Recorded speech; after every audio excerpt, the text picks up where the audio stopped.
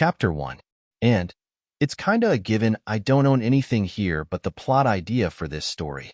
November 25th, 2020 edit. I am updating my early chapters since I think they need a lot of work. This edit changed some bad scenes and removed unnecessary parts.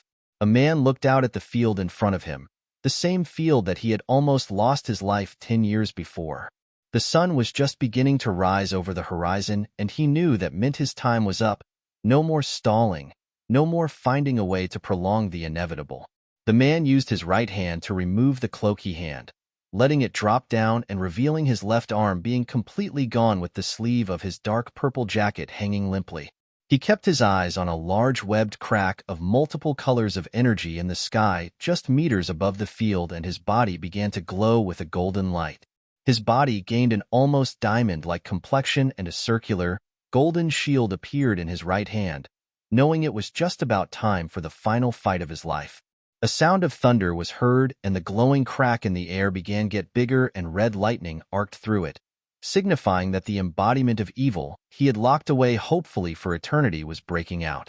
The emerald-haired man chose that moment to briefly reflect on his life, all of the years that led up to this point, all of the pain, hardship, and regret that filled his life, as well as all of the joy, happiness, and bonds he had made in his life. Everything that had been building up to this one action and choice he has made. All he could do to show all of his mixed emotions was let a single tear drop from his one unscarred eye and say 5 words. "I'm not ready for this." Many years earlier, Izuku Midoriya sighed as he rubbed a bruise on his shoulder. "Didn't have to hit me, that hard jerk," he muttered to no one in particular. Someone who had at one point had given him the bruise after Izuku had said something that rubbed him the wrong way. Given that the person was Katsuki Bakugo, a classmate with anger issues, just about anything set him off. Izuku wasn't even sure what it was this time, since he had fallen into a blur of events nowadays, with everything having become dull to him. Izuku considered himself lucky that the only hurt part of him of his shoulder, so pretty much not noticeable if he wasn't obvious. However, the burn mark on his school uniform might alert his mother and make her get concerned. He didn't need her to worry more than she did for him. Her constant stress over his quirkless status was more than enough, if you asked Izuku. Lost in thought, trying to come up with a more believable story for his mother, Izuku walked right into someone, falling over as a result. "Guy, I'm so sorry." Izuku shot out fast. "I wasn't what dash. You're what I am left with, huh?" The person cut in. "Pretty scrawny and apparently a wimp." Izuku sputtered as he looked up at the person who just insulted him. The person was a tall, well-built man with short, slicked-back black hair. Izuku didn't get much of his clothing, stopping after the dark purple jacket that had no right sleeve, revealing his sculpted arm that had intricate lines going up and down it, slightly glowing with a dark purple light. Is all you say to that, kid?" the man asked. "When I was your age, if anyone called me a wimp, or anything like that, they would lose a tooth or two." Izuku was beginning to wonder if he should be worried for his safety. Who was this guy, and why was he even talking to Izuku? What did he mean Izuku was all he had left? "Well, kid, my time isn't exactly good to waste, so get up and follow me," the man said as he turned around and started walking the way Izuku was originally going. Huh? What? Izuku either had a really lazy kidnapper or Katsuki was getting creative and messing with him. "Deaf too? Come on, kid, we are going to your place," the man said as he stopped. "I guess the confusion is slightly allowed, seeing as how I don't know where you live. Probably should tell me that to make this an easier meeting." Why? You need to know where I live?" Izuku sputtered out. This was quickly becoming a very bad situation. Izuku was probably 5 seconds from bolting fast as possible in Katsuki's direction for help.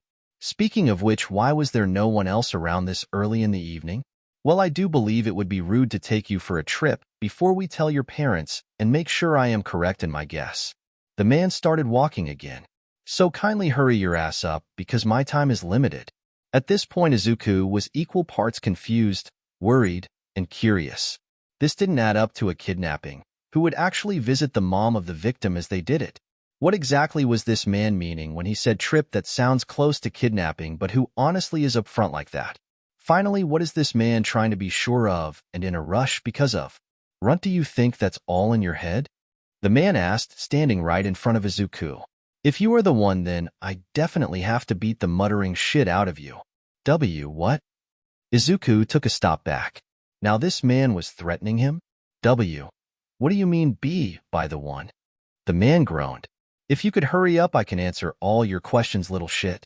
I am not explaining shit if one, we don't go to your place, and two, I am not explaining this complicated shit in public. He turned his head down at Izuku, who felt this man's eyes burning into him through the sunglasses the man was wearing. So let's fucking go already. His swearing was a good indicator to Izuku that this man was annoyed as an understatement. If Izuku had any chance to escape this man, it was gone and long gone. This man was intent on following through what he was saying, so Izuku began to take a pace towards his home. Gotta get you some toughness too if you cave that easily, the man said as he started walking alongside Izuku. What do you want? Why? With me? Why are you doing this? Izuku barely whispered out while shaking in his pace, worried that asking this man of his intentions would provoke him into violence. First off, please grow up and have some testosterone, kid. Jesus, the man said, with what sounded like thunder in the distance at him saying Jesus. Crap, now I am gonna get a stern look and bullshit. Anyways, man up, and I'm not even a threat to you, kid. Maybe. Depends on if you're the one I was sent for. Deciding it was better not to question him again with a stutter, he took a breath. Who sent you for me and why? Once again, I will answer those types of questions when we get there. Your parents need to hear all of this for sure. Please don't hurt my mom. Izuku pleaded as they came within view of the apartment building. Not on the list of chores I am here for. Not even worried about your dad? Don't think I'm a threat to him, or something? The man looked at Izuku and noticed a wince from the scrawny kid. My dad isn't here anymore, Izuku quickly said, with a tone suggesting it was something he does not want brought up, because he didn't want to remember his trauma. Don't worry, kid, your mom is safe. Probably going to worried as hell, but that will make sense seeing as how her son brought home a huge, powerful, and mysterious man. The man chuckled at that as they entered the building. Izuku gave no response as he started going up the stairs. Silence followed them up until they got to the door, where the man stopped Izuku with a hand on his shoulder that Izuku tensed up under. Is this a home where I gotta take my shoes off? Izuku looked down at the man's feet to see the dark brown boots that looked like they had been through hell with two thoughts. One, why is this something this man tried to be polite over? And why did the boots look like they got thrown in a fire? I don't think my mom would mind. Alrighty then. After you, I guess. The man scratched his bare should, the purple lines glowing with brighter intensity when his fingers grazed them. Izuku mentally prepared himself in a quick second, not risking any more time because he did not feel like seeing if this guy would call him any of the curse words he was throwing around in front of his mom. A feeling told him that this guy most likely would. Mom, I'm home and I think we need to talk, Izuku announced as he walked towards the dining room with the man following. Sweetie, did something happen today? Izuku heard his mother, Inko Midoriya, ask from her room. She quickly came out of her room. Did some kid mess with yo? Inko stopped talking as soon as she saw the man who had sat down at her dining table across from her son. Who are you? So that's where he gets that from. The man nodded at his own words. Hello, ma'am, I believe I might be your ancestor that doesn't exist. What? Inko exclaimed, taking a step back. Izuku was equally shocked. This man was claiming that they were related, and that he didn't exist? How is that even possible? Hee. Sounds confusing, doesn't it? Well, to be fair, I am still confused, but the big guy said it was part of the deal I made with him. The man chuckled. He does love being confusing, and it annoys me. If I may ask anything, who are you? Inko said as she stood next to Izuku, holding an arm on his shoulder to comfort him. Sorry, I forgot my introductions. The man reached his arm across to Inko to shake. I'm Johnny Gat, 3rd Street Saint and first-degree badass. He grinned at his introduction. I am an ally, or whatever, so don't worry. Inko reluctantly shook his hand. Inko Midoriya.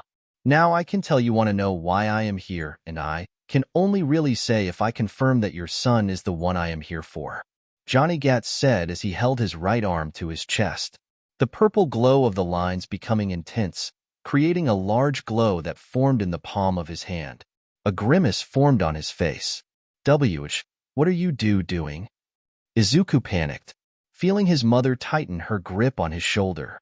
Almost as quick as Izuku finished, a sound akin to shredding metal erupted throughout the room and the purple light disappeared. Johnny Gat was holding what looked like a golden circle that was cracked. Why would you do that without telling us?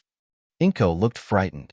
This, Johnny ignored her as he held up the cracked golden hoop, is Lucifer's cracked halo, given to me to help me punch Satan in the face. And if you are my descendant, yours kid. What? Izuku felt like that was just his word of the day today. This man claimed to not exist, have a fallen angel's halo, and also claimed to punch the devil? This day just couldn't get weirder. Yeah, I assumed you would say that. Pretty confusing stuff, but I still gotta confirm it is you before I start explaining, Johnny said as he placed the halo on the table, leaving his hand over it. At this point, Izuku noticed that the once intricate and glowing purple lines that graced Johnny's right arm had faded into dull, black lines, with a small sliver of purple still running through them. Did this halo give him powers or something? Did that mean the halo is the real deal? If Izuku touched it, would he finally get powers? Would it even be worth it to touch the devil's halo?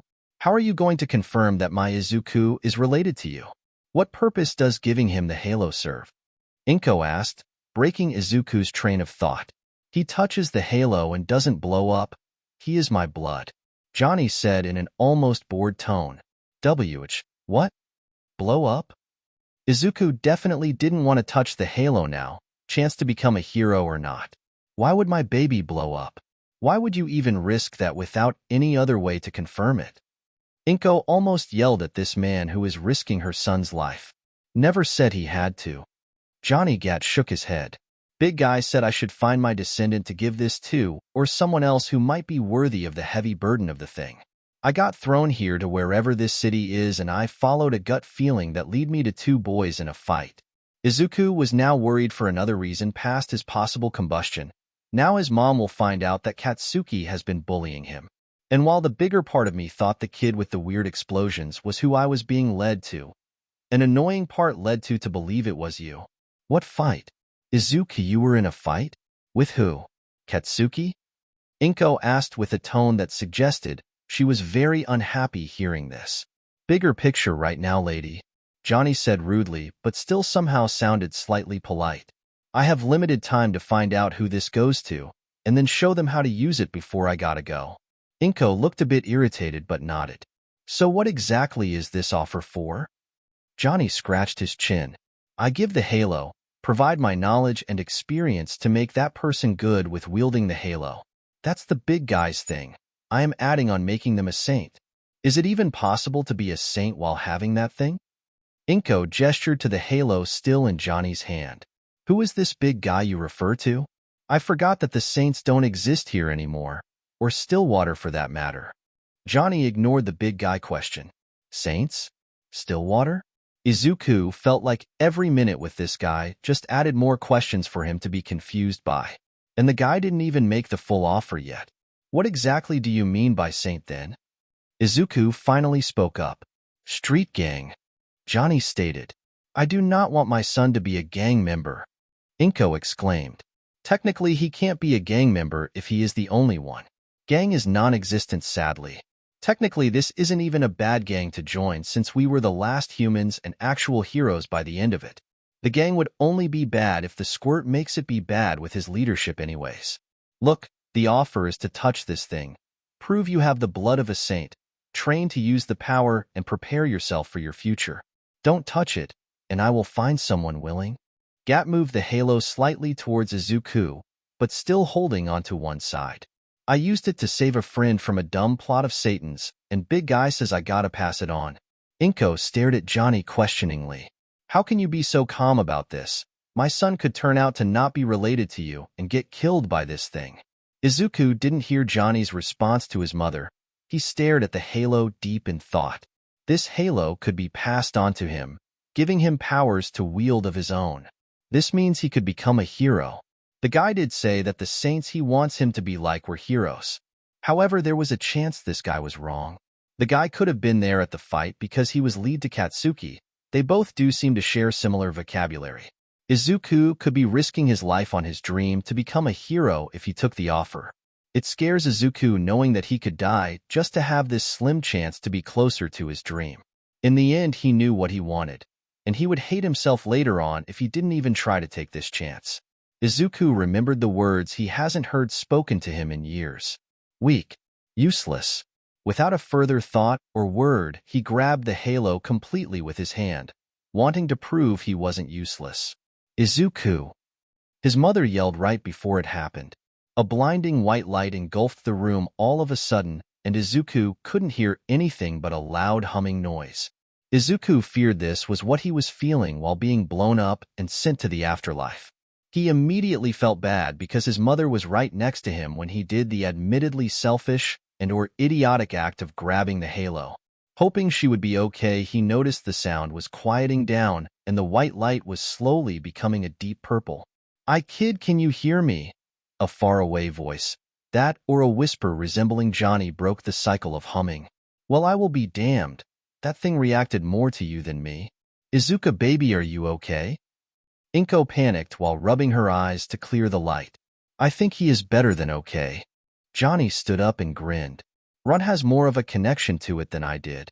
Izuku, finally able to see again, was able to understand what Johnny meant. Looking down at himself, he saw similar glowing lines running up and down not just his left arm that grabbed the halo, but practically his whole body. Unlike Johnny, Izuku didn't have just a dark purple, but also lime green as well. Each color was giving him a nice feeling of strength and confidence he had never felt before. Whoa! Was all Izuku could get out. Feels great, doesn't it? Johnny asked. I didn't have nearly as much of a connection to the halo as you do, and I got drunk with power when I had it. My Izuku is going to go mad with power? Inko's panic somehow got worse.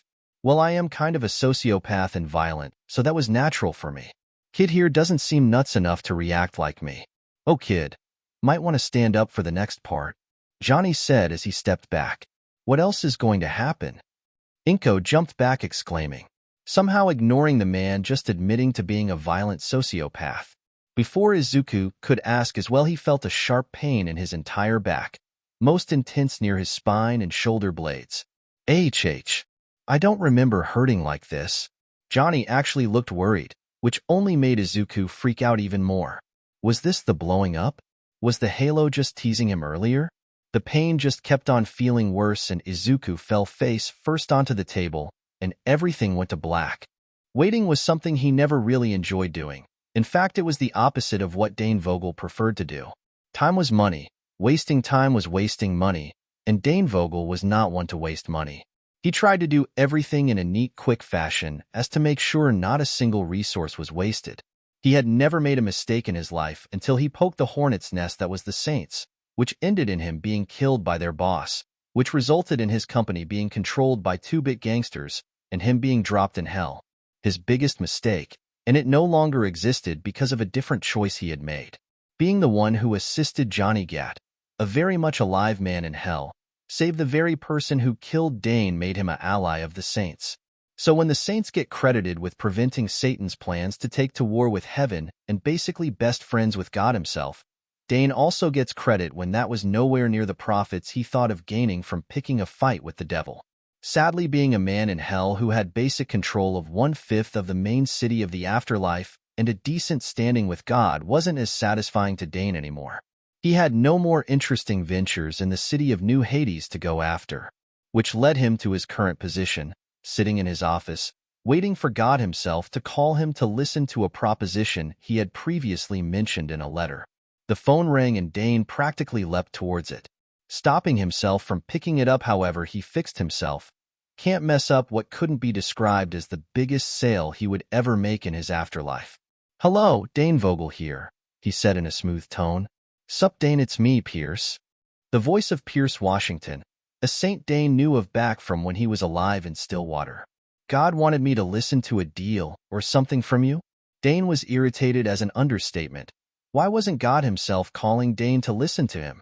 The letter Dane sent to heaven was clear on politely requesting God's attention for a request.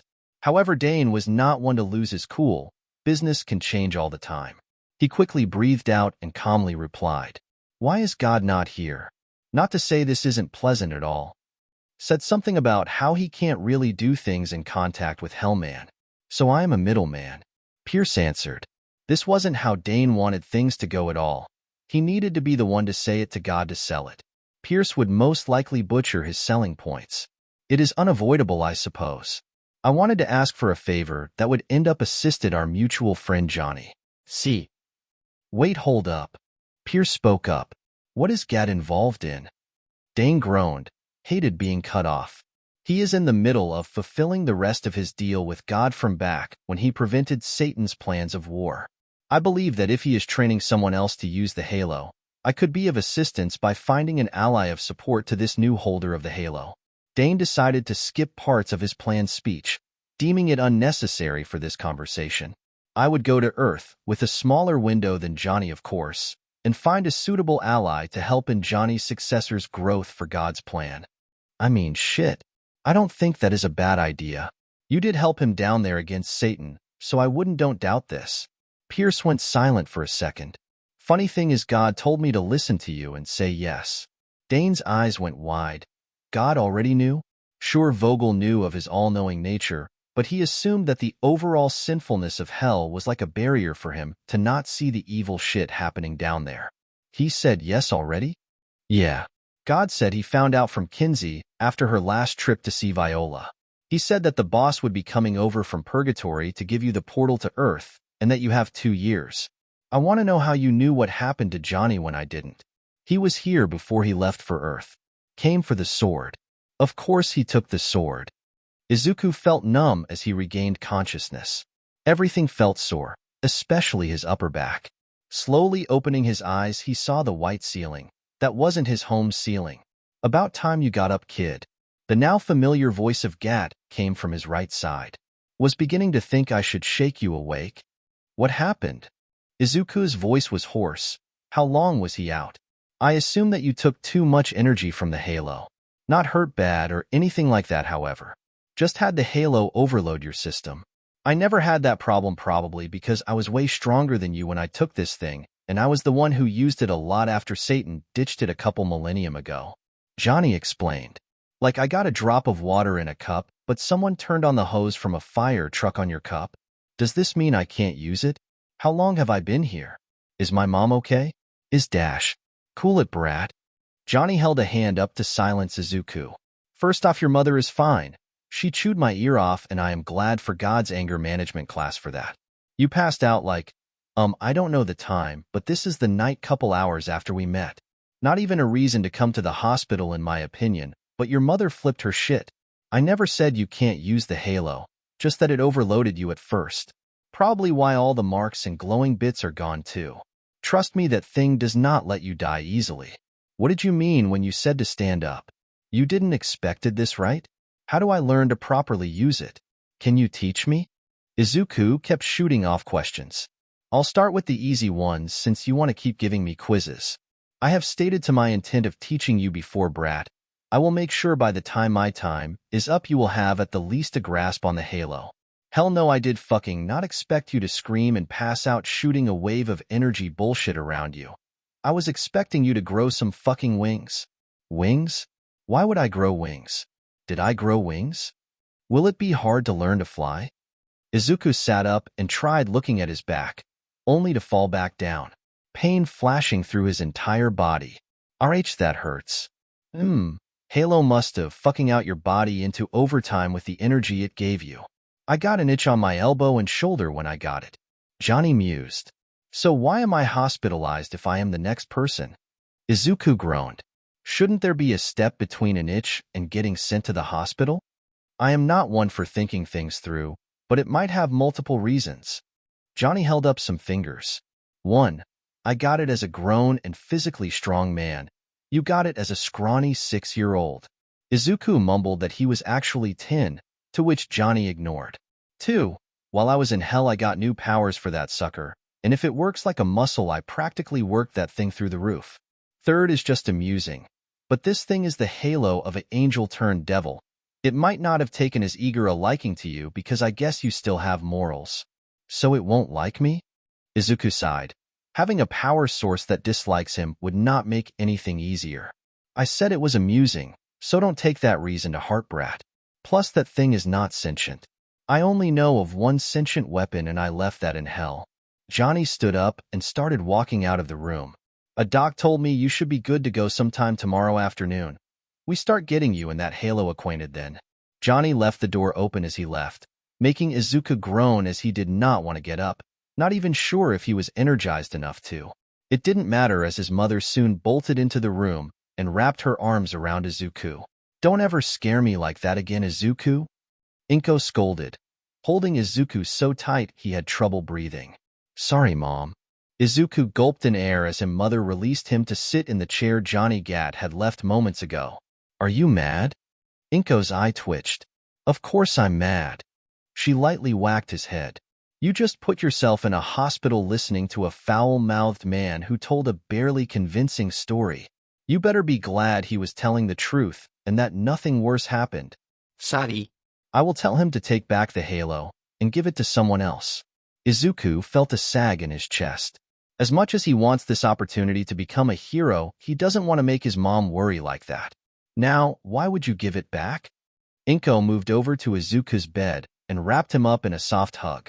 As much as it worries me that this stranger showed up and offered you a demonic object, I can't ignore what you and him both are trying to do here. What sort of mother would I be to not let you chase your dreams, especially if there is someone offering to help you do it, sweetie? Part of her was still hesitant to let this happen, but her knowledge of the man who should have been a father made her think this would. At this point, both Midoriyas had tears welling up in their eyes. Thanks, Mom. I promise to be careful. You better try. Inko sniffled, knowing better. Her son has the same reckless streak as her to do good and try their best. I gave him a long, sternly worded talk to make sure he understood that he better have your safety as his top priority. I may believe I am allowing this too easily, but I believe that no matter how crazy he seems, he has your well-being in mind. Johnny listened, leaning against the wall outside the door. Johnny had honest worries that the kid, Izuku, he should start calling him by his name, wouldn't want to have the Halo anymore after the earlier incident. He had even more worry about Inko using that weird ability of hers of moving objects somehow. He had seen her use it earlier to move Izuku carefully after he passed out, to rip off Johnny's poor gat. Relief was an easily seen feeling he had when he heard Inko give some uneasy support to her son about him taking the Halo. It almost made Johnny guilty that he had a feeling God wanted the Halo passed to someone else because something was going to happen and the Halo would be a helpful tool in it. Am I interrupting something? Johnny heard a voice he knew shouldn't be there right now. Turning to the speaker, he saw Dane Vogel in the flesh, which shouldn't be possible since he was dead and in hell. That logic, however, was shit, seeing as how Johnny is currently on Earthwell and alive almost 2 centuries after he actually died because of God giving him this state to be able to pass on the Halo. Vogel? What are you doing on Earth? How are you on Earth? Johnny felt no ill will, but was prepared to throw down with the remnants of the Halo's power in him if this was a trick and not Vogel. I made a deal with God, or Pierce if you count who I spoke to. Dane answered as he stopped 2 meters from Johnny. Lowering his voice, he spoke again. I know you don't care about other people and their reactions, but you should really quiet down about stuff relating to the afterlife and our timeline. Yep, that was Vogel, speaking condescendingly without intent of being condescending. Well then, why don't we take this into the room then? Johnny gestured to the room with the Midoriyas. Do they already know? Dane asked, not moving. Brat has the Halo already. Why do you think we are in a hospital? Johnny pushed open the door to see both Midoriyas turning towards him. You got bored and went on several rampages before, so how was I to know? Dane bowed to the confused family. Greetings, I am the chairman of the new Hades branch of Ulter and sent here to assist. I don't need a damn babysitter. Johnny snapped. Inko ignored Johnny's response to Dane and shook Dane's hand. Inko, Midoriya. Am I correct in assuming that New Hades is from hell? Indeed it is, Dane said with a smile. I was actually the one who gave Mr. Gat the Halo when he got there. Izuku chose this moment to jump in. Wait, you both were in hell? Inko looked at him for saying hell for a second, ready to scold, but she didn't yet. Doesn't that mean you are dead? Good eye. Yes, I have actually been dead for quite a bit longer than Johnny here. died when his friend shot me through a window. Had it coming at that point. Johnny stated. Wait, you are dead? Inko looked wide eyes between the two, who looked very much alive. Then how dash? God. Johnny cut her off. It was part of a deal, and I died well after I spent time in hell pissing off Satan. Izuku was completely confused. Wait, God is real? That or I have been playing golf with a overdramatic, powerful homeless guy. Johnny chuckled at his own joke he knew God would ask about when he has to return. Essentially a while back, while the last of the saints were alive, Satan had a plan to conquer heaven that involved their boss's kidnapping. Johnny here prevented it, and as a result God felt that he owed Johnny. Dane explained as he was cleaning his fingernails. Johnny, in a moment of selflessness, ignored his own feelings of wanting to be reunited with his true love in heaven, and asked for Earth to be reborn with all the lost lives brought back. God actually didn't see this decision coming, expected him to want to be in heaven with Ms. Aisha. Wait. Izuku rose a hand. What happened to Earth? Dane turned towards Johnny. You haven't explained anything, have you? I talked about the halo. Johnny shrugged. Dane pinched the bridge of his nose. Should have guessed. Anyways, we can properly explain the timeline once I have done a bit more of my assistance, is that all right? That way we won't have to explain twice. Izuku nodded slowly. Inko then asked, explain twice? Is someone else coming? Indeed. I came to offer assistance similar to how I helped Johnny in New Hades, give advice and tips on your powers and whatnot. I also planned on leaving you an ally. Johnny narrowed his eyes. Who? Dane stood up and adjusted his orange tie. Just going for some symmetry. You took your descendant as a prodigy and I am planning on offering my descendant the spot of right-hand man to your prodigy. Johnny's eyebrows lifted above his sunglasses. You had a kid. How? I thought everything during and after Stillwater disappeared with it. Dane cleared his throat. During a more gray area of my time before renovating Saints Row, I had a fling while in Japan. Until recently, I actually didn't know that this bloodline existed. Plus, I wasn't born in Stillwater, so I don't count in that non-existence part. What's Saints Row? Izuku asked. Home. Johnny said with no further words. I keep hearing Stillwater, and it sounds like a city. Inko started. What do you mean by it doesn't exist? Dane decided to answer that. We can explain in much better detail after I find my own prodigy.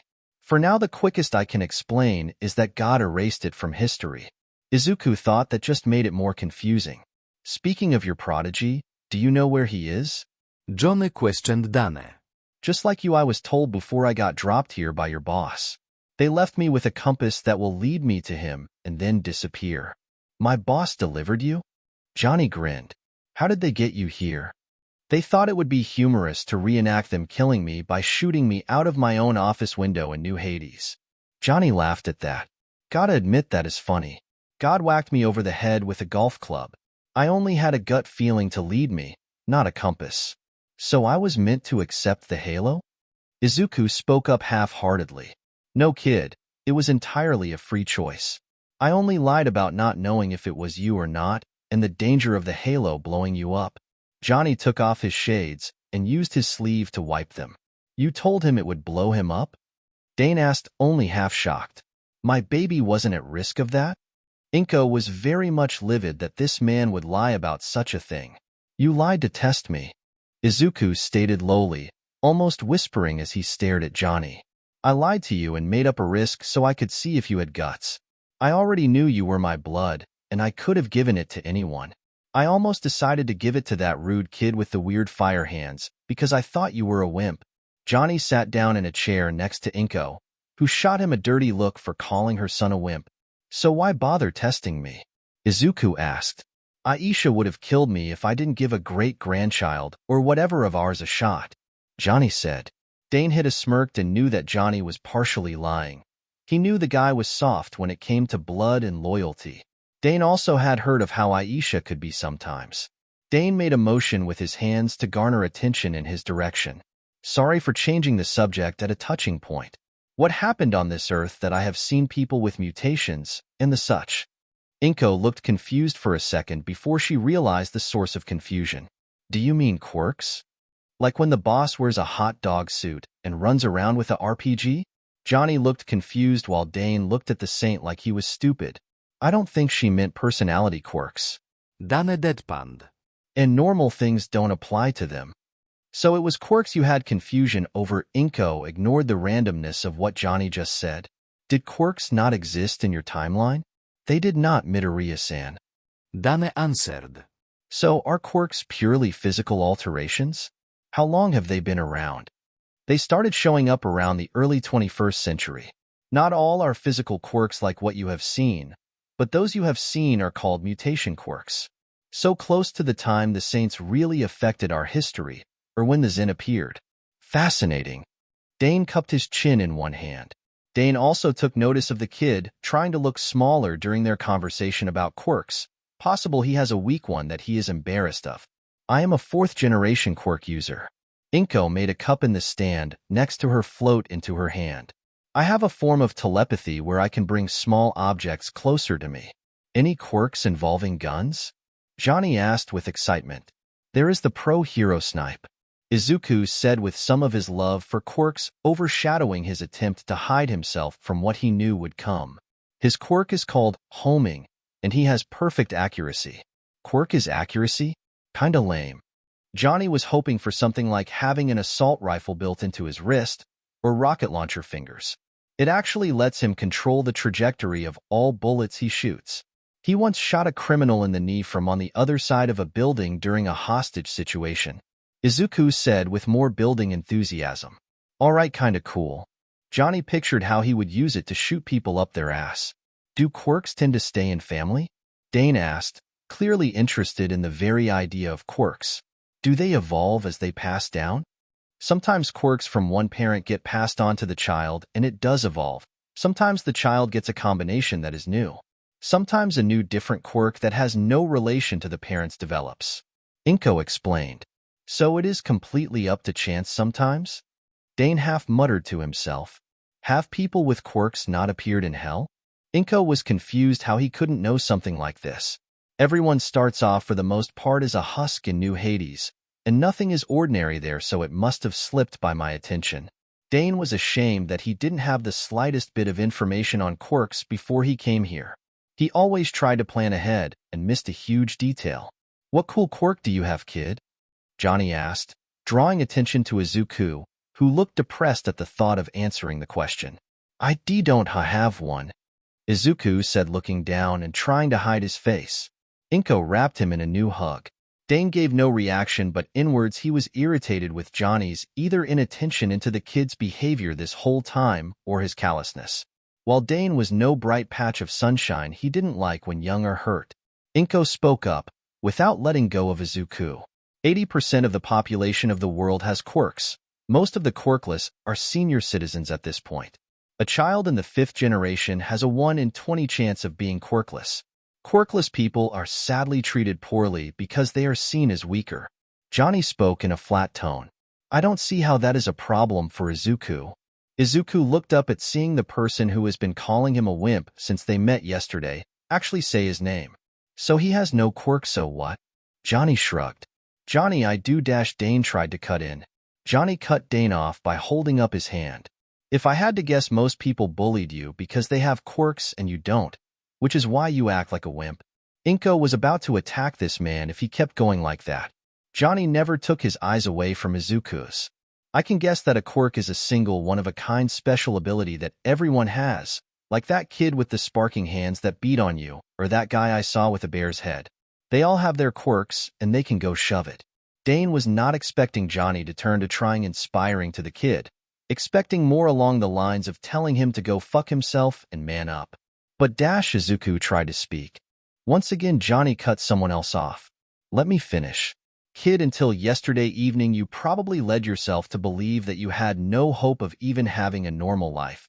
So you fixated on something so high it could distract you from what you know to be reality. You probably berate yourself in a mirror. However, you have guts. I told you that you could gain powers, along with a chance to go chase your dreams, but at a big chance of dying.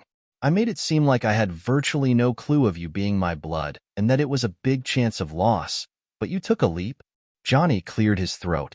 Rather than stay in your crummy situation, you wanted to get off your ass and go higher. That's real man shit right there.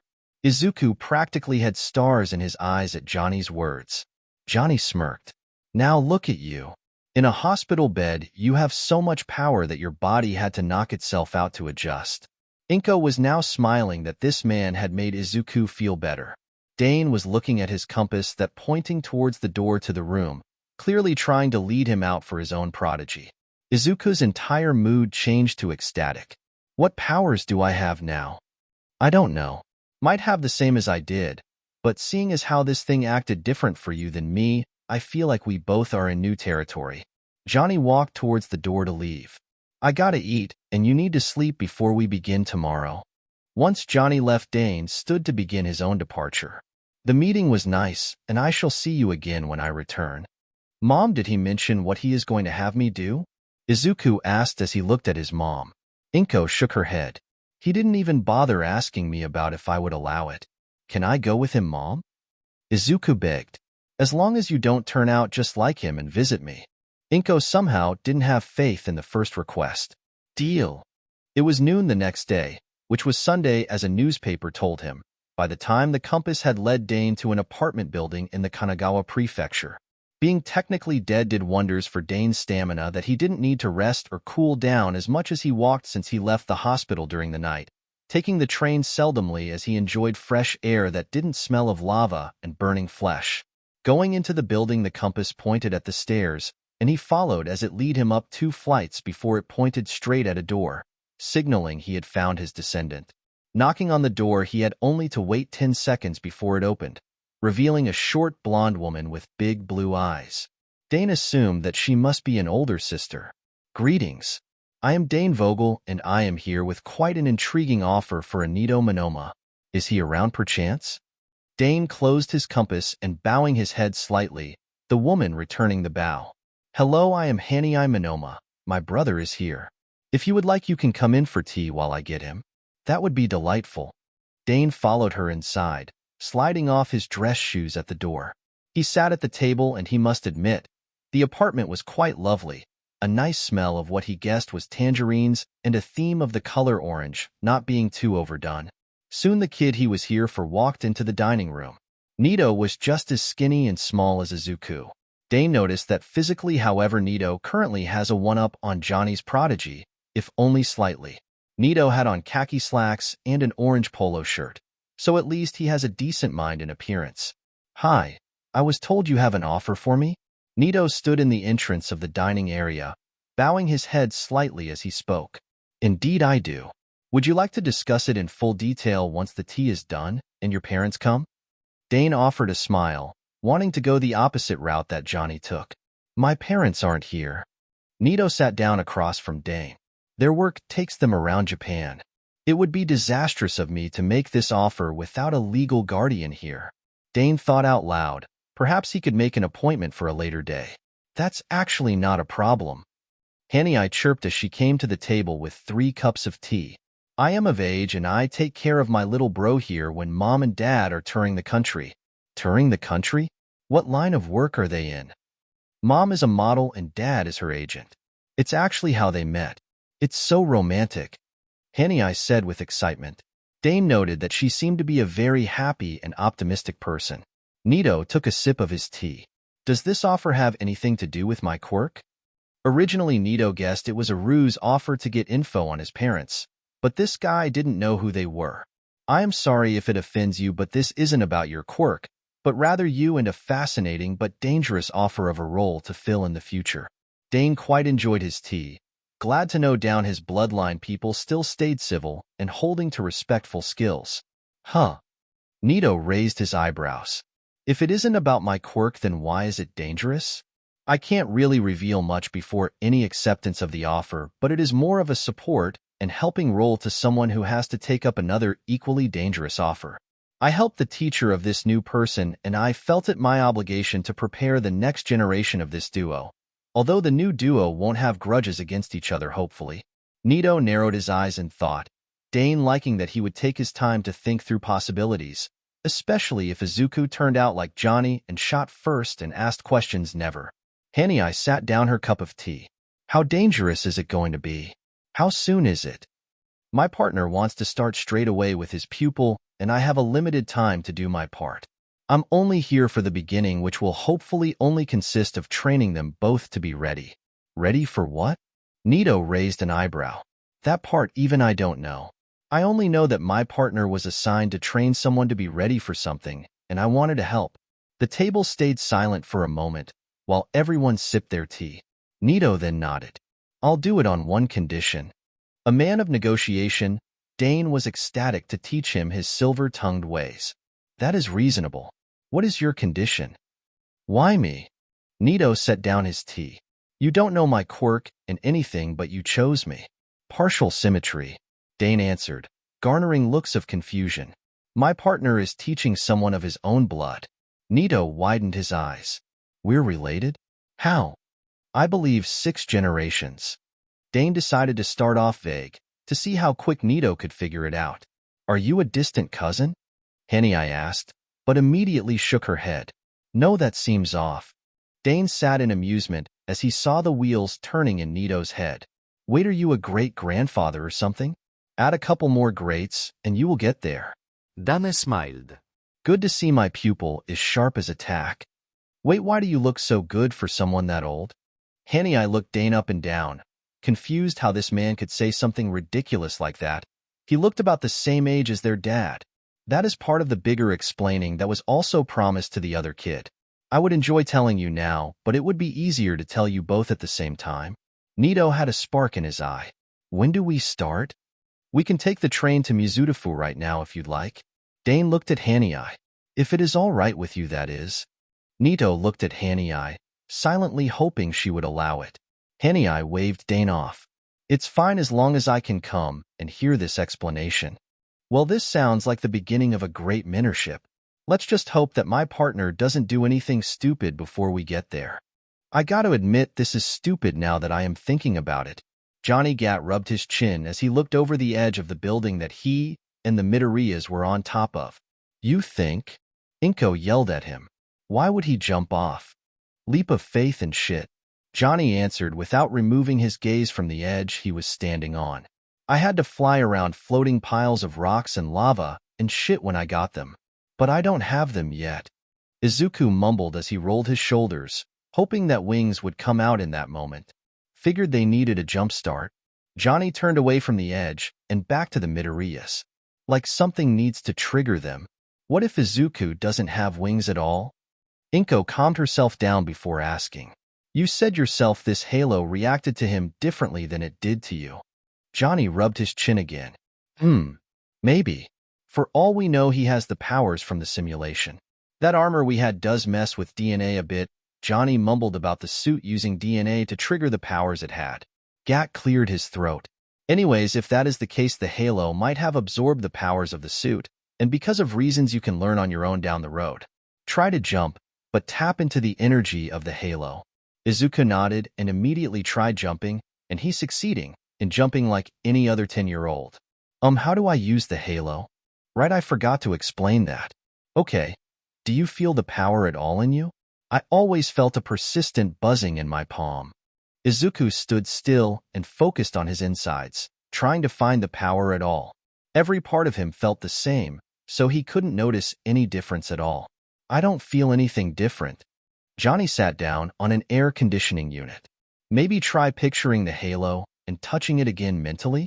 Izuku reset his stance and tried to picture touching the halo, soon feeling an itch all over his body. The itch disappeared and a warmth spread outwards from his chest. Nice. Johnny walked up to Izuku and inspected the lines that reappeared all over his body. Looks like you found it. How do you feel? I was itching at first and now I feel warm. Like these marks are heating me up. Izuku moved his left arm about to see the green and purple vein-like marks, both sets giving off a slight glow. It's interesting that you have more of these than I did, and the color green is new. Maybe you yourself added more to it somehow. Johnny felt a buzz in his pocket and pulled out his phone. Hold this thought, kid. Dane got his kid, who seems as eager as you to move into this stuff. Johnny looked over to Inko. Is there a burger place around here? Have food over explaining all this stuff? Inko nodded. There is one down the street from here. Nice. Kid, your first assignment is to keep your grip on that stuff stable, and like that until I have a burger in my hand. Izuku nodded. Right. This is no freckle bitches, but it'll do. Johnny salivated as he gotta go eat an actual burger for the first time since he died decades ago. Dane and his apprentice had just arrived, Inko making Johnny wait out of courtesy for them to arrive before entering the shop. Dane had pulled a large sum of money from a pocket to pat the workers to not let in any new customers for a bit, so they can talk in peace. Dane, having gotten a salad as he found the burgers to be greasier than he would prefer, spoke up. Right. So now we have all gathered here. Now I believe we can answer more questions. Izuku spoke first, his concentration on using the halo slipping for a second. How are you dead but here? Hanai raised an eyebrow. Dead? I assumed it was just a youth quirk. We come from an alternate timeline where quirks didn't exist. For all we know, they might have if Earth didn't explode. Johnny spoke through bites of his burger. Earth blew up? But how? Nito was shocked beyond repair by that.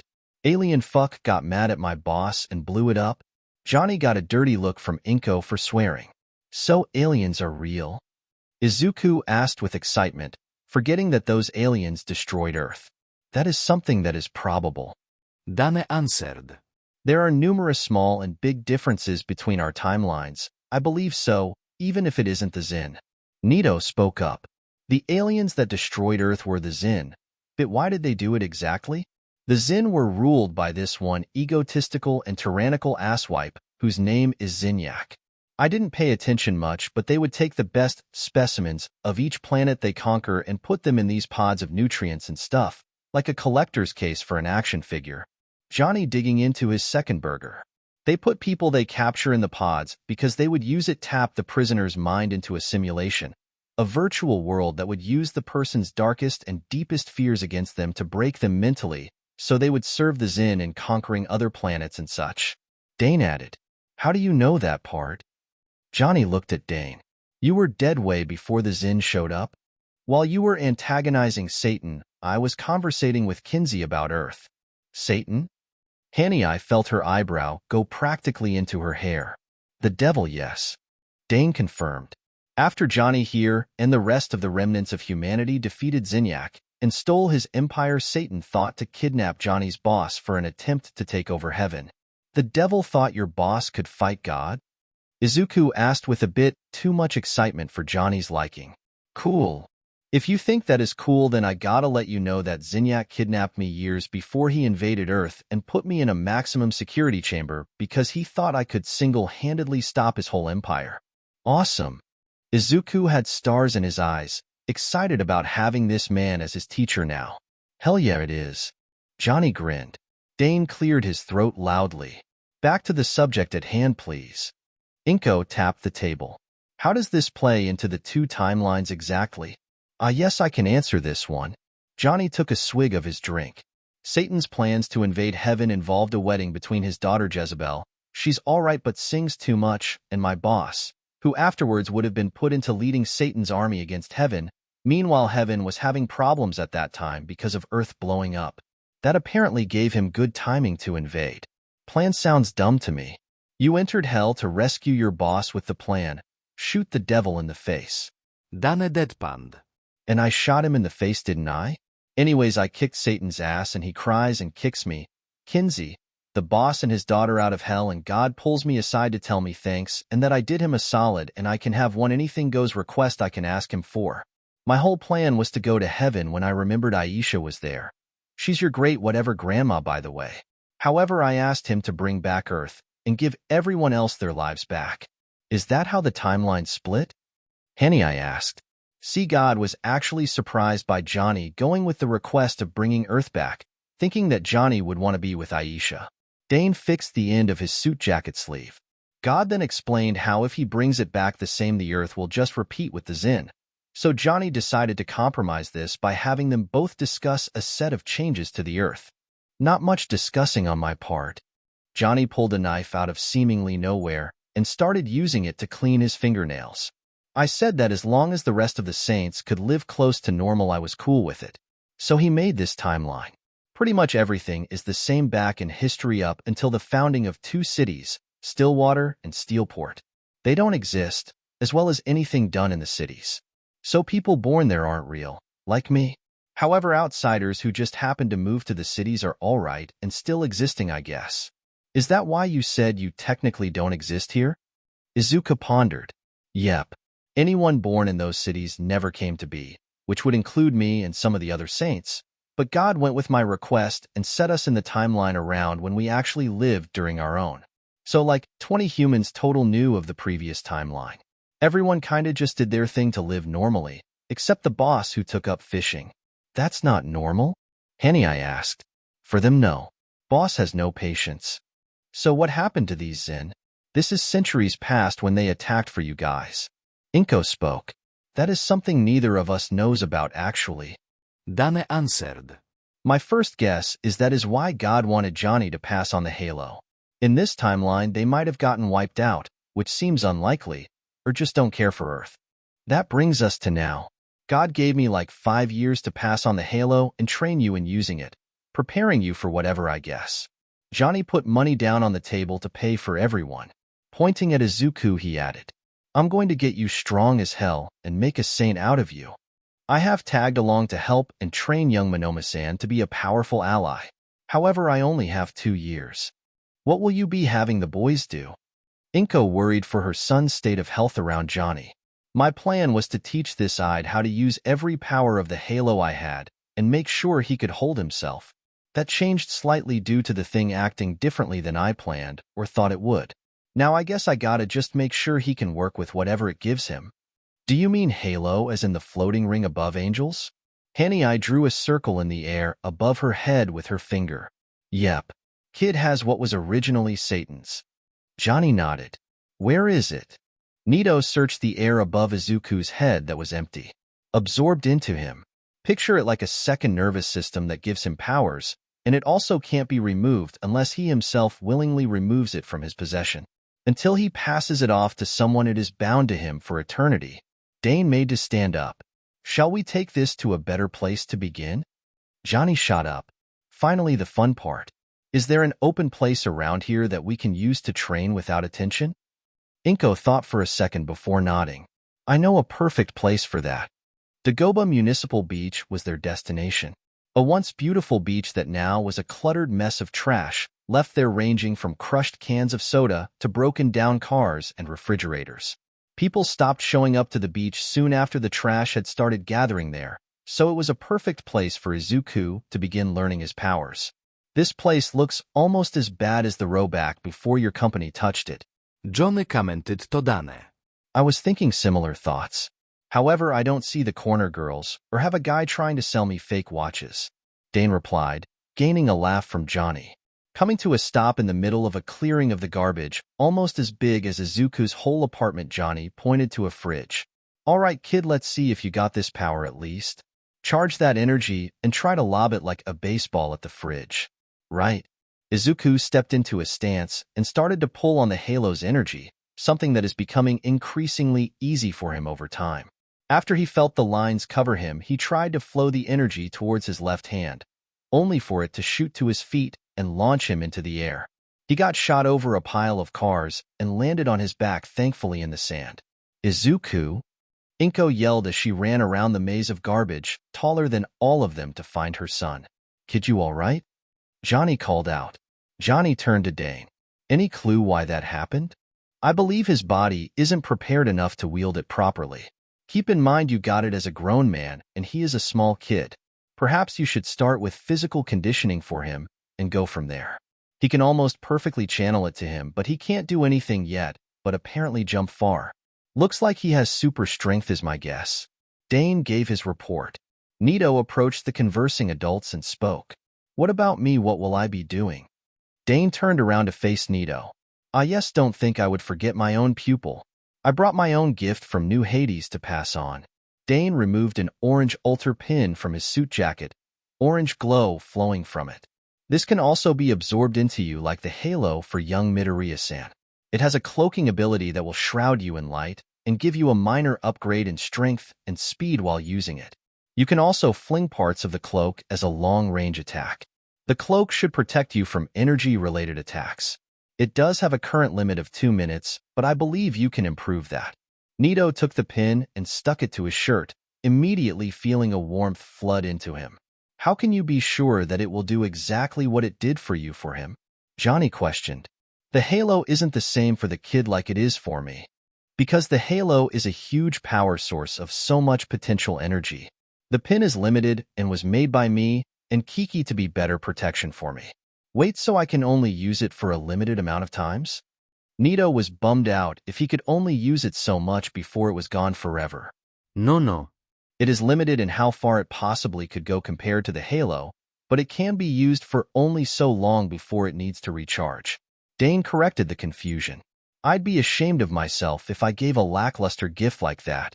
Go ahead and try to use it yourself. All you have to do is focus on that feeling it gave you when it first connected itself. Nito nodded and focused on the warm feeling from before. An almost solid cloak of translucent orange light surrounded Nito. Izuku and Inko came back at this point, and Izuku saw Nito's cloak. Cool. Does that protect from attacks? From what I believe, only energy-based ones. Nito answered, without losing focus on the cloak. Hey, try lobbing your stuff at him instead of a fridge. Johnny ordered. Test his cloak and test your power again. I don't want you to fall behind. This really smart?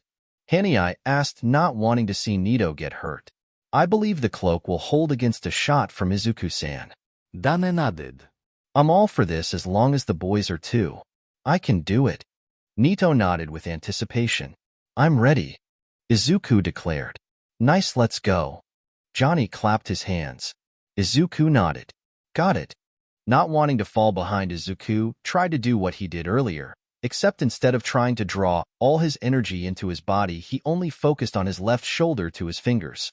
He made a throwing motion with his arm, and a ball of lime green energy shot out towards Nito, hitting him dead in the chest, the energy making a small blast effect. Both kids got pushed back by the force of the force, Izuku slamming into the fridge from before. Nito's cloak had a few cracks in it, but it was still holding up as Nito got up from the ground. You brats okay? Johnny asked. Yes. Both of them groaned from their spots. All right. Now I want to talk about shit before I make you two run laps around the beach. Johnny pointed to the sand in front of him, signaling for them to sit. Once they both sat down, with their respective guardians behind them, Johnny spoke again. Now this shit I am going to put you two thought for the next 5 years before God pulls me back in the afterlife isn't going to be easy. You two might start to hate me, but I could deal with that. I am here to prepare you for handling that halo. It was my goal to pass it off and prepare you for any troubles you might have because of that thing. What sort of troubles? Izuku raised his hand. Demonic. That thing first belonged to Satan, so it might be like a beacon to other smaller demons if my guess is right. Johnny started tossing a broken bottle from hand to hand. Demons? Izuku exclaimed. I'm going to be hunted by demons? Nope. They won't hunt for you because how would they know that thing is here on Earth? Now if you did something to reveal the source of your power, then they might want it. That, or like smaller demons, they will see you as an alpha and try to follow you. Dane cut in. Basic husks need to feel purpose and can become summons if you gain that power from Johnny. Right. Husks, though I don't believe are here currently on Earth, but if you know stuff about that, Dane, you gotta make sure everything is known for these two. Will I be a target too? Nito asked. Guilt by association. You actually might have more of a target, however. Dane stated. Izuku-san has the halo of the fallen angel, most power weapon of all in hell. He will be seen as an alpha to them regardless. Most demons followed Satan because he was the most powerful. That changed when a mortal with the halo beat him in a fight. Now if you were to be in hell, they would try to follow you, Izuku, just because of the halo. So it would be smart to keep you kids out of hell because the ensuing chaos among other things. So a target is on my baby's back now? Inko wouldn't have allowed any of this to happen if she knew that. Demons are not really allowed into Earth unless they are higher up like any of the new archdukes, but Satan wouldn't risk them. Nor would God just allow them to enter Earth like that. Is Satan going to take back the halo from Midoriya? Hanai asked. Not likely. I pissed him off pretty bad, and he will probably try his best to avoid anything to do with me. Gat dropped the bottle he was tossing. missing a catch and not even watching as it fell. So I should have nothing to worry about then? Izuku asked. Johnny shook a hand. I figure no, but now you know just in case. Doesn't matter once you get better with the halo. If I can beat Satan's ass bad enough to screw over the hierarchy of hell with a couple hours of that thing, then 5 years of me teaching you the ways of the saints, you should be untouchable. Back to my main point I wanted to get to. I wanted to make sure you both have goals. By goals I don't mean for the training. I mean afterwards for yourselves. Something to steer your training better than my idea of be prepared for shit plan. I want to be a hero, Izuku stated. I also want to be a hero. Nito nodded. Hero? Johnny looked confused. Is that a job in this timeline? Or still just a TV thing? Yes, after the emergence of quirks, society changed, and some people use their quirks for crime, while some people use their quirks to stop them, becoming pro-heroes. Inko explained. So super cops. Johnny nodded. Never thought I would teach a saint to be a cop, but it is something I can do. How does one become a pro-hero? Dane was intrigued by the idea of pro-heroes. We can prepare you for the best possible path to that. UA is the goal then? Izuku got excited. It is the best school for students to learn to become pro-heroes. All Might came from there. Nito nodded along. Already had been making plans to get to UA for the past few weeks. What is UA exactly? A school that only teaches to be heroes? Dane asked. A highly respected high school that is for the best. Izuku could barely contain his excitement. It also teaches high school education, but at a higher level. Who the fuck is All Might? Johnny asked. Izuku looked appalled that someone doesn't know who All Might is before he remembered that Johnny wasn't from this time. All Might is the strongest hero in the world. He is Japan's current #1 hero. But I could take him if I had the halo. Johnny boasted. All right then. We have our game plan. I will train you both physically so you aren't wimps, and Dane will offer advice to improve and focus on your academics so you both can get into this school.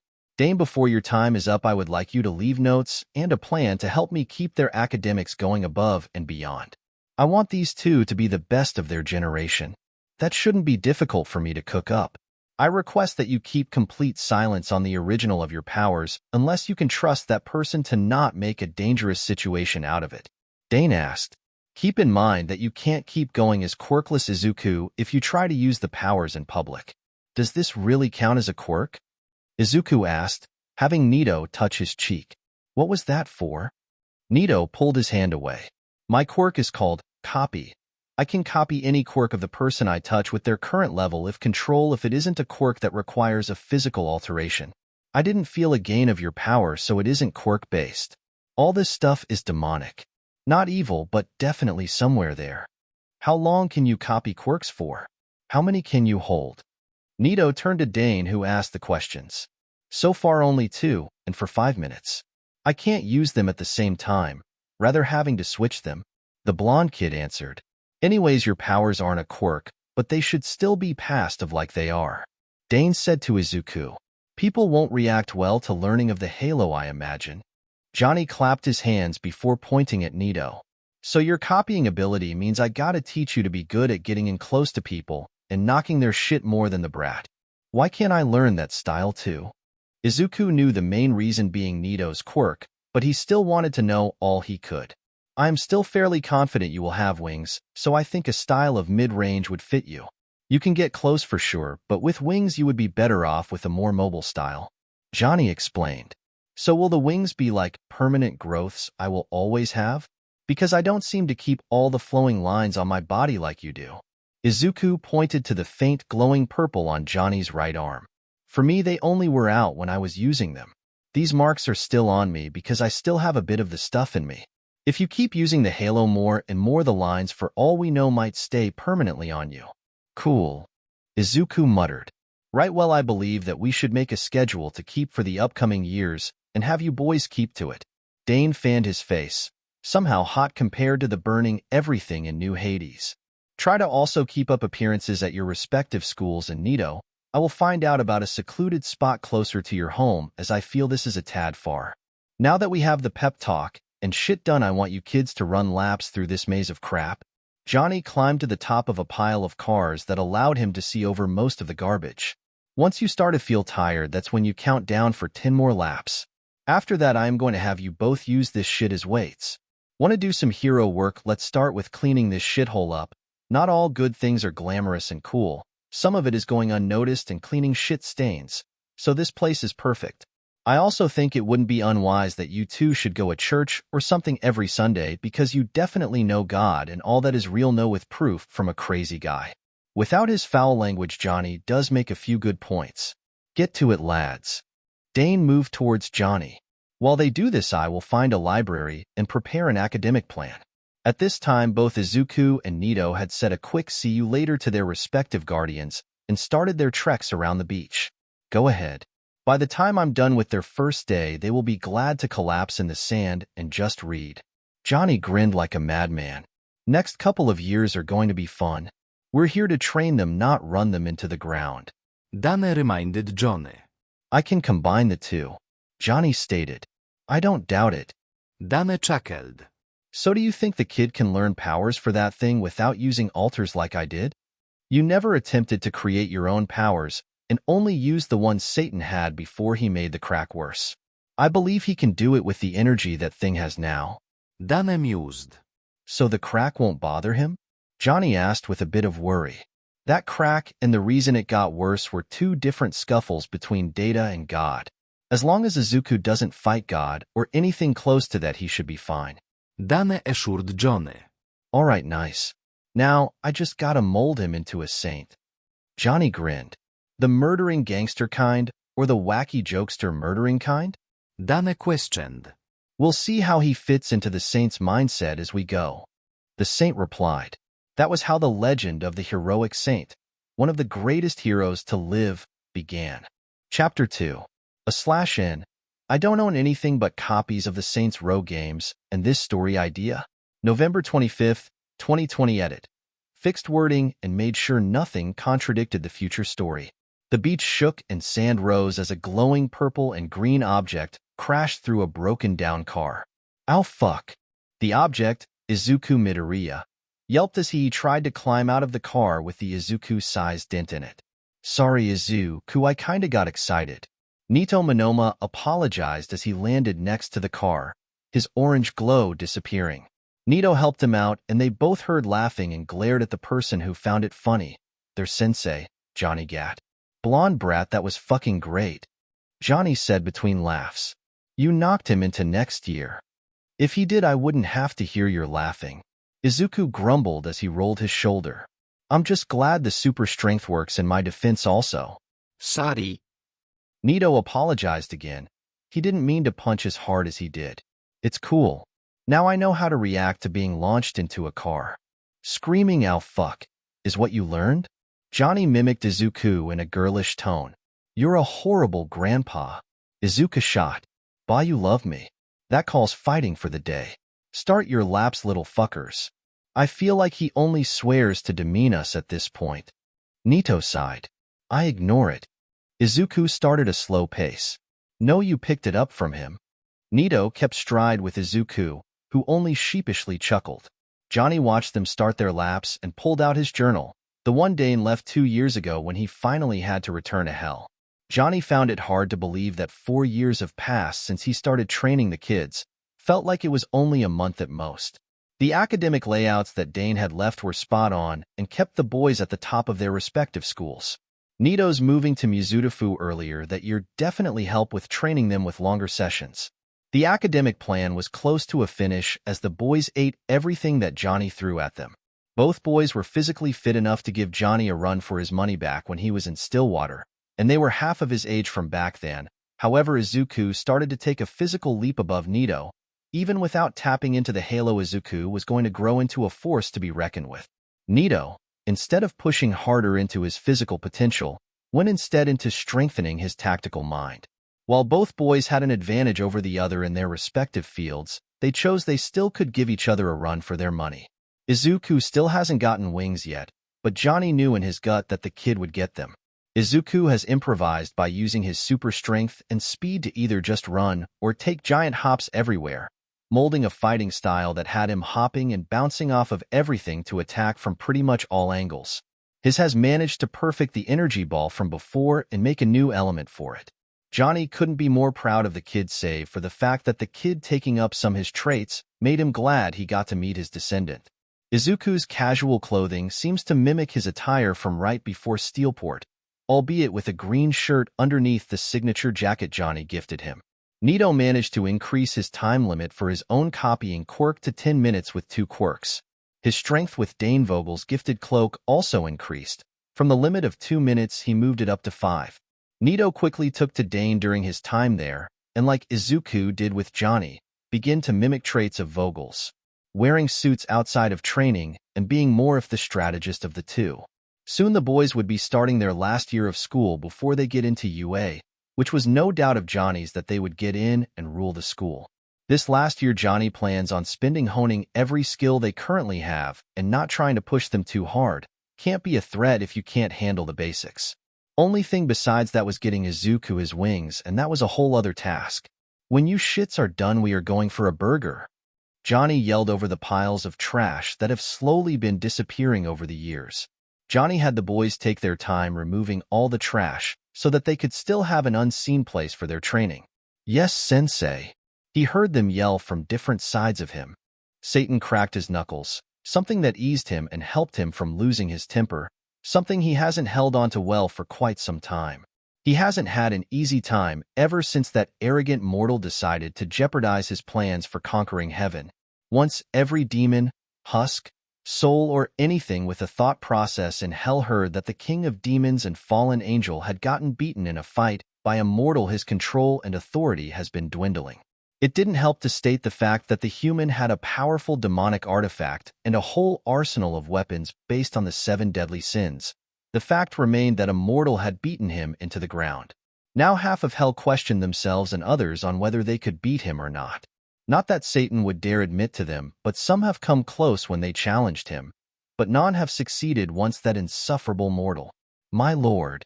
A lowly grunt from his army of demons interrupted his thoughts. What is it that you interrupt my thoughts for? Satan's voice boomed throughout his throne room, not bothering in the slightest to lower the anger and malice it held. A soul has requested a meeting with you. He claims to want to offer help.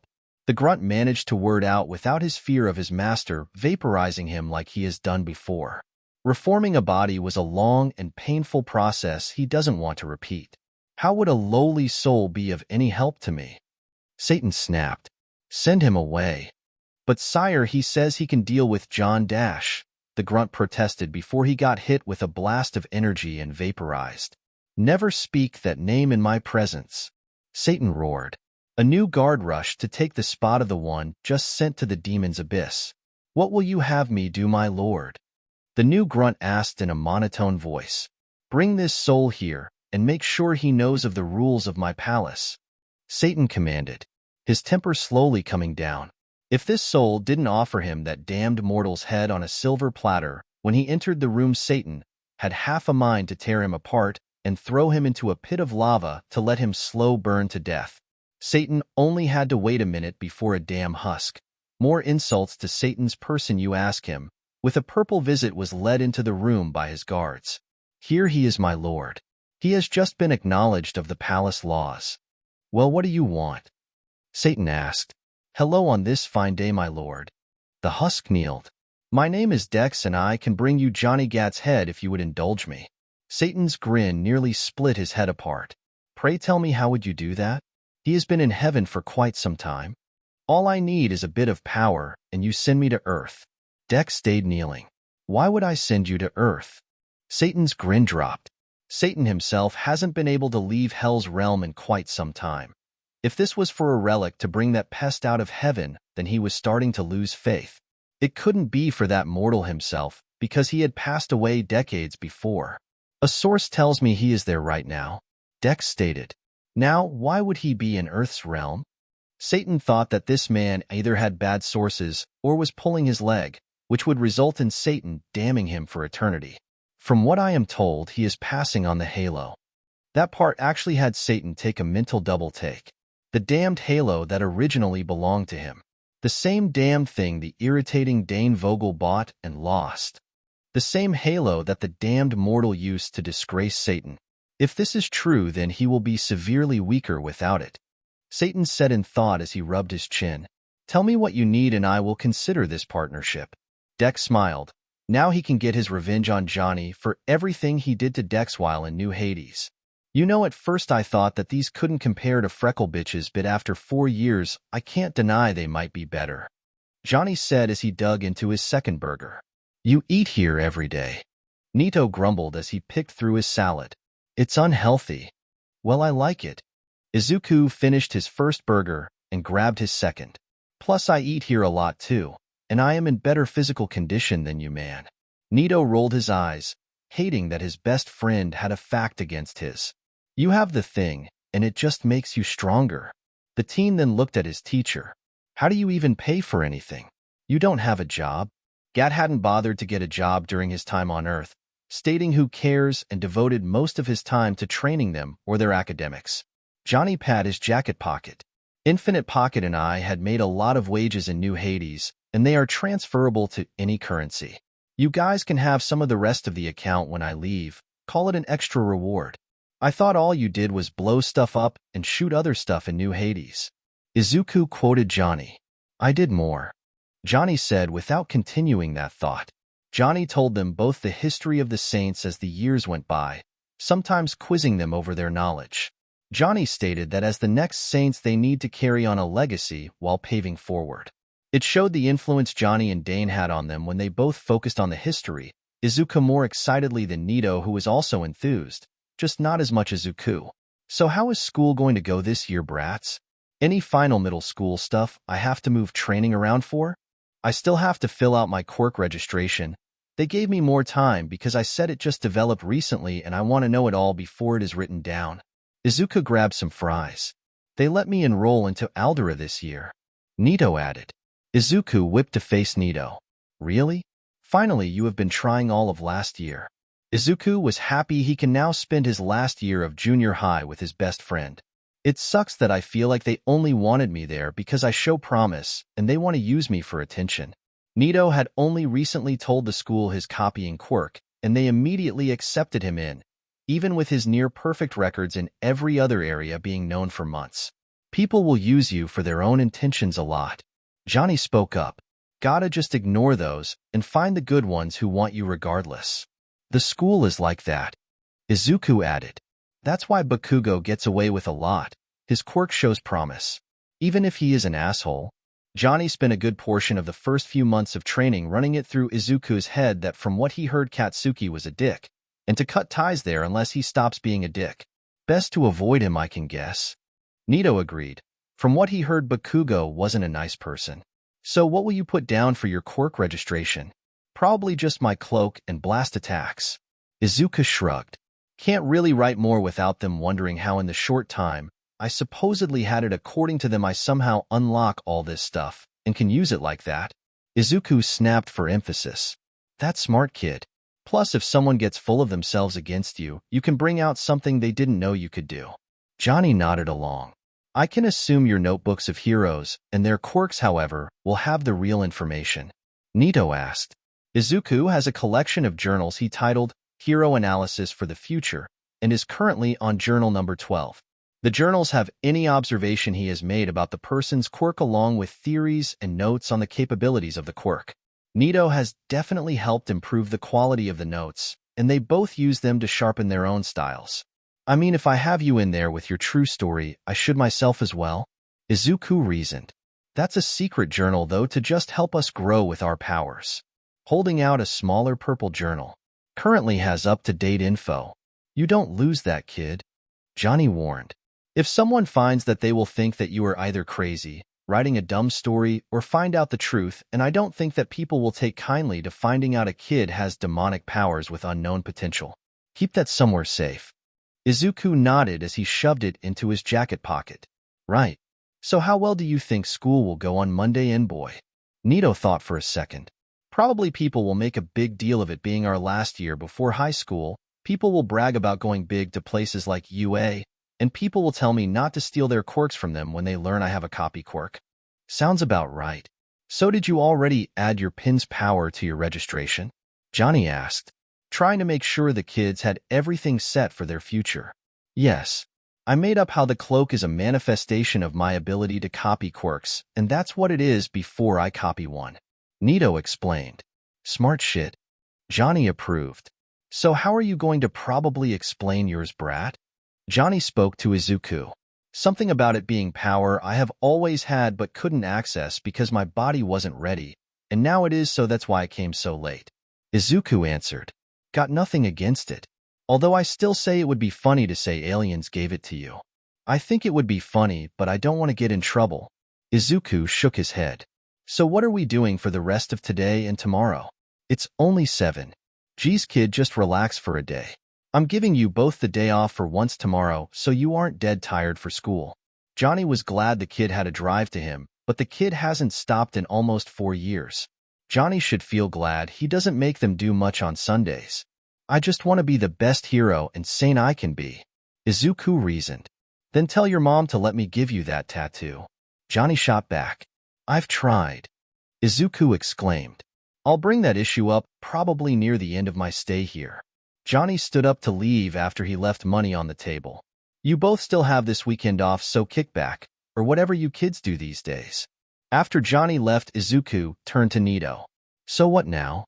You taking the train back home? As they walked out the door, Nito nodded. My mom and dad are going to be home this week before they go for a tour of Europe. Think they are going to try to give you a bunch of stuff as sorry for not being around right now? Izuku asked. Nito shook his head. It doesn't matter to me. I just enjoy them being home, and I understand their job takes them away a lot. They arrived at the train station to see that a train would be there in 5 minutes to take Nito the short trip across town to his home. See you, Izuku. See ya, man. Izuku fist-bumped Nito as he turned to go home. The afternoon breeze was enjoyable today, and Izuku would love to go work out, but Johnny had a point to just relax before their last year of junior high, because it would probably be the last time he would relax for a while. Izuku figured he could write more notes on his powers and work on his new power. He needed to find out what it did exactly. Currently, all he could do was make a blue ball in his hand, and it would disappear if it left his hand, almost instantly fizzling out. A loud explosion up the street startled Izuku from his thoughts. It was the apartment building he believed Johnny rented out in.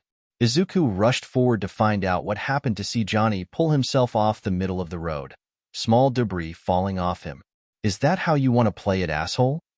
Johnny yelled up towards the burning hole in the building that used to be his apartment.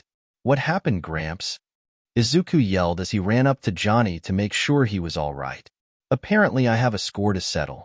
Stay back, kid. Johnny ordered as he threw his stone blast attack towards the ruined apartment. It went off and Izuku couldn't see through the smoke to know what it hit. Is that the best throw you got, Johnny? A voice came through the smoke. A figure walked out of the smoke, revealing a light-skinned man with a denim jacket, purple polo shirt, jeans, and a purple visor holding what looked like a high-tech crossbow. I expected more after all that shit you did in hell. Fuck off. Johnny threw another blast that Dex blocked with a red energy he summoned with a wave of his hand. Your powers are worse than mine right now, so make it easier and die. Dex yelled as he aimed the weapon at Johnny, firing a wooden stake at him. No. Izuku used his super speed to jump at the stake and smacked it away from Johnny. Kid, go away, this isn't your problem. Johnny coughed a bit of blood. Johnny wasn't expecting Dex of all people to suddenly appear with demonic powers and blast him through a wall. Fuck that, saints look out for each other. Izuku started down Dex. Didn't you tell me that? So this is who you gave the halo to? Dex asked. Surprised, Johnny passed it on to a child. You're making him a saint? Dex said the word with spite. Yeah, and he is gonna get initiated by kicking your fucking ass all over this street with me. Johnny channeled the small amount of the halo's energy that won't dwindle out in him and leapt up at Dex as Izuku prepared a blast in his hand. Kid, go purple. Izuku nodded, and the green ball of energy turned to its second element, which he simply defined as purple. Green blasts are his basic blasts that have a kick to them that unleashes its energy like a popping balloon when it hits something. Purple, however, adds a bit of purple flames into it. The flames burnt like hell but would dissipate instantly upon impact. Close or far? he asked Johnny as Johnny slammed into Dex and swung him out of the building. Just chuck it, Johnny yelled as he threw Dex out towards the street. Izuku threw the blast, it hitting Dex in his left shoulder. Dex cried out as he crashed in the sidewalk near Izuku, not moving. Izuku started at the unmoving body. Was that it? Guy always was a bitch, I guess. Johnny landed next to Izuku. How the hell did he get to Earth? I have my ways. A voice spoke from behind them as a shot rang out. Johnny fell over with a stake in his right shoulder.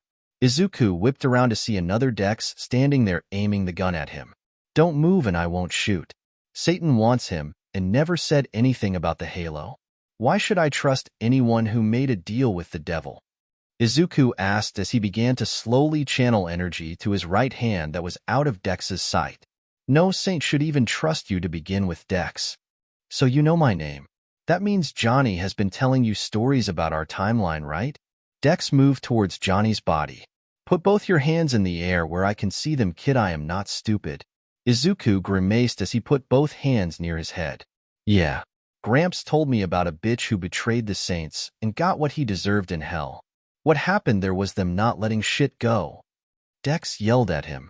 Fucking Julius blew the Playa up on a damn yacht. He gets killed by the Playa, and once they meet in purgatory, you mean to tell me that after one fight they are friends again? I did the same damn thing and I get so much more fucking flack for it. Dex aimed the weapon at Izuku's head. For that bullshit you get to see Johnny in hell now. Right before Dex could shoot, Johnny rotated on the ground and kicked out Dex's legs. Izuku shot forward and slammed a super-powered punch to Dex's chest, launching him down the street. Dex landed on his feet, and a dark red energy started surrounding him. Good hit, kid. Johnny slapped Izuku's shoulder as he stood up. Johnny turned to glare at Dex. Shouldn't fall for your own tricks, dumbass. Who said playing dead was my trick? Dex asked as suddenly some of the red surrounding him shot off onto the ground next to him, forming a second Dex that had pure red orbs for eyes. More red energy shot off of Dex, and soon many more clones of him stood there. You kept killing me so many times in hell, I guess all of us wants to return the favor. Hey kid, I think you should stick with purple for now. Johnny pulled more energy from his source out. Soon he won't have any left. Got it. How should I treat them? Izuku brought a purple blast ball to his hands. Oh, treat them like any traitor of the saints. Johnny smirked as he knew this would be a great moment to teach the kid. Now let's knock a bitch. Nito was bored as he scrolled through his phone. No new heroics or events have occurred over the past few days, so nothing that really piqued his interest. A ping went off signaling that he got a news notification. It was labeled for everyone in Mizudafu. Nito opened it and saw that a villain attack was happening nearby with possibly explosive quirks at play, and to stay clear of the area until authorities have handled the situation. Nito saw the area and notes it was where his and Izuku's sensei lived. Nito went to the news section and found a live feed from a news team trying to get a video of the event. Nito's audio wouldn't work, but he didn't need it to know he was staring at the back of his best friend, standing over his ancestor as a man with a purple visor said something to him. Now he definitely needed audio. Come on, work. Nito muttered to his phone. Audio problems? A voice spoke next to him. Nito turned to see a girl his age that had a purple Heim-cut hairstyle and what looked like headphone jacks for earlobes. Not one to be rude, he nodded. My phone doesn't seem to want to work since I lost my earbuds. Can I help? She asked as a earlobe jack thing moved on its own to position near his phone. Go ahead. Nito expected her to take the phone in her hand, but instead the headphone jack near his phone went into the jack and the other one went into his ear. Before he could protest, he heard the sounds of the live feed. It seemed odd and Nito started to wonder about how sanitary this was. Don't worry, I washed them a bit ago. The girl answered his unspoken question, her face a tint of pink. She leaned in to also watch the video. Sorry if this is weird. Just unexpected is all. Nito muttered, getting red from how close she was. He decided to focus on the video instead. Somehow in the time he wasn't watching, the man, now labeled as Dex, in the caption had made what looked like 20 clones of himself. I thought his quirk was explosion-based? The girl remarked. Must be one of the other twos then. Nito felt uncomfortable watching as his friend was gearing up to fight someone while Nito couldn't help at all. It made him feel better that Johnny was there at least. Sensei, he keeps cloning himself. Izuku yelled as he burned another one. The clones were very weak in defense. One hit against them and they were down. The problem lies in the fact that there are so many of them, and the real Dex kept popping out more as he stayed behind a barrier he made. Johnny head-butted one clone and threw a knife at another. Just keep punching until the real bitch comes out. He has to run out of them eventually. Johnny pulled out his handgun and shot a wooden stake that was coming at him. Dex, you can't aim for shit that wouldn't have hurt. So why block it? Dex mocked. Gotta warm up somehow. Johnny started shooting the clones coming at him. Kid want a gun? I don't know how to shoot a gun. Izuku yelled back, only to have Gat toss him a purple futuristic revolver. It's a good time to learn then. That thing isn't powerful enough to kill anyone with one shot. It recharges, doesn't reload. Lock your elbow, hold tightly, and have fun. Johnny lectured. That's not enough to dash. Izuku got cut off as one clone jumped at him. Izuku immediately aimed the gun and shot off at the clone's head, hitting his mark. The gun fired a red beam that, even though not enough to kill someone as Johnny said, the clone still died and turned into red goop. I thought you said that it doesn't kill. These clones are weak like the original. Of course one shot kills them. It takes like 10 to the head to kill a normal person. Johnny explained as he went to stomp the ground with his right foot. Close your eyes, kid. Izuku slammed his eyes shut and felt a large force slam into him, sending him back slightly, while a bright yellow light threatened to break through his eyelids. Once the light was gone, seconds later, Izuku opened his eyes to see that all the clones gone and the real Dex was on the ground groaning. What was that? I never showed you my holy stomp? Johnny asked Izuku as he walked towards Dex, holding his right arm out straight to his side. All right, fucker, I'm gonna kill you properly this time. A flash erupted from his hand and Johnny was holding a giant double-edged sword that's blade was on fire, and the whole thing looked to be made out of glowing orange lava. Johnny went a swing down and cut Dex in half. Not this time. Dex yelled as he hit the ground, and a fiery orange portal opened beneath him and he fell through, as well as Johnny. Without thinking, Izuku zoomed forward and tried to grab Johnny's arm. Izuku succeeded and began to pull up. I got you, sensei. But who has you? Johnny exclaimed as the portal widened and pulled Izuku in as well. The portal snapped shut and disappeared, leaving no trace of the people that just held a fight in the middle of the street. Nito stayed silent the whole time he watched the fight, having constant stress watching his friend fight for his life against an army made of one man. He almost laughed at the impromptu shooting lessons if not for the situation. Seeing the sword that his sensei had only briefly described as the most badass sword for the most badass man put him in awe. That all disappeared once they disappeared. Nito wasn't stupid, he knew where they were.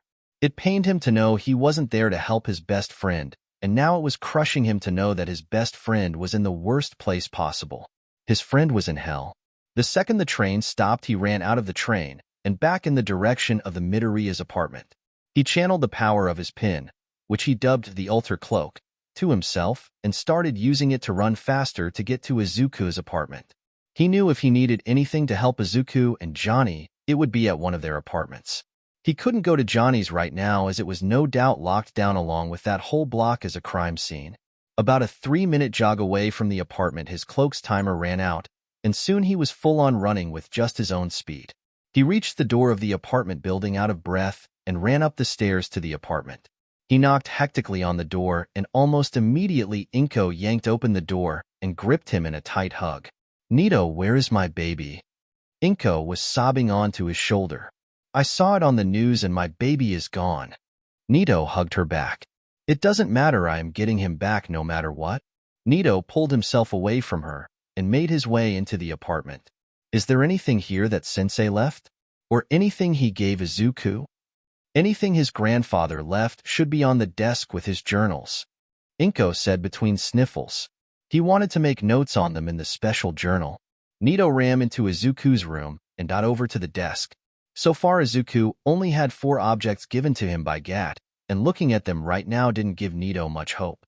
The first gift given to Izuku was a purple fleur-de-lis saint's medallion that he knew Izuku planned on wearing as a necklace. It fit in the palm of his hand and had nothing else going on for it that would help Nito here. Putting it down, he grabbed the next item. The second gift was a joke that he remembered hearing Johnny joke about a person named Pierce's simulated horror being a can of soda. Johnny got Izuku a custom-made foot-tall mascot of a purple energy soda called Saints Flow that had the name Paul written on the bottom of the can.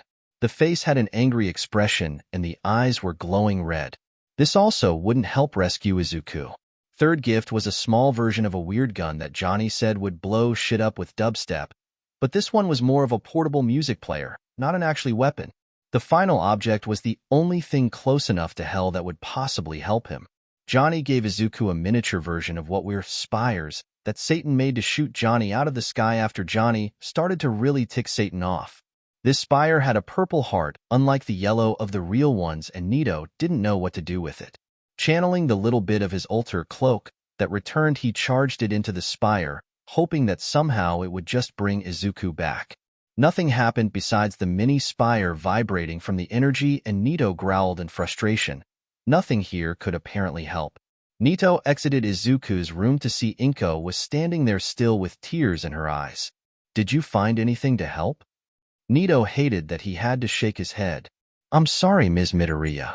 I can still get to Sensei's place, but that might take a bit of effort right now because it is locked down. If anything is there to help, it might be taken away by the police." Inko was worried they might lose any hope of saving her baby boy. "Do you know where that thing took them?" Nito knew exactly where it took Izuku. He just couldn't bring himself to tell the woman who became a second mother to him that her son was trapped in the realm of eternal damnation. "I will find a way to help him." Nito hugged Inko again for reassurance and left the apartment. He didn't want to waste any time, so he rushed down all the stairs and out of the building as fast as possible. 10 seconds after leaving the building and going around a corner, he barreled into someone and sent them both to the ground. "I'm so sorry, I am in a rush." Nito pulled the person up without looking at them and immediately went back to running, not hearing the person yell for him to wait. She stared at the phone. She tried to return to the blonde boy. He had freaked out on the train after the 3 people disappeared and ran off, leaving his phone in her hand. She had only been able to track him this far because she kept asking people if they saw the orange blur. Now that he didn't have that, she didn't know how she would find him. Nito soon arrived out of breath at the edge of the lockdown, where some pro-heroes were keep people out of the area as the police investigated all of the area to find out what exactly happened. Nito couldn't see any gaps in their watchful eye, but Nito did notice, however, that the backside of the building Johnny lived in was completely empty due to the fact that nothing happened back there. Nito quietly made his way in that direction, glad that most of the crowd was too busy healing at and fawning over the pro-heroes.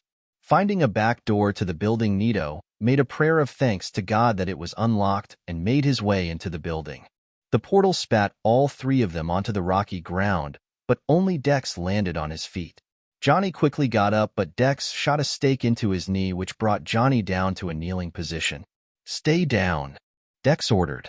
"Fuck you. Get him, kid," Johnny grunted. Izuku threw a green blast at Dex to back him up away from Johnny. Dex dodged at, but wasn't ready for the one that Izuku threw from his other arm. The blast sent Dex back into a boulder. "Will you be fine?" Izuku looked back at Johnny, who was pulling the stake out with a pained expression. "I would say yes if he didn't shoot my damned bad knee. Kid, just keep him busy." Johnny winced as the stake finally came out. Izuku turned to Dex just in time to dodge a red blast that was aimed for him. "Could have just minded your own business, kid, and you wouldn't be here." Dex spat as he stomped the ground and sent out a shockwave that knocked Izuku off his feet. Izuku recovered quickly as Dex got in close and slammed the weapon's barrel into Izuku's chest. Izuku ignored it and shot off a purple blast at Dex that hit the shoulder from before. "Saints don't abandon other saints." Izuku growled as charged another blast, and instead of throwing it, he released it in a punch to Dex's jaw that sent him straight through the boulder again. Izuku's arm had semi-bad burns from releasing the blast on his own hand, but he ignored it to check on Johnny. "I think I got him." "Nope." Izuku heard the voice he was really starting to hate say as a blast hit him. Izuku's chest screamed in pain where it hit him. Izuku attempted to charge another blast but screamed in pain as he could no longer feel beneath his left knee. Looking down, Izuku saw another wooden stake sticking through his track pants, right through his left kneecap, already showing a decent amount of blood. Izuku had to ignore the pain for Izuku charged more energy into right leg and launched himself in forward flip at Dex and slammed his heel onto the top of Dex's shoulder he had hit before, narrowly missing the head he was aiming for. Fuck, you don't know how to give up. Dex winced through the loss of feeling in his arm, not even in its socket anymore. He aimed a small blast at Izuku to disorient him and then shot the damned impaler again, hitting Izuku's other knee. Once again, stay fucking down. Dex kicked Izuku's side. Seeing his great whatever grandson get shot, and kicked sent a rage to Johnny he hasn't felt since Jayuniki. Johnny grit his teeth and channeled the last of his power into his fists as he pushed Dex into the ground. Don't you ever lay a finger on my grandson, you bitch, Johnny yelled as he repeatedly punched Dex's face into the ground. Johnny didn't stop his assault until he felt rocks cutting into his knuckles, his peers having worn out partway through. Johnny stabbed the stake from his knee into what didn't look like a head anymore and left the body to care for his grandson. Shit, Izuku, are you okay? Johnny gently attempted to move the stake in Izuku's left knee to gain no response. Johnny was not going to lose his grandson in this fucking shit stain on the ass side of the Barrens.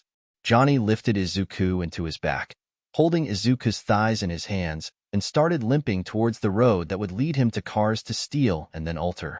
I'm Ag. Izuku breathed out, a few tears falling on Gat's shoulder. I can't feel my legs. Johnny was freaking out internally, but wouldn't lose his composure in front of Izuku. Don't worry, kid, I am going to get you some help. He felt Izuku start to go slack on his back, and Johnny started to limp forward faster. Stay with me, kid, don't fall asleep. Sleep is the last thing you want. Johnny choked out. Is this what the whispers brought me to? A Jamaican accent spoke from Johnny's left side. Johnny turned to see someone he hasn't seen in a while. What are you doing out here? Johnny narrowed his eyes, not caring if he heard that in the past decade this man was reformed into the right hand of their mutual ally Blackbeard. This man still was a crazy, violent asshole, which was coming from Johnny. The man merely waved his arm towards the area behind Johnny. I heard the whispers in my ear, and they led me to witness brutality, and I wonder what the whispers want from me here.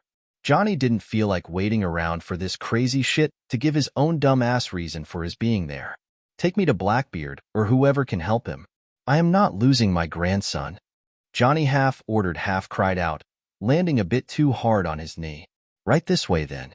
The whispers guide me to assist you. The man helped take Izuku off of Johnny's shoulders and onto his own. No use having you carry him in your state.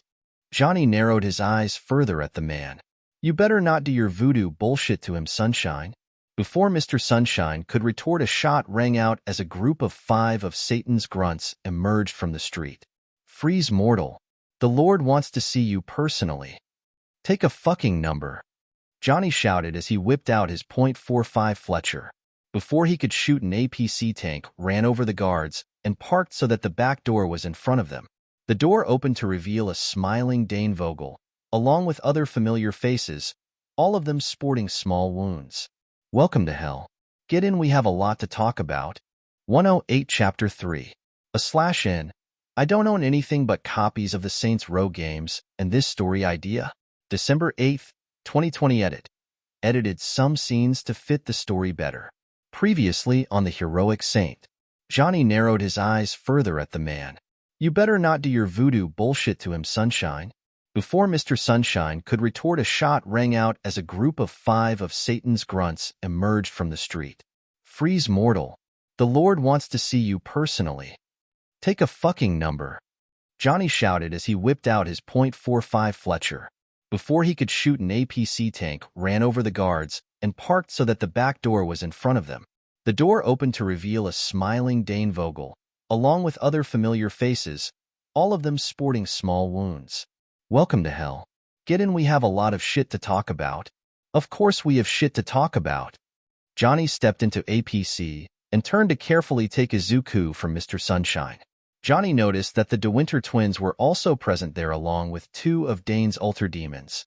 First off, fucking Dex shows up on Earth and blows up my apartment with powers I have no fucking clue how he got.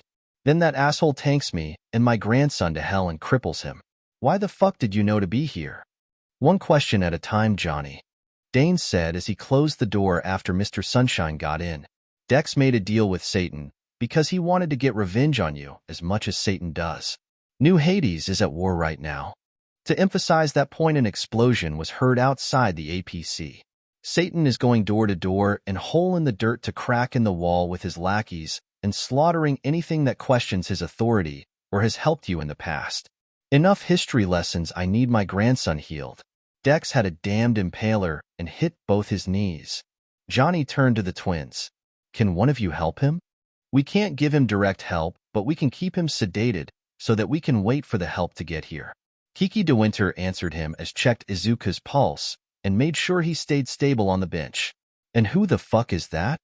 Johnny asked as a shot rang out and the APC slammed to a stop. Why the hell did we stop? Someone must have killed my driver. Viola de Winter cursed. She pointed at the two guards with them.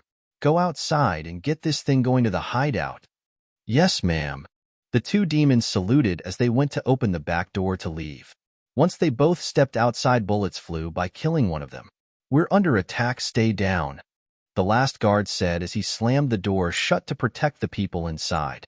Everyone inside heard sounds of gunfire and dark magic going off. Johnny made to get up. I'm going to get this thing moving. As he tried to open the door, Viola and Dane both pulled him back down into his seat. What the fuck are Dash? Are you insane? Viola stared Johnny down. You can barely stand on the one leg that isn't wounded, and you no longer have nearly as strong powers as you think you do. You will get killed going out there. Johnny glared at Viola. I am not going to sit here while Izuku is hurt. He pointed at the barely conscious boy in Kiki's care. If he doesn't get help immediately, he will. He needs help.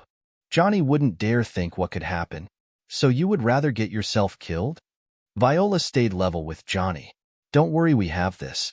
Take care of taking pressure off of your knee. Johnny stopped glaring at Viola as he pressed both hands down onto his knee. I also got shot in the back. Johnny grumbled as he looked with concern at Izuku.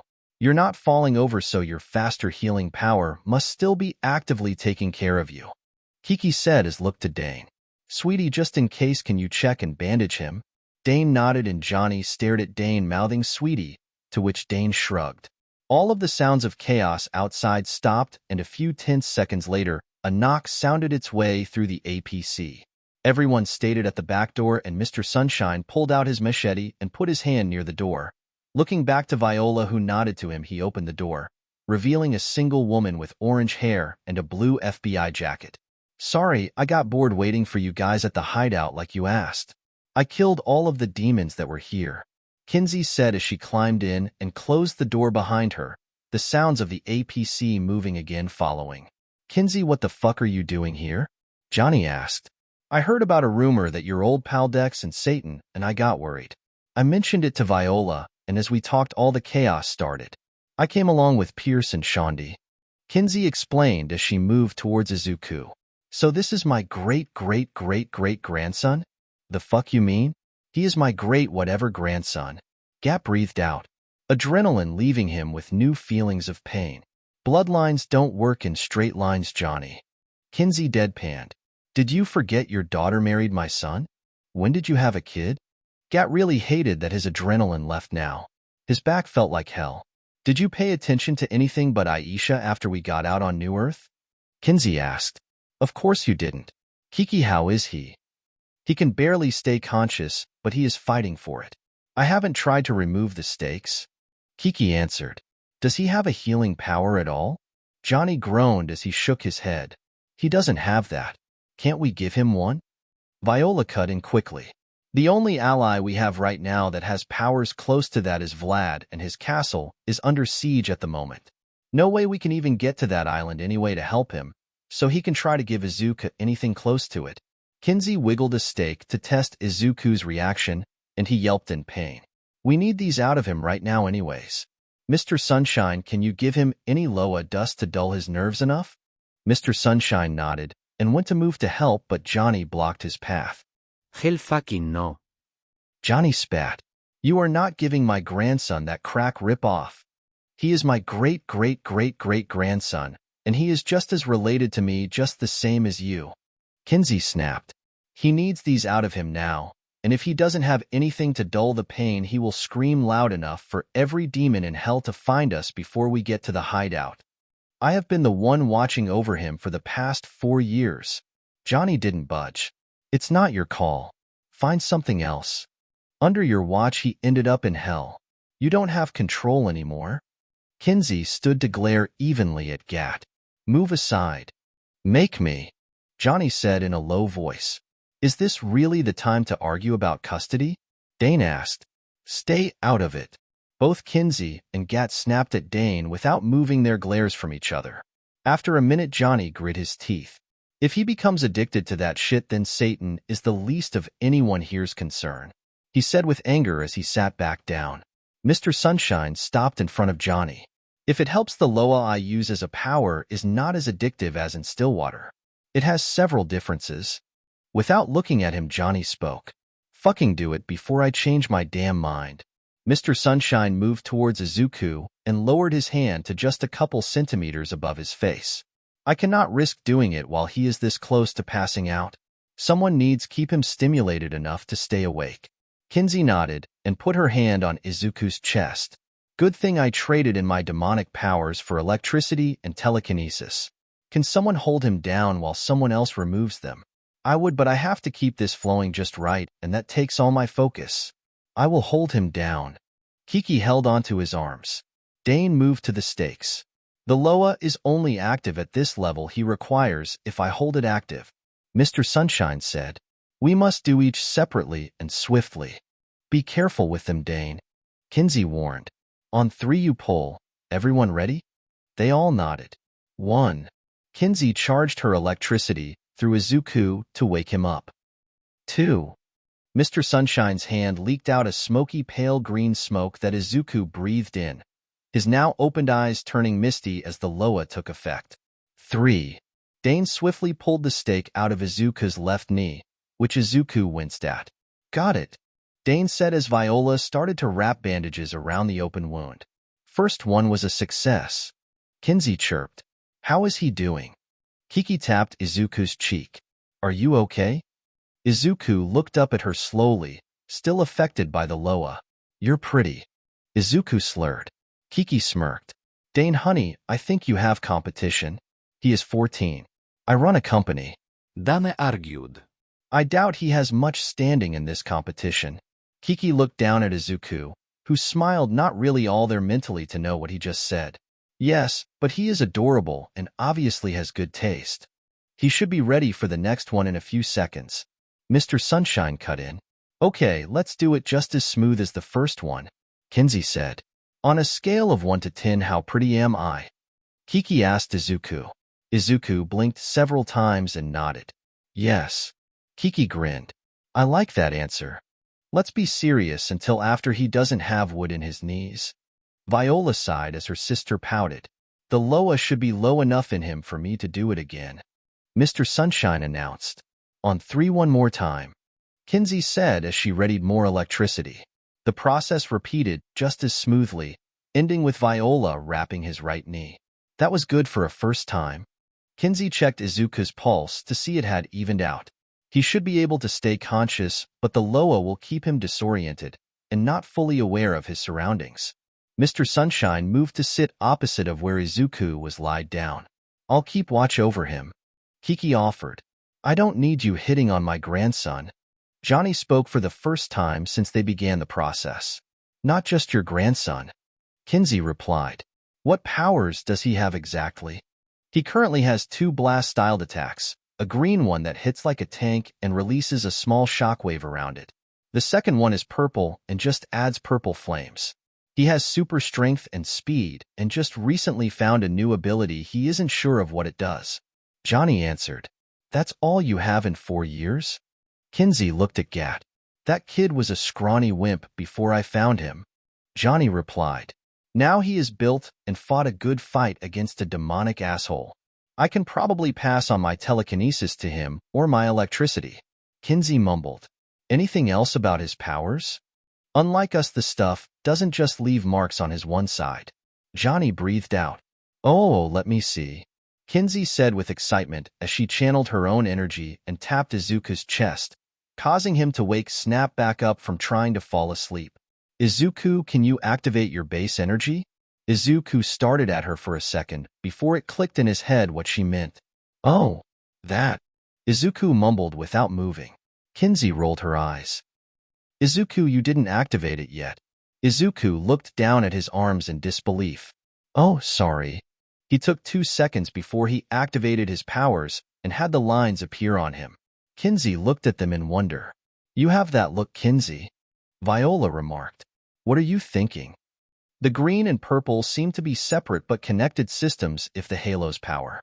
Kinsey then started mumbling lowly and too fast for anyone to pick up what she was saying. Kins, breath. Viola tapped Kinsey's head. Explain it slowly. Basically, he has 2 systems from the halo, and they can theoretically work 2 powers at the same time, unlike how all of us have to go one at a time. The green blast is probably from his green system, and the purple one comes from the other. Same type of power, but I believe he can use both elements at once with separate hands. She turned to Johnny. Have you tried that yet? Johnny stared at her. You didn't think of it, got it? Kinsey turned back to Viola. As far as I know, he can gain more than the 4 powers that we held with the halo. He doesn't have the same powers, I think. Johnny brought Kinsey's attention to him. I tried seeing if he could use any sort of stomp power that I have, and nothing happened besides his super strength creating a basic force stomp. He might not be doing it right, or it is going to take a minute for him to get that. Everything might just need time for him too. Kinsey started mumbling too fast again. Viola flicked her forehead. Saw thee. I meant to say he might have any power. This is new territory for the halo, and it was used on Earth first, and that could affect how it reacts to its user. Because it is meant for a demon, and he isn't, it could? Viola flicked her again. Oops. What I mean to say is we used it in hell even though we were not demons, it at least had a familiar setting of evilness around it. Even though it isn't sentient, things like that might affect it. So because Izuku is a human who has a genuinely good heart, and since it was on Earth it had nothing familiar to associate with? Dane asked. This is all theoretical, and it might be possible that it's just the way the halo reacted to Izuku. Kinsey finished. That's just my theory. I just guessed I juiced it up a lot, and that overloaded him. Johnny shrugged. That's possible too. Kinsey nodded. So what now? We stay at the hideout and do what? No staying. Johnny shook his head. I want to get him healed up and out of hell. We can take him to the warehouse downtown. Kiki offered. I believe we have some medicine to quicken the healing process. Isn't there a person you said has a full-on healing power down here? Johnny asked. I didn't. I said Vlad is the closest we have as an ally to that. Viola replied. That sounds like there is someone with it who isn't an ally. Kinsey remarked. Who? Johnny asked. They won't accept helping you, Johnny. Viola said, avoiding the main question. Who? Johnny repeated. Kiki answered that. Philip Loren. Fuck. Johnny hated his luck. Hopefully we can set aside our differences for the kid. As much as I despise that French fuck, we need him. He's Belgian. Nito wondered whether it was stupidity or the urgency in his mind to rescue his friend that made him decide to enter the building in the middle of the crime scene, and not afterwards in a clue hours after all the police and pro-heroes were gone. Despite his common sense telling him to leave before he got caught trying to enter the apartment, he still kept sneaking his way around to it. Sneaking wasn't really as hard as one would assume. It was an apartment building and people lived there. Luckily, it was just the apartment Johnny lived in that had the hole blasted in it to the street below. So that was the only apartment locked completely down. Nito just needed to wait until the police left for even just a minute so he could find whatever could help him retrieve his friend, if anything could. Nito peeked around the corner of the hallway using the reflection in his watch to see that the hallway was empty in front of Johnny's apartment. Reacting quickly, he bolted to the open door and underneath the police tape into the apartment. No cops were in view of the doorway, but he heard voices from what he assumed was the bedroom. I'm calling it for the night. A gruff voice yawned. I will have my boys pick back up in the morning. If it is okay with you, I would like to stay a minute or two behind to finish my thoughts before I leave. A second voice responded. Have at it, detective. I can't really pick a story out of this mess, but if you can, by all means. Nito heard the doorknob turning and leapt behind the kitchen counter. Let us know if you discover something we missed, Tsukachi. First thing in the morning, I will let you know. The voice now dubbed Tsukachi agreed as both of them entered the living room area. Have a good night. Nito listened carefully to where Tsukachi was moving in the room. What he guessed was to the hole to the street below. How did this happen? By all means, this doesn't fit any of the quirks that were displayed. Tsukachi wondered out loud. A knock at the door interrupted the detective's thoughts, and he went to see who it was. Nito heard him open the door. Hello, Toshi. Why are you here? I don't think you were one of the ones who responded to the event when it happened. Nito tried racking his brain for a hero in the area named Toshi, but none came to mind. Izuku and him studied a lot of heroes to a point that could be called an obsession, but this name eluded Nito's knowledge. He had to get a peek to see who it was. I wasn't, but I heard you were investigating, and I thought to come see if I could help. I heard this one didn't end well, and left too many questions. The voice deemed as Toshi spoke. Nito got a small peek, and what he saw could be described as just skin and bones. A tall but skeletal man with shaggy blonde hair that fell forward in two tufts. Extremely baggy cargo pants, and an equally baggy t-shirt only made him seem much frielier than he already looked. Nito had some doubt this man could be a pro hero because his strength looked equal to a piece of paper. Indeed, this is a tough one. It's hard to explain who in the situation was the villain, as both adults involved acted violently and didn't seem to care about collateral. A kid was involved as well, and one of the adults gave him a peculiar weapon that I have never seen before. Have a look. Nito saw Tsukachi pass the handgun Johnny gave to Izuku to the skeletal man. This does indeed look like something I haven't seen before. It seems advanced to technology that is normally found. Do we know anything about it? Toshi studied the gun in his hands. I believe the man who gave it to the kid said that it was not enough to kill a man with one shot to the head, but those clones of the other man decks seemed to take only one before melting into that red substance. You no doubt saw them cleaning up earlier. I did. So where did they go exactly? Toshi asked as he handed the pistol back. I heard a portal of fire, as the news is calling it, sucked them up all up. The man we believe to be named Johnny, as this Dex was calling him, was about to slice Dex with a sword of fire he summoned, and Dex must have opened it to escape or take the fight elsewhere. I don't even think any of the three knew they had people watching them. They mentioned Saints and Hell multiple times. Perhaps Hell is a hideout or codename for a place they all know. Toshi offered. Saints sounds like a group, perhaps a criminal organization that has accidentally revealed itself? I have suspicion to believe that. This Dex was called a traitor to the Saints by the child, who defended this Johnny and attempted to pull him away from the portal, which led to his getting taken as well. Dex looked like he had a long-standing grudge against Johnny, and the kid was just in the way. It bothers me if this is a crime organization and a child is in it. Child indoctrination of that caliber. Toshi gritted his teeth. So what has you confused, old friend?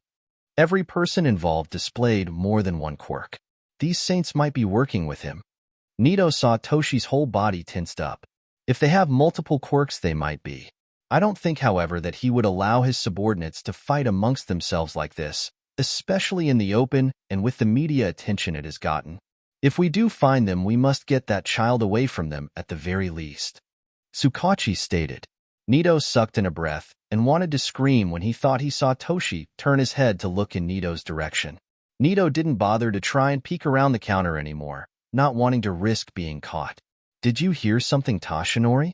Silence followed for a second before Toshinori answered. Must have been the wind from outside. All of the quirks don't fit in anything we have in the registry, nor do the people fit descriptions. The closest we have is that the one Johnny and the child are seen together with another child at a small burger place, occasionally a couple blocks away from here. I will check with that tomorrow. Where they went to is what concerns me the most right now. The child, I fear, is not safe near them if they fight this chaotically. I agree. I think I am going to wrap things up here for now. It is getting late. Tsukachi said as he also yawned. This case might take a few days. You can investigate more if you want, Tosh. I don't think they will mind if the number one hero offers his help. Nito's eyes opened at that part. Number one hero? That doesn't sound right, because All Might is the number one hero in Japan, and this skeleton was nowhere close to looking at least as physically strong as All Might. Maybe it was a joke between friends? I will do a look over for a second and be on my way. Toshinori said his goodbyes. Nito realized he was in a bad situation if this person checked behind the kitchen counter. Why couldn't Nito come in here just 10 minutes after he actually did? Hearing nothing but silence, Nito didn't dare move. Maybe the man was standing in his spot from earlier and literally just looking over the place from there. You have no situational awareness, kid, Toshinori said from above him. Nito twitched and snapped his head straight up to see Toshinori staring straight down at him, leaning over the counter with his sunken blue eyes. Ah! Nito was at a lose for words. Wrong apartment? Kid, there was police tape on the door, and you were clearly trying to hide. I don't know how you live, but I doubt that line. Sorry, I lied and broke in. Nito looked down. He just had to get caught. Why exactly are you here? Toshinori questioned Nito. Be truthful, son. Nito gulped at how intimidating a walking skeleton man somehow managed to be and decided to just be truthful, without telling the whole truth. Trying to help my friend. So you must be the other boy. Toshinori concluded. Tell me why I shouldn't take you down for questioning?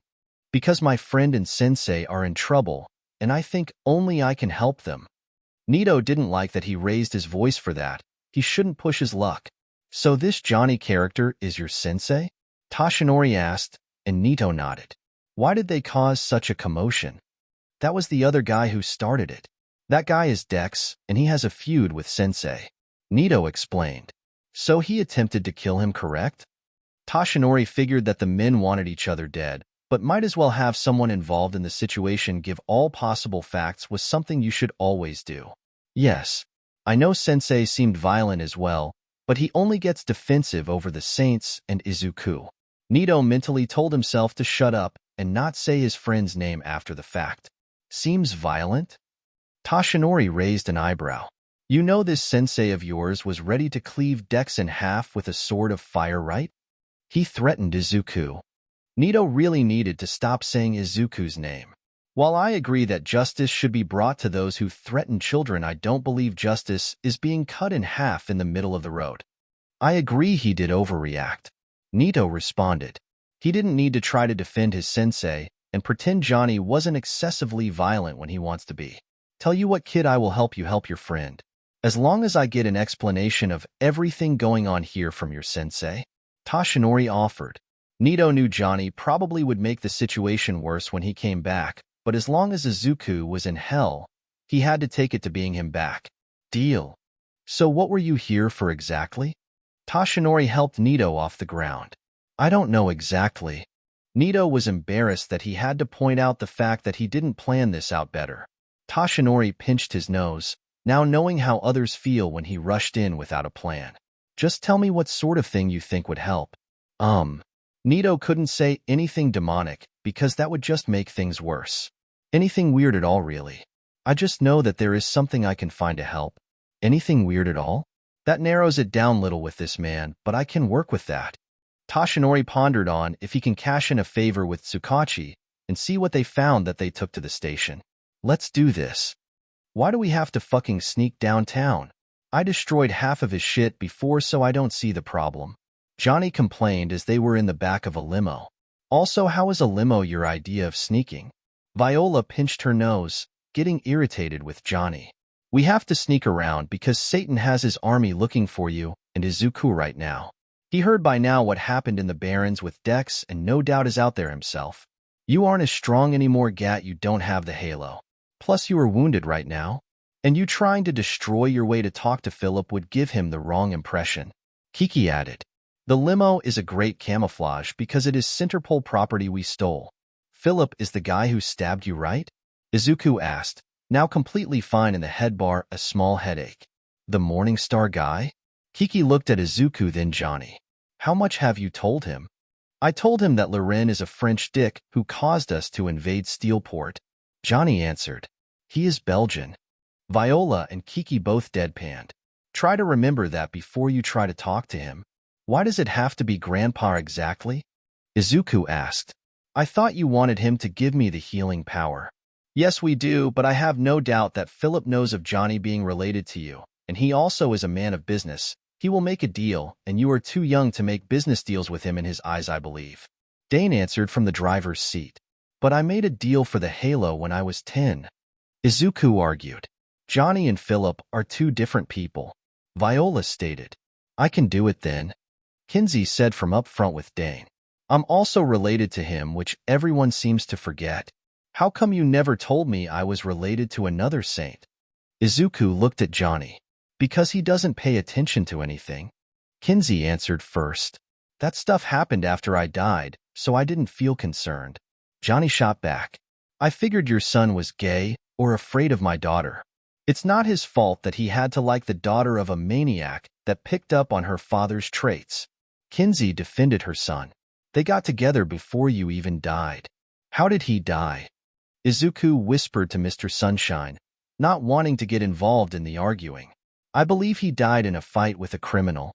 Mr. Sunshine answered equally quiet. Izuku was about to ask about that, but his family got louder. I'm the one to go with him to Philip. Johnny stated. I'm the one who has been teaching and looking after him for the past 4 years. So that means I should be the one to get some FaceTime with him. Kinsey shouted back. Can you both quiet down before the people outside realize who we are? Viola hissed. Or do you want us to not get there at all? Kinsey and Johnny both glared at each other for a couple of seconds before they both looked at Izuku, who spoke up. Why can't you both do it? Kinsey nodded. That is fine with me, but I want to take over the last year that Johnny was given. What? Johnny's voice rose back up. Why would I allow that? Because you being on Earth is actually bringing Izuku trouble. Dane answered. Dane. Johnny was shocked that Dane swapped sides, and now wanted to know what he meant. How am I bringing the squirt trouble? His name is Izuku.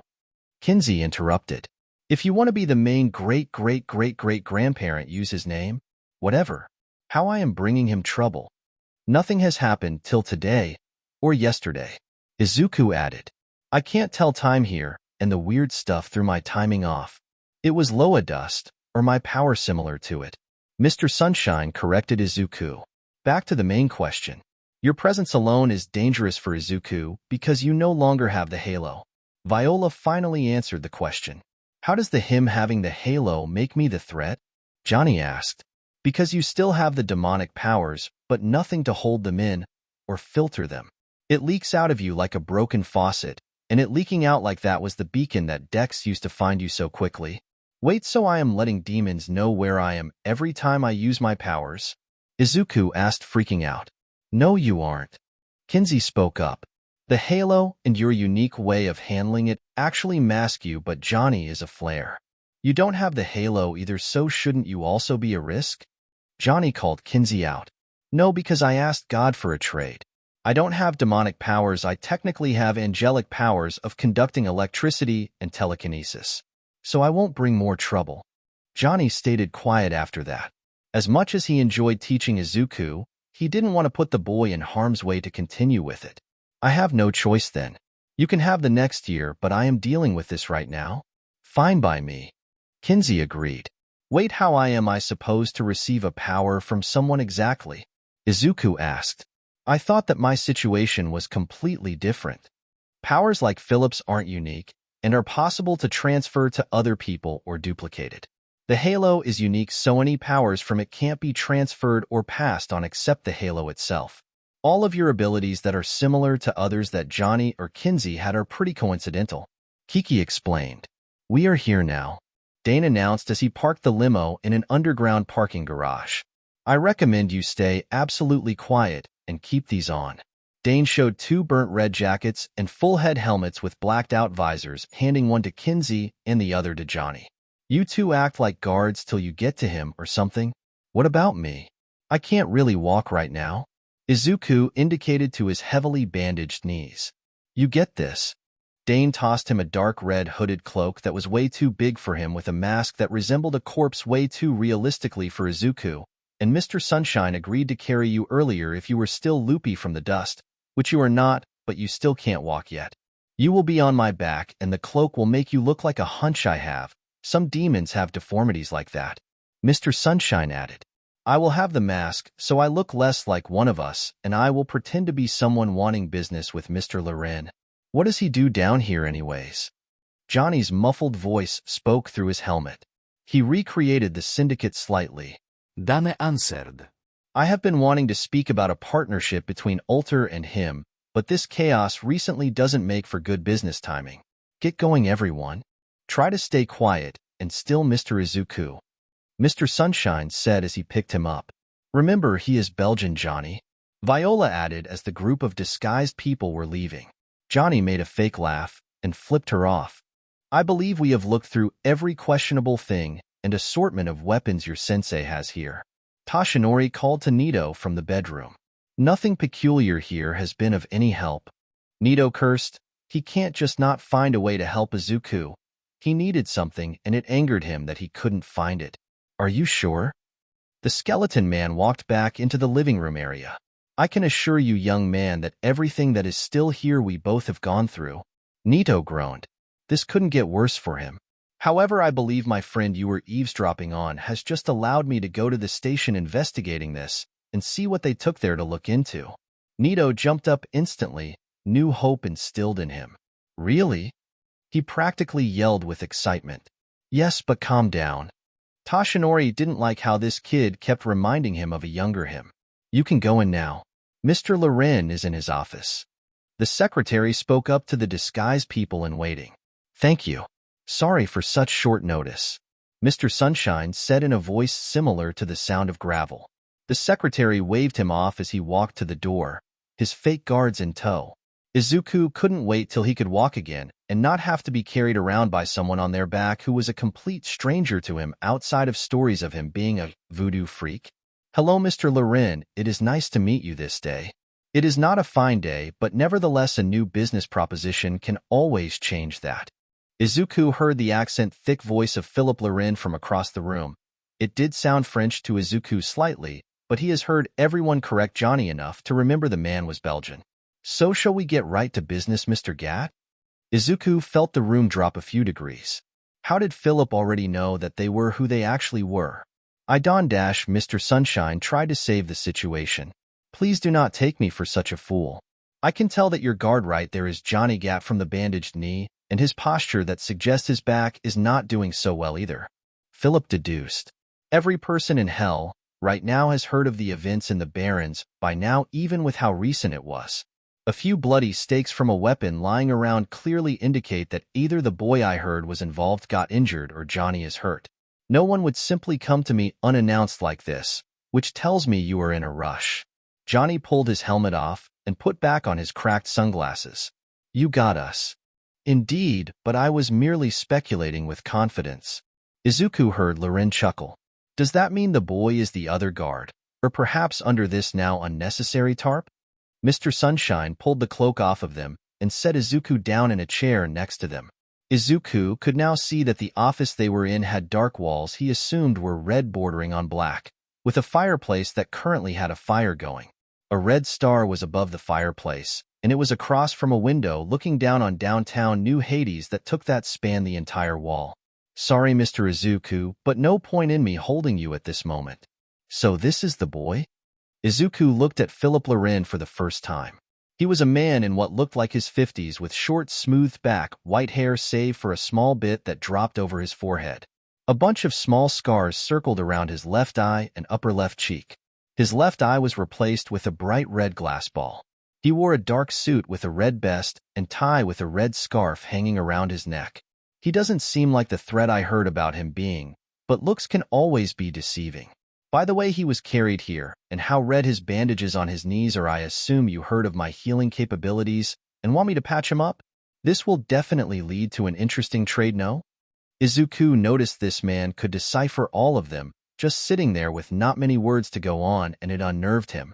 Actually, we were wondering if you could give him a version of your healing power, Kinsey said as she removed her helmet.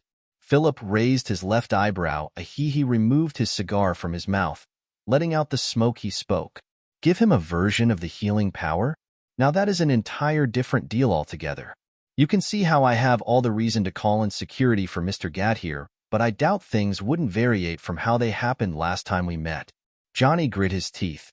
wanting to punch Philip's smug ass. However, I can be willing to partake in a trade of sorts, if conditions are met that I agree with. Like what?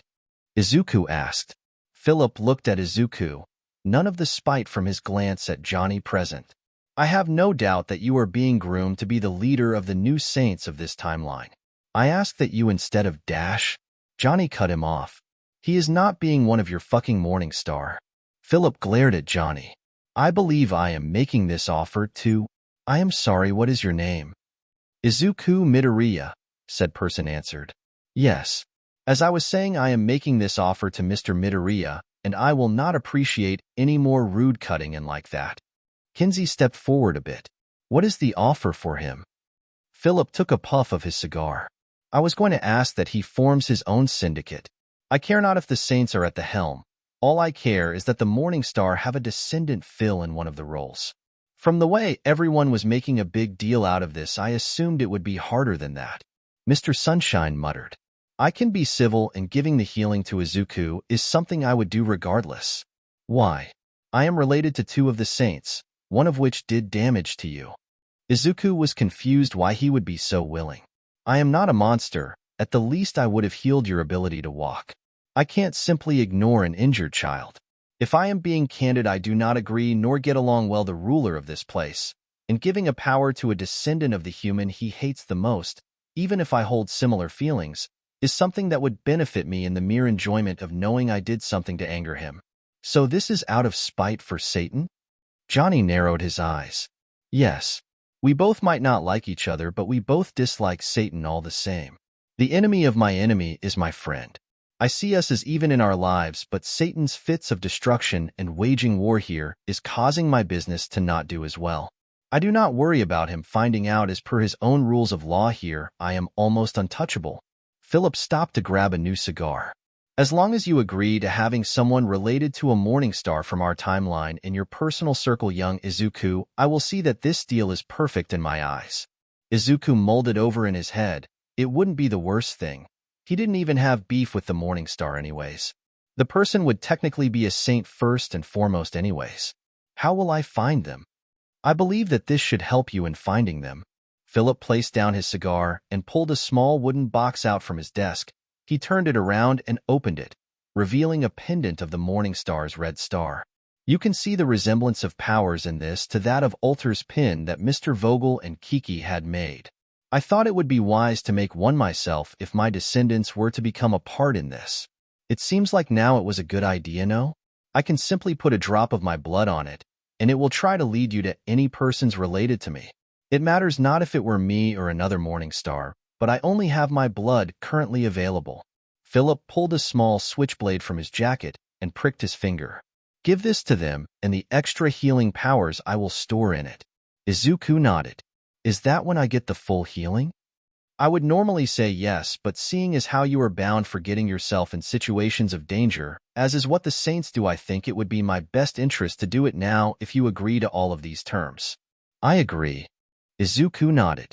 I'm just confused because everyone said you wouldn't be one to make deals with kids. Not a proper businessman in that sense, but however, we are in a peculiar situation seeing as how your relative and I don't get along. I'm also related to him. Kinsey jumped in. If that is so, then it is too late to be the representative of young Midoriya, as the deal just finished being made. Philip stood up and walked around to Izuku. Channel whatever power you have to its base form, and I can begin to mesh a duplicate of my healing power to you. Izuku nodded, and the lines of purple and green appeared all over his body. It shall only take the smallest of moments. Philip held his left arm that was not holding his cigar to Izuku's chest, and a pinkish red light flowed from his hand to Izuku. Izuku's lines all pulsed, and a tinge of the light's color appeared in both sets of lines, dissolving as Philip's hand stopped glowing. It is finished. The healing is manual the first few times, but then it will become automatic and speed up a bit as it is used more. You can alter the healing speed manually yourself, but it takes the utmost concentration, and it can leave you tired if you use it too much, as it does pull somewhat on your own body's power as well. You can also use it on someone else, but that can leave you both tired and drained. Please make sure to explain this to the new morning star. Izuku nodded. Got it. He then focused on trying to heal his knees, feeling his bone and muscle began to mesh themselves slowly back together. Ugh, this is weird. He stopped at what he felt was 1/4 of the way through as his eyes started to feel heavy. So this was nice, but don't knock yourself out, Izuku. Johnny grumbled. Can you stand yet? Izuku yawned. I doubt it. Maybe doing this 1 or 2 more times should be good. Proficiency should increase with time. Philip placed the box with the star in Izuku's hands. The star will bind itself to whoever accepts it, much like your halo. It will glow brighter the closer you are to them, but will feel like a pull far away in their direction. So how do we get him back to Earth? Kinsey asked Johnny. No normal way is working because of Satan right now.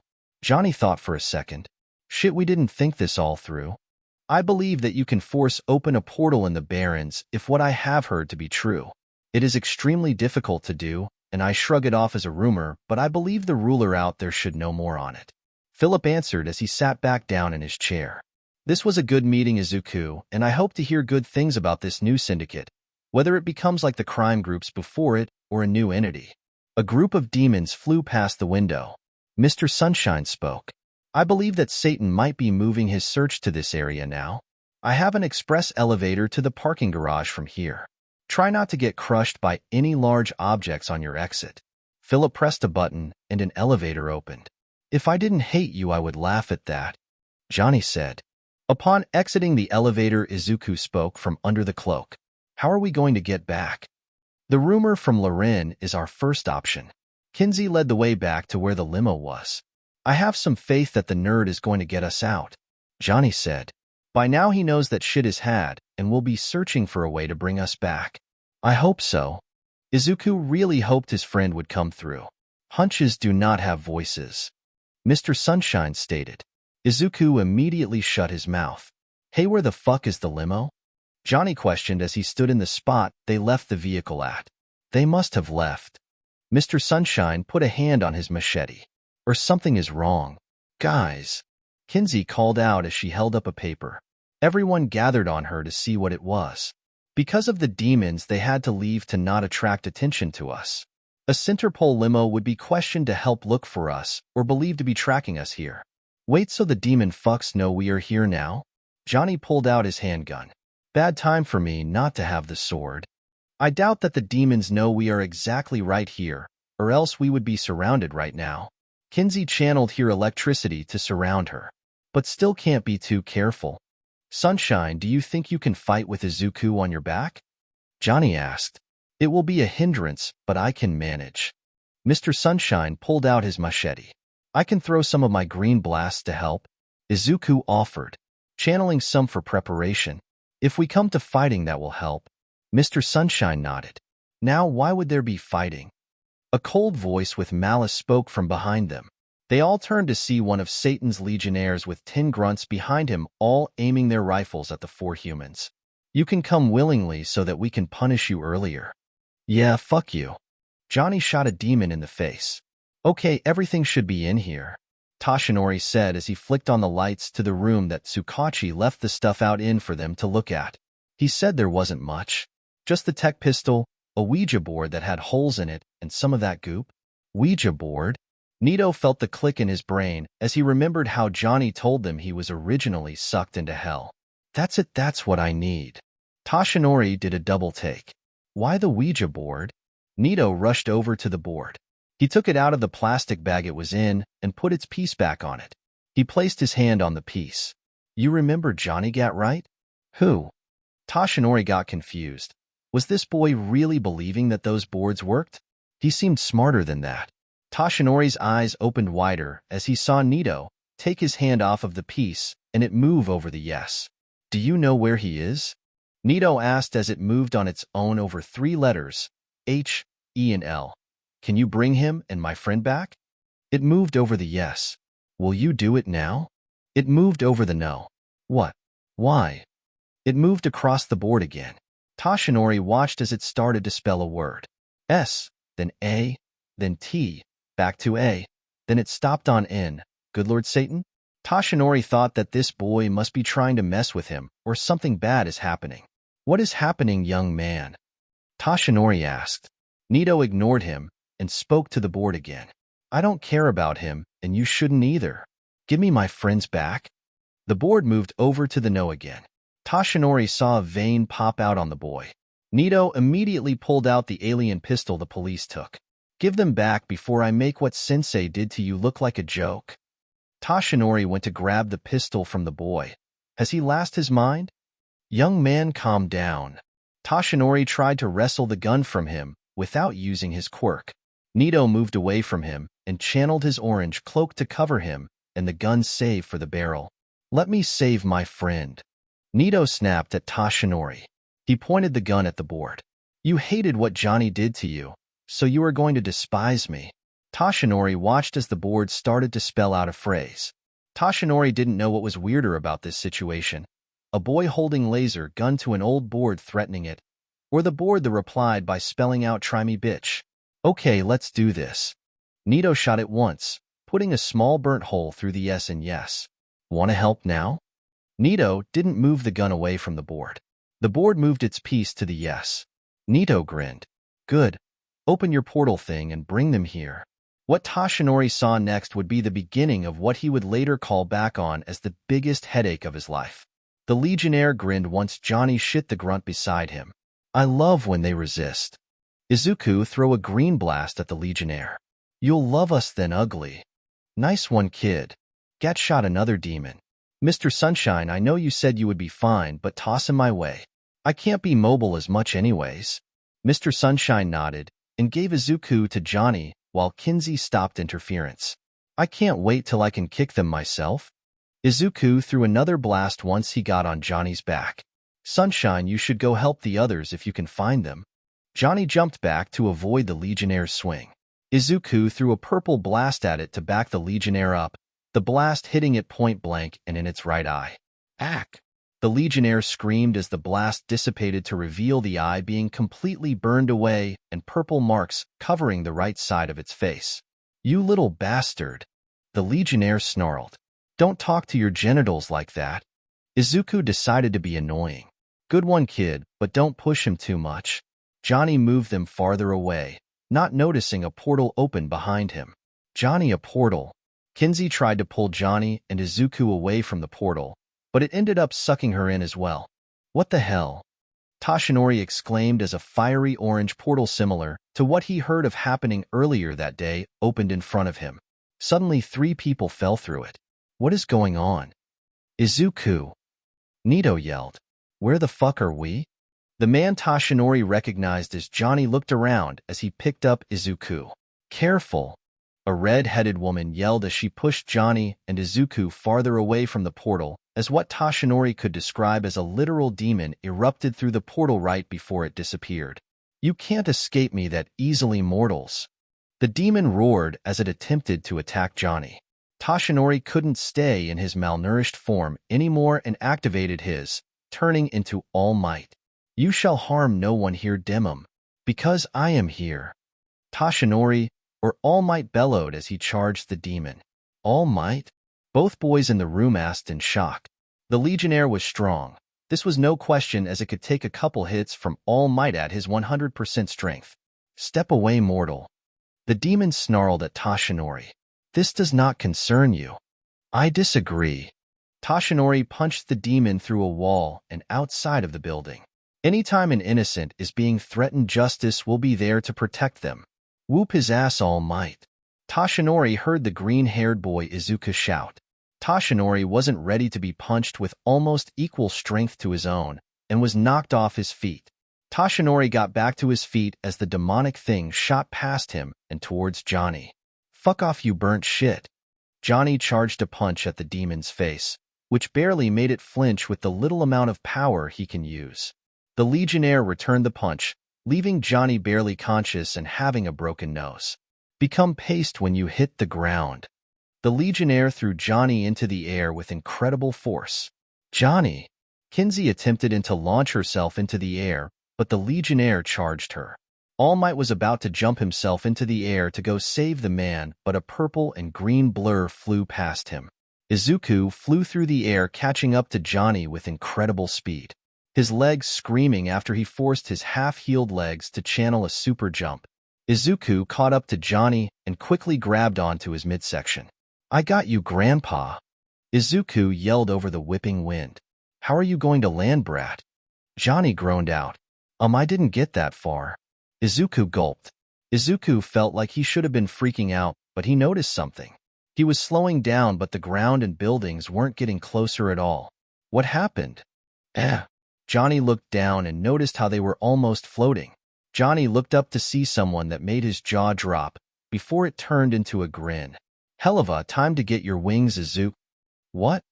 Izuku shouted as he turned his head to his side to see a wing almost as big as him flapping and keeping him hovering. The feathers and wings overall were a dark emerald green, but the feathers on the ends were all covered in a soft dark violet fire.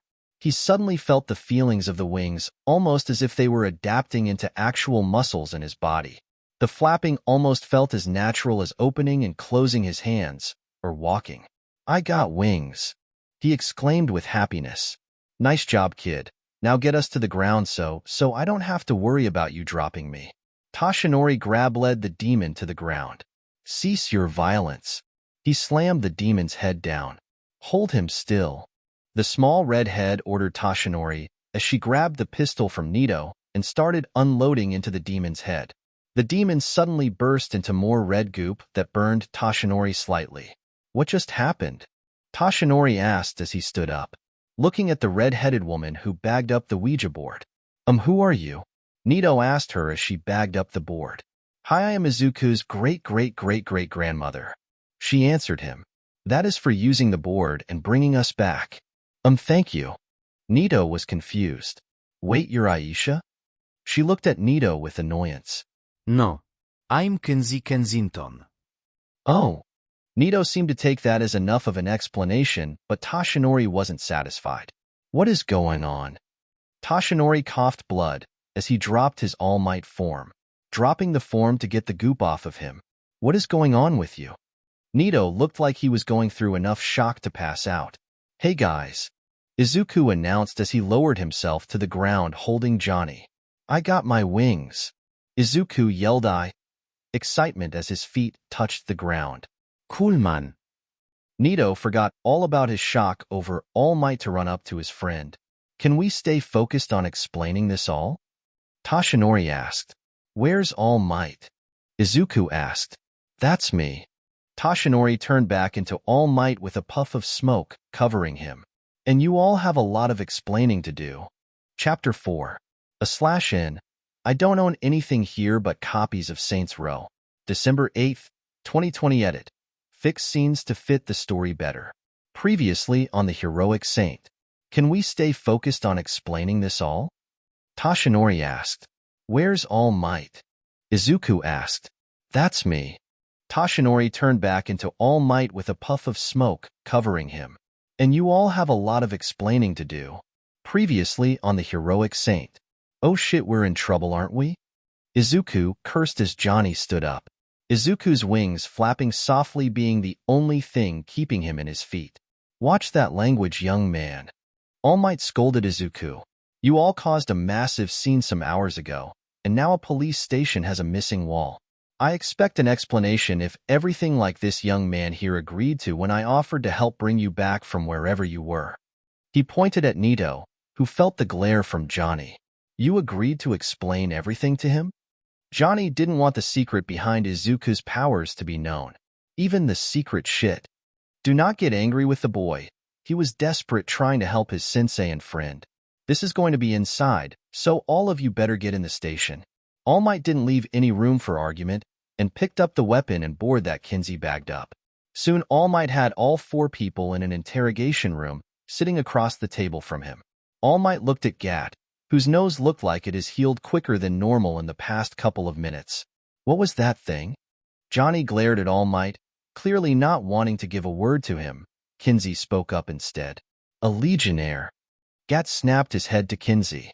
Don't tell him shit. Kinsey shot a look at Johnny. Do you want Izuku to get in massive trouble for this? If we at least explain everything, he might be fine. That shut Johnny up, but he still wouldn't speak to All Might, clearly hating the situation they were in. What do you mean by legionnaire? Was it part of some army or group? All Might asked Kinsey, seeing as how she would be the only adult who would answer him. Can you keep massive secrets? Kinsey asked. I don't think you were in the area to request something like that. It's all an interconnected plot that needs to be kept secret because the information being known can be dangerous for these two. Kinsey gestured to Nito and Izuku, who was listening intently but also examining his wings. All Might studied Kinsey's face. If it is as you say, then I guess I must listen before I decide. You might want to get comfortable because this is a long story, Kinsey stated as she began to tell him about the task God laid out to Johnny 4 years prior for Izuku. What do you mean he escaped? Satan roared at the guard he just obliterated. A new guard took the dead one's spot. Sire, a portal was registered as opening in the area that the missing squad was searching. The new guard said nervously. Satan grit his teeth. How can this one mortal cause his blood to boil so intensely even when it is reported that the damned bastard was heavily injured and carrying around a crippled child? The child is gone too? Satan questioned as he continued down the path back to his palace. It seems likely. A husk that was nearby when they first entered the Barrens said that when the child for hurt, the man lost control and snapped on your agent. The guard really hoped he wouldn't be next to get blown to bits. Satan smashed the door to his palace open. Perhaps the child could be a way to hurt that blasted man.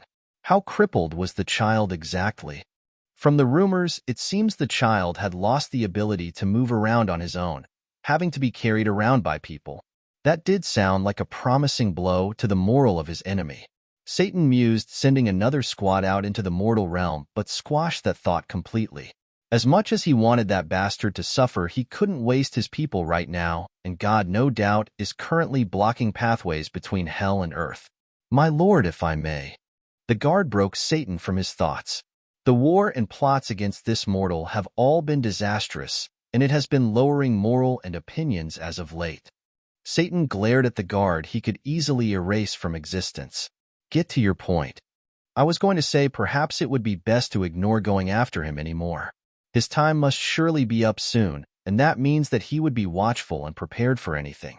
I believe it would be best to ignore the mortal and fixed standings here in your realm. Satan had half a mind to just destroy his guard for saying he would continue to fail, but the insect did have a point in how it would be pointless and better to just reclaim his kingdom as hard as that would be. The mortal having lasting effects on the status quo of hell. Perhaps you were right. Satan fell into his throne, thinking of how he shouldn't have kidnapped that mortal's boss in the first place. So is everyone all right now? Dane asked as he entered the hideout. Vlad successfully defended his castle thanks to Pierce, who is still there before he has to go back up. Shakespeare is also fine thanks to Shandi, who is waiting to go back up as well. Kiki reported. Do we know where Johnny and them are? Sadly, we don't. I couldn't find anything in my contacts after we had to get lost. Dane didn't like that they completely lost trace of Johnny's group. A voice spoke from the doorway. They are okay and safe. It was Mr. Sunshine covered in some demon blood. We encountered a squad that was completely taken care of by me after a portal opened, and the 3 of them are back in the mortal realm. How can we be sure it isn't Satan who opened that one? Viola asked. Dane shook his head. Satan would have come out of it to squash them there. He wouldn't waste time to wait for Johnny. We could just use the fire pit to try to talk to them? Kiki stated. They are safe. Mr. Sunshine shook his head. The whispers tell me so stronger than they have whispered to me in the past. Let's have the benefit of the doubt here and have faith that they are back on Earth. We can listen through the grapevine to hear if Satan has them. All Might felt a headache. He assumed when they got defensive at first it was because they were average criminals who had child experiments, not this whole timeline spout in God and a cursed halo. AMD that brings us to when we got sent back here. Kinsey finished. All Might rubbed his eyes. I can see why you would want this secret if it were true. No small amount of bad people would want young Midoriya. Izuku, who was holding a green feather that had a small amount of purple flames on it, blushed, being called out by his favorite hero and one-time idol, Johnny having replaced him in the latter. I can promise to keep the truth of that silent, and I will tell the police that this man was in contact with someone who gave him multiple quirks to finish a feud with Gat. Izuku was relieved no one was going to be in big trouble. However, Izuku felt he had spoken too soon when All Might began again. I will be overseeing these two for a few months as a probation for both of them violating the quirk usage laws in public. Midoriya for participating in the earlier scene and Monoma for his disturbance with the board. Even if you boys had the right intentions, you must operate within the law. So I will be making sure you understand that. Izuku didn't feel impending doom from that, and that it would be fine. You both will report here following classes on Monday, and I will have you submit new quirk registries to be more honest about what abilities you have without their origins. Kinsey nodded for them. That will be fine. Johnny, who hasn't spoken since before Kinsey started explaining their situation, spoke up. So can we leave now? All Might nodded.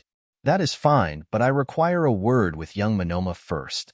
All Might wasn't surprised to see that Izuku didn't budge from his spit beside Nito, causing the adults to not leave as well. Young Monoma, today I saw a spark in you that made me think I found something I have been searching for recently. Nito's eyes were wide with confusion. What? You spent all evening since this event happened searching relentlessly for any chance to help your friend. Even when you had no idea of what it was, you still kept pushing yourself. You did commendable as well, young Midoriya, but this just to Monoma. Would you like to become my successor? All Might could hear a pin drop with how quiet the boys were. Successor? Nito's mind tripped. Did the number one hero just ask him to be his successor? All Might released his hold on his quirk and powered state, returning to looking close to a skeleton. Yes, my successor. You see, my quirk is also a power with a large secret like Midoriya's halo. It is called One for All, and it can be passed down unlike any quirk before it. Stockpiling power as it goes through possessors, getting stronger with each person that holds it. Toshinori paused to let it sink in, Nito absorbing the information. I believe you are meant to be a strong person who will help Midoriya carry his burden, and this will help you as you do it. Nito didn't react till Izuku shook his shoulders. Dude, you gotta take this. All Might's successor. Izuku was proud of his friend and not even slightly jealous. Nito shakily asked a question. Why not Izuku? He is the one who fought someone out of his leg and faced on being in hell. He didn't crack in his bad situation, and all I did was run around breaking into crime scenes and threatening a board. All Might could see the subtle jealousy Nito had for his best friend, the one who had a strong power and a clear high place to shoot for in life he would no doubt get. Young Monoma, you broke the rules to help a friend in need, same as Midoriya. You held on to hope of the best outcome even though you know it was a slim shot. I believe you are just as strong as Midoriya. That seemed to make Nito better. And every strong person needs an equally strong ally and friend to help them when they can't do it alone. Nito nodded vigorously. I accept. I will become your successor. That is wonderful news. We will go over it more on Monday, but for now you all should head home while I explain the situation and end this investigation. Izuku walked into his apartment. Having been helped home by Johnny and Kinsey, he knew he would need help with his mom. Mom? I'm Baatsuka. Izuku got tackled by his mother. Izuku, baby, are you okay? His mom death gripped him in a tight hug. Yes, I'm fine now. Izuku felt embarrassed with his two ancestors standing awkwardly in the doorway. Gat-sensei protected me. You had my back as well, kid. Johnny pat his back. Sorry, Ms. Midoriya, for any panic this has caused you. I'm just glad he is okay. Inko lessened how tightly she held Izuku, and then she noticed the wings that were silently hanging off of her son's back. Izuku, you have wings? Yeah, I got them saving Gat-sensei. Izuku stated happily. Are they permanent? Do I have to get you new clothes to make room for them? Inko didn't know if they had enough money to afford that. He should be able to make them disappear like a light switch. Kinsey stepped forward. Hello, I'm another one of his ancestors. Kinsey Kensington. Inko Midoriya. Inko lowered her head. At least this ancestor seemed civil and not foul-mouthed. Like a light switch? Izuku asked. Imagine using your power to make them suck back into you. Kinsey nodded. It's the opposite to bring them out. Just use your power and push them back out. Got it. Izuku nodded and tried pulling the wings back into the halo. He felt a tug on his shoulder blades and his stomach twisted. He felt the weight of his wings disappear. First try. Kinsey acknowledged.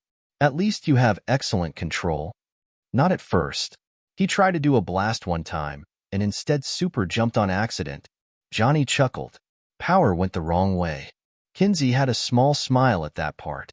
Can I see your plans for the next year? Yes, sure, let's get out of here. Johnny led Kinsey out of the household, into his destroyed apartment. Sorry for what you had to go through today, Mom. Izuku could imagine the freakout she had when she saw him on the news. Honey, once I saw Nito here with determination in his eyes, I knew it would be all right. Didn't stop me from freaking out, but it at least kept me together. Inko squeezed Izuku tightly for a second and let go, feeling bad as he almost toppled over. Izuku stopped himself from hitting the ground by grabbing the wall. Sorry, my legs aren't really good right now. Izuku didn't want to tell his mom how that happened, but he knew it would be inevitable. Inko guided her son to the couch. This doesn't look like something from the news, so it happened after the portal thing? Yes. The guy shot my knees because I kept defending Grandpa. He wanted me to just stay down. Izuku started to leak some healing power into his knees, not enough to do anything significant at first, but at least speed things along. What happened to him? Inko had a feeling Johnny had something to do with the next part. I don't recall well because I was really disoriented, but I think Gramps went berserk on him. I also got a healing power from someone in a deal. Inko sighed. How many deals are you going to make with these people exactly? What was this deal? He just wanted me to have his bloodline be an ally, so I have to find who this goes to. Izuku showed the small case from Philip to his mom. Does it have a way to find them? Inko opened the box and looked at the star. He said it would feel like a tug in their direction, but up close to them it should glow. Are you going to search for this person immediately? Inko really didn't want her son to leave for who knows where after the last couple of hours he has had in his current state. Izuku shook his head. I think it would be best to wait for now and try to just work on myself to make sure I am prepared after this next year. Inko liked that answer. She stood up and kissed her son's head. Okay, go to sleep soon. You have had enough excitement for a day. All right, I'm just going to stay here. Izuku plopped onto his side on the couch, eager to sleep after the night he had. The next morning, Johnny and Kinsey brought the boys to the beach. The boys were confused why they were asked to come there by text, but came regardless. Everyone had to het Nito, however, because he had lost his phone the day before. Now, normally I would complain about you boys not being at church or Bible study or whatever since it is Sunday, but I have something to say. Johnny had the boys sit in the sand while he sat on a broken-down car. First off, I am proud as shit of your improvement from little weaklings to brats I would have been proud of seeing in the original Saints. Especially you, Izuku, seeing as how you beat that cunt Dex's ass and helped in hell. Johnny got off of the fridge and got the boys to their feet, Izuku using crutches and having braces on his knees until they healed all the way. So as I see it, given the power by the boss, you are the new leader of the 3rd Street Saints. Gat did a slow chopping motion over both of Izuku's shoulders. You got your wings, beat up a traitor and taunted a demon that wanted you dead. I believe you will make the best comeback for the Saints however you deem fit. Izuku had tears of joy building up in his eyes, his idol congratulating him and making him the leader of his idol's timeline's greatest heroes. Johnny grabbed a box from the car. I have to leave today sadly, but I did get to ask God for some last-minute gifts to you. Izuku did a double take. Wait, you have to leave? Why? My power has a dangerous leak, kid. I'm a beacon for trouble, and I can't let myself bring that to you. Don't worry, Kinsey will take over until you take those entrance exams for UA, and you brats will be set to show the world the Saints. Now let me open the box. Johnny opened the box to show an almost identical copy of Johnny's sunglasses, but with green lenses. These are a magic set that will bind themselves to you, brat. Basically, if you lose them, they will take a sec and boom, back on your face in perfect condition. I charged some of my power into it, so it should boost your already stupidly high strength and give you some coolness to your look. I also asked that you can charge them to change into goggles. That way when you are flying you can see everything and not worry about shit in your eyes. Johnny handed him the sunglasses and Izuku put them on, grinning. Johnny pulled out a golden chain necklace from the box that had the purple pendant fleur-de-lis Saints. Same deal about it going to bind itself to you. Also will make your strength better, and it will mostly be to represent Saints' pride and all that. Izuku happily put the necklace on. Thanks, Grandpa. The boy beamed. Remember that the Saints are about loyalty. We might be some unpleasant people with foul mouths, violent tendencies, and a bit stronger love for guns than regular people, but we always have each other's back. A bright golden yellow door appeared behind Johnny. That's my cue. Make the saints proud, brat. Johnny turned to leave, but Izuku wrapped his arms around the man in a hug. I'll take you, proud grandpa. Izuku let go of Johnny. I know you will, Johnny said as he walked through the doorway. Johnny didn't want to leave the kid who he had come attached to. Johnny was already proud of having that kid as his descendant and knew he would only rise from there. Once the doorway disappeared, Kinsey got the boy's attention. Johnny left me his journal for the next year. He wanted you both to work on what you know and perfect them as much as you can. Nito, this changes for you because that guy All Might wants to make you his successor, and Izuku, I want to teach you to at least be able to deal with some technological stuff on your own. Plus your wings means you need to be comfortable flying and summoning them whenever you need them. Both boys nodded. So what are we doing today? If you want Izuku, I will give you some blueprints to that Zen pistol I have, and I want you to study them because as a final test before this year is up, I want you to build your own fully functional pistol like that. You don't want to have instant kill, which is fine, but you have to be able to defend yourself and make weapons on the fly, because you never know if things could momentarily stop you from using the halo. Besides that, I have nothing else to add to Johnny's schedule for you too. You should take today off anyways till you can practice your healing power on your legs, Izuku. All right, thanks, Grandma. Izuku happily took the blueprints, but suddenly felt a dark feeling sink in. He saw a glare on Kinsey's face. Do not call me Grandma. Kinsey snapped at Izuku. Sorry. Izuku quickly shot out before she got madder. You will call me Mima, and that's final, young man. Kinsey ordered her descendant. Izuku didn't want to push her more. Okay, Mima. Kinsey instantly had a warm smile. Thanks, now you two go relax before you meet me, and All Might tomorrow. She shooed them off as she turned to tinker with the debris on the beach. Once they got far enough away, Nito looked to Izuku and whispered, Izuku, your Mima is scary as hell. I know. That was scarier than being in hell. Izuku nodded. They both went to Izuku's to wait out their last day before their last year before UA. It was close to raining the next day as Izuku stepped out of his apartment with the crutches in hand. Nito was outside of his building with an unopened umbrella in hand. Not bringing your umbrella, Izuku? Nito asked as he kept a slow pace to stay beside his green-haired friend. I have my jacket, and I can always hold a purple blast in my hand to warm up. Izuku shrugged. Should you really keep the sunglasses on at school? I would at least place them on my shirt. Nito indicated to the glasses Johnny gave Izuku that Nito was sure he never took off because of how much Izuku treasured the man. I can claim I need them. Still haven't filled out my quirk registry yet. Izuku countered. Do you have the paper with you? Nito had updated a new paper for his quirk that he would turn in when they would meet with All Might and Izuku's crazy grandmother. Izuku nodded. In the bag. Figured I can fill it out during class when I zone out. Might as well make use of that time. Did you mention everything like he asked you to? Izuku referred to All Might. He will get mad if I didn't. You should mention everything also, and if the attendant questions you, just say you got so excited that when you first got it you spent every minute awake trying to study it. Nito opened the front door of the school for Izuku, who thanked him silently. Bas he made his way into the building. Do you know how long you will need the crutches? Shouldn't even be the rest of this week. I used it too hard when I first got the healing, and I'm just nudging it at this point, so I don't get tired. Even if I pass out, we thankfully have the same class, so you can prevent people from writing on my face. Did they do that before? Nito didn't remember Izuku saying anything like that has happened. Nope, but I would like to keep it that way. Did you fill out your application to UA? They entered their classroom for the year that was empty save for the teacher. Yes. I can't believe you filled out yours before your quirk registry. Nito sat beside Izuku in the back of the classroom. Izuku rolled his shoulders. Well, excuse me for trying to figure out what the blue stuff does first. You have been trying for a couple of months. I don't think it is meant to leave your body when you use it.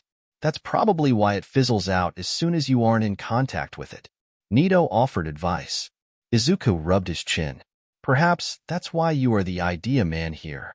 Izuku would have said more, but at that moment he heard someone he disliked enter the room, Katsuki Bakugo. Hey Nito, that's him. Izuku whispered to Nito, who has never seen Bakugo before. Nito saw Bakugo and shrugged. Looks like an ass just like you said. Izuku chuckled. Yep. Wait, do you think he or anyone else knows it was me on the news Saturday? Izuku didn't want attention from these people that picked on him in the past. Luckily, Bakugo sat down 3 rows in front of them on the other side of the room, not noticing them. Probably. Not that any people with green hair, but they might have not noticed it yet because of the recent debut of MT Lady, who stopped a crime earlier Saturday and yesterday. Ah yes. Thickness saved me. Izuku nodded. Thick thighs do save lives. Stop talking. Nito sometimes questions why Ms. Midoriya let Johnny influence Izuku as much as he had. All right, class. Their teacher called everyone's attention to the front. The teacher cleared his throat and held a pile of papers. It's time for us to discuss your career paths. Izuku wanted to mentally check out. This last year of junior high will be the last mandatory year of school for some of you. Some of you might want to go into the workforce straight away, while some of you might want to go on to high school and maybe even university afterwards. So I'm going to pass out these survey sheets for each of you to fill out, and then the teacher cut himself off and chuckled. Oh, who am I kidding? You all want to follow the hero track anyway, right? Following that question, every person save for Nito, Izuku, and Bakugo set off their quirks to show their excitement about going for the hero course. Izuku groaned at the loud noise. His healing he was doing giving him a headache. Don't they enforce the quirk usage rule here? Nito asked Izuku, who shook his head and mouthed slightly. Settle down, class. Remember, quirks can't be used in the classroom. The teacher said with very little authority behind that sentence, clearly not caring. It's not like it matters for these extras. Bakugo spoke up. I'm the only one here who has what it takes to get to the top. Izuku looked at Nito and mouthed, get a load of this guy.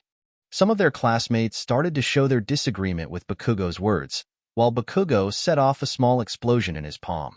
Quiet rejects. None of you even got a halfway decent score on the Makue exams while I aced it. That shows you are extras.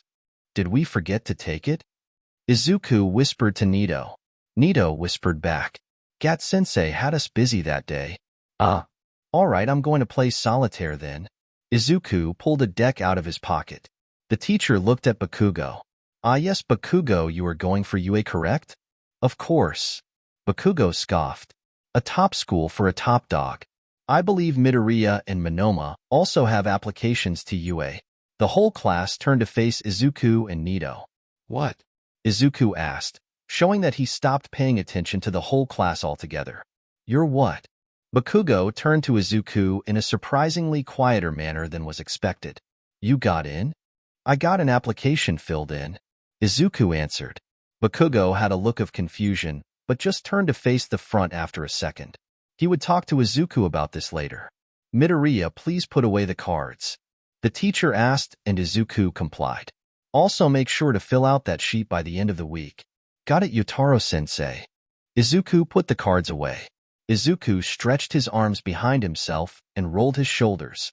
Man, I can't stand classes anymore. Everything feels so boring. He said to Nito as they left the school for the day. Everything seems uninteresting because we already learned this 2 years ago. Nito did agree that school was the uninteresting part of the day. Bakugo wasn't as bad as he was made out to be. Yeah, he was surprisingly less Bakugo compared to usual. You also seem more like sensei, the blonde remarked. More on type line of you will just do your own thing. I guess the weekend with Grandpa made me more like him with my humor and attitude. Izuku guessed.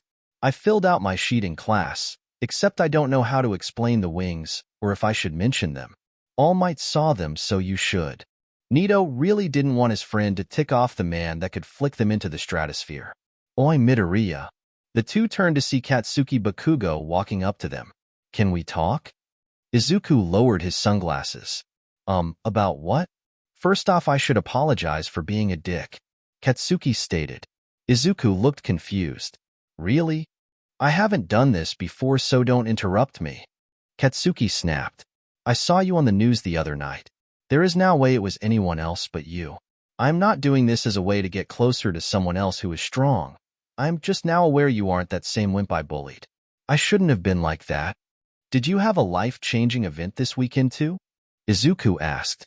Katsuki had an eye twitch. No. I just realized I wasn't as superior as I thought I was, and it made me reflect. He then looked at Izuku's legs. That didn't happen on the news. Yeah, it happened after the portal. Where did you even go? The forest to the north. Nito answered before Izuku had the chance to mess up a lie. As long as you are okay now, I guess. Katsuki paused. When you are recovered, I want to see that quirk you have. I don't know how you have one now suddenly. Maybe it just took a while to show up, but I want to see it if you don't mind. Izuku nodded. I guess if you are really sorry, I can show off my cooler tricks when I have my knees back. Cooler? The explosive blonde shouted before he took a breath. We'll just have to see who is cooler then. See you, Midoriya, preppy kid. Katsuki walked away. Preppy kid? Nito looked at Izuku in confusion. Maybe he thinks you are cool looking. Izuku shrugged as he used crutches to begin walking again. I don't think it is that. Yeah, you look like a nerd. You look like a hoodlum. You love the look, don't lie. At the police station, All Might was waiting outside with Kinsey. He was in his skeletal man-looking form and holding a binder similar to Kinsey's. Good, you boys are here a few minutes early. Toshinori was glad that they did show up because he felt like Kinsey was asking too many questions about history that he admittedly didn't know. I filled out my quirk registration form. Izuku gave him the sheet that had all of his information on his powers. I mentioned a power that I still don't know how to use, but what I have for it so far. All Might looked at the sheet that held parts of a big secret, musing how he had to beat around a bush for his own registration when he received one for all. Name: Izuku Midoriya. Quirk name: Saint's Flow. Abilities: when activating quirk, user gains 2 sets of glowing lines that loosely resemble a nervous system all over body. One set is lime green while the other is a dark violet. Super strength that gradually increases. Unknown limit, but allows to jump around at incredible distances. Increased durability as result. Can channel more energy to attacks to give more power, but can result in pain or injury for user. Super speed that gradually increases. Currently can run at max speed of 100 km per hour. 27.5 MPS. Healing ability. Can focus energy to heal self faster and others, but can leave person tired after. Can give headaches if used too much. Blast. Charges up energy that user can throw like a projectile with different effects. Green blast. Energy forms into a green ball that when it is thrown breaks upon impact with force and sends a small shockwave of force that pushes everything slightly away from where it hits. Purple blast. Energy forms into a purple ball surrounded by purple flames. Flames do not burn user and burn out in a flash once blast impacts something. Flames disappear instantly, but do burn anything near where the blast impacts. Blue energy that can be held like a solid object, but so far unknown how to use. Energy dissipates instantly once direct contact with user is broken. Wings. User has a pair of wings that can be materialized with a flow of energy or vice versa. Wings are green in color, and most feathers have small purple flames that are mostly harmless, but give feathers a burnt appearance. Wings have own senses of feeling that user gains instantly. Wingspan is 6 meters. This is very thorough analysis of your abilities. May I ask why you named it Saint's Flow? Toshinori asked Izuku. I thought it would be neat to name it after a soda. Izuku's face was turning red. Never heard of it, Toshinori said, and instantly felt dumb because he knew this kid got powers from another timeline from people called saints. Tell me about this unnamed ability. I can make blue stuff happen in my hand, but I don't know what to do with it. I can't fling it so it isn't a new blast. Izuku made a pulsing ball of blue energy form in his hand. I haven't gained much progress with it. Try thinking of molding it like clay into something, Kinsey suggested. Izuku wondered why he didn't think of that before, and pictured it turning into a baseball bat, and willed the blue energy to do that.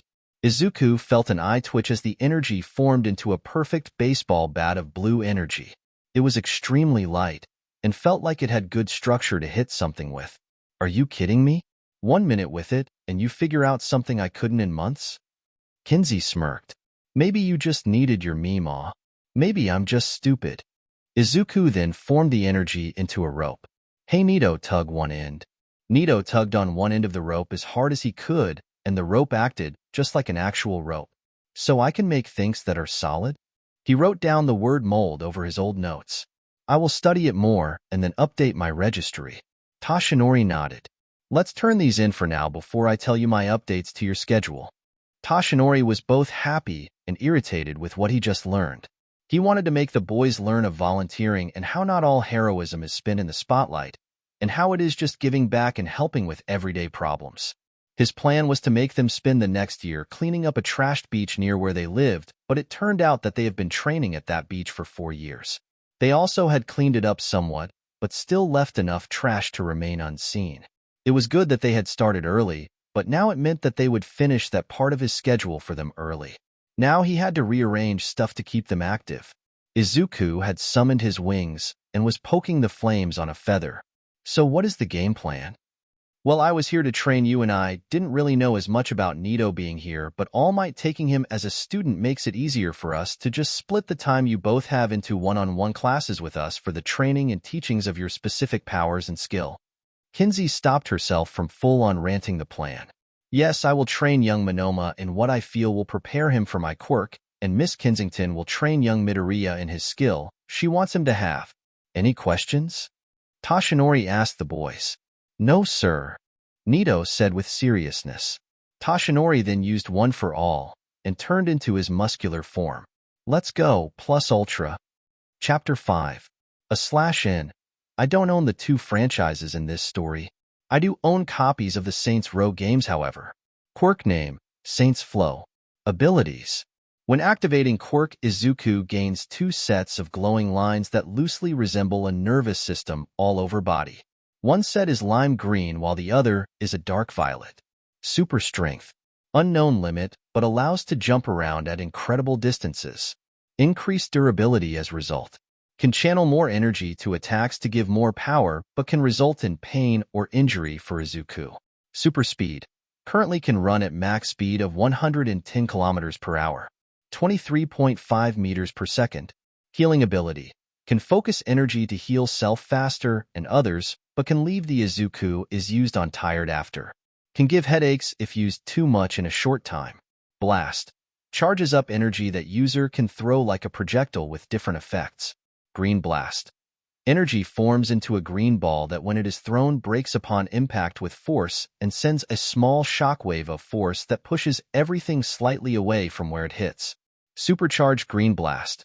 Izuku forces more energy into a green blast that can multiply its effects. Can strain his arm and make his arm unusable for a bit if strained too hard. Purple blast. Energy forms into a purple ball surrounded by purple flames. Flames do not burn user and burn out in a flash once blast impacts something. Flames disappear instantly but do burn anything near where the blast impacts. Supercharged purple blast.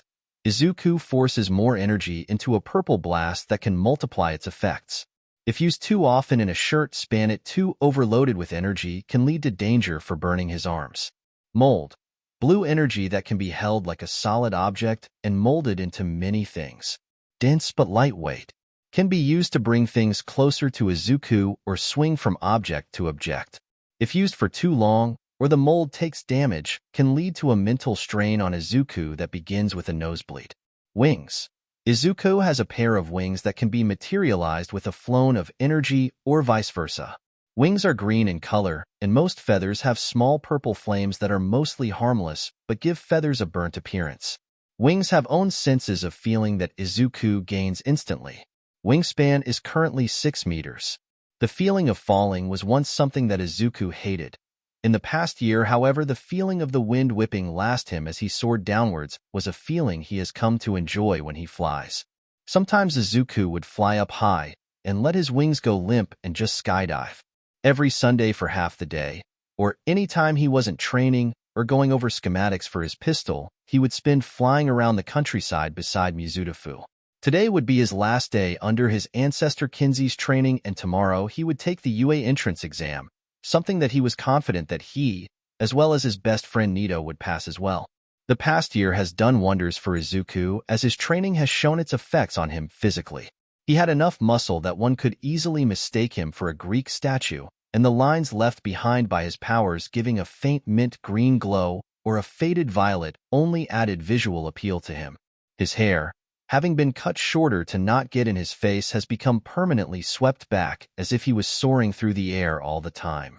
He kept the same clothing layout for the last year, staying with what Johnny called his celebrity outfit from when the Saints were international celebrities. Thankfully, when he summons his wings, he found a workaround, so he doesn't have to tear every shirt he owns. He laces the back of his clothing with some power from his halo, and it gives the clothing a almost water-like texture, and his wings slip right through it. Izuku had not found a way to implement this ability of his powers to do anything but preventing his clothes from being shredded, however. Izuku opened his wings finally as he got close to the ground, sending sand into the air as he stood on the now completely clean beach. It has been clean for the last 4 months, but they still trained there whenever they had a chance, making sure that Izuku and Nito didn't use their quirks so they wouldn't get in trouble. "Hey Meemaw, where is Nito and Yagi-sensei?" Izuku asked his eccentric ancestor, who was currently typing away on a laptop in the bed of a truck with blueprints scattered around her. Without looking up and still typing away, she answered. "Toshinori said he wanted to give Nito the quirk in private, which is fine because now we can do our final test on your weapon. Did you bring it?" She looked up as she finished, slight bags under her eyes letting Izuku know she stayed up again to prepare stuff for him. Izuku dug into his bag. "Right here." He handed her the weapon. It was originally meant to be a small pistol that was the size of his hand, but both Izuku and Kinsey went overboard, and it was closer to a sawed-off shotgun, or a large flintlock pistol. The pistol looked similar to the alien pistol Izuku, mimicked the technology of save for the bigger size, the extended barrel and the cylinder being replaced by 2 coils that flowed with dark and light purple energy, wrapping themselves around a battery that basically couldn't die but had to cool down if used too much. "How is the battery?" Kinsey asked as she held up the big pistol, inspecting all the lights and coils for any imperfections. "After the last one blew up, I decided to not charge it with my green energy, but instead the coils, which have an interloping filter and bits to it that basically make the battery charge itself," Izuku answered as he looked at the amount of cans she had next to her. "Shots are now really precise compared to the previous model, and I can fire a shot a second. 20 before it needs to recharge. Recharging is 20 seconds, but I can start rotating the dial on the top to help it cool down. It lowers it to 7 seconds. Kinsey handed it back to Izuku and grabbed some of the cans. "Shoot them as they fall." Kinsey threw them high in the air, and Izuku aimed his pistol and fired, hitting all 5 of the cans, with the magenta shots of energy that dented the cans. "So you went with non-lethal shots still?" "For the main mode, yes. If you after grab the coils and twist and pull them back, they will lock into a lethal shot mode, but 1 shot from that mode is 20 of the normal shots, so it has 1 shot before it needs to recharge, and this mode is 30 seconds, and the dial only removes 10 seconds of that time," Izuku said as he retrieved the cans he hit. "Shoot one with it." Kinsey tossed a can in the air, and Izuku shot it with a beam that was a dark, almost black purple. The can completely disappeared as it was burned instantly into ashes. "Shots like this are dangerous, so I don't plan on using lethal mode unless it is absolutely necessary," Izuku said as he turned the pistol back to non-lethal. "It's always good to have it if it is ever needed. After I have to leave this afternoon, you better keep working on improving it." "I definitely will." Izuku wouldn't drop making his own gun, seeing as how because of his 2 ancestors his love for them has increased a lot. "I will also keep a watch on the one subject you made sure I studied well." Izuku was referring to the Zen. Kinsey made it well clear that she believed the Zen did exist in this timeline, and she didn't want this Earth to end up like hers. Kinsey spent hours in secret with Izuku, making sure he knew how to work around in their programming that she still had on her, and that he would do his best to protect his Earth. "Good. If they do ever come in your lifetime, you will be prepared. If not, make sure whoever you pass the halo onto will be equally or better prepared," Kinsey stated. "So what schematics are you going to run me through today?" Izuku enjoyed that in his free time Kinsey made sure that he wasn't just brute force but also decently aware of how to work around, with, or in technology. Izuku wouldn't say he is the best, but he can definitely do damage if left with a laptop or phone for too long if he wanted. "I was just give you this for your to work on for your hero outfit." Kinsey handed him a small notepad and Izuku flipped through it to see in was filled with all the notes that had mentioned about possible gear for his hero outfit, from a battery held in a vest-like harness for a AoE attack that relied on him charging it then, and there to braces for his arms and legs. Does this have the idea? Izuku asked as Lu flipped through the complicated tech sketches and blueprints. Yes, they are in the back. Kinsey closed her laptop. Don't test those on anyone until you are completely and 100% sure that it won't hurt them. She stared into his eyes to make sure the boy understood. Yes, ma'am. Izuku nodded, looking at the notes for the dangerous idea he had months ago.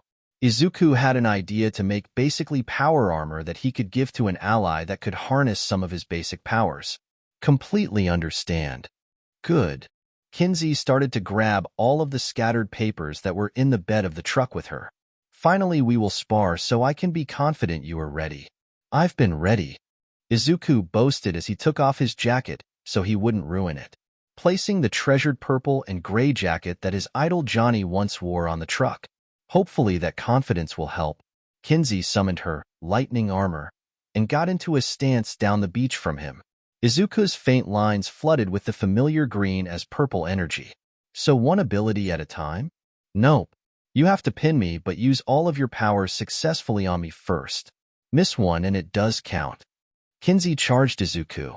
Izuku started off by propelling himself into the air and flinging his green blast. It hit Kinsey's forearm, but Izuku didn't count it as a hit as she was smacking it to the side as it hit.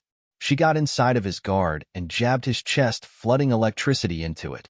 Jumping back, he kicked off of her knee and flung another green blast as he backflipped through the air, this one actually catching her off guard and hitting Kinsey's abdomen. Not wanting to waste opportunities, he swapped to his purple blast and threw one at her as his feet but the ground. Kinsey moved under the blast and shot off if the ground at Izuku. Arcs if lighting arcing off of her, letting Izuku know it wouldn't be wise to let her get in close again. Izuku charged 2 purple blasts, one in each hand, and threw them both at the same spot in Kinsey's descent on him. The blasts impacted each other in the air, and a wave of purple flames erupted from the area they impacted, and Kinsey got a slight burn on her sleeve as a result, her lightning working as a shield. Izuku used his super speed and shot off farther down the beach to figure out how he wants to implement his wings and mold ability. Figuring out his plan, he smirked and changed back to his green blast. He summoned his wings as he sped back towards Kinsey. Kinsey used her telekinesis to push a wall of sand in Izuku's way. Izuku moved around it to the left and got hit in the chest with a big arc of lightning. Izuku fell down but launched off of the beach with his hands and flipped over Kinsey, letting his wings keep him in the air as he charged a green blast in both hands and threw them to impact right in front of Kinsey.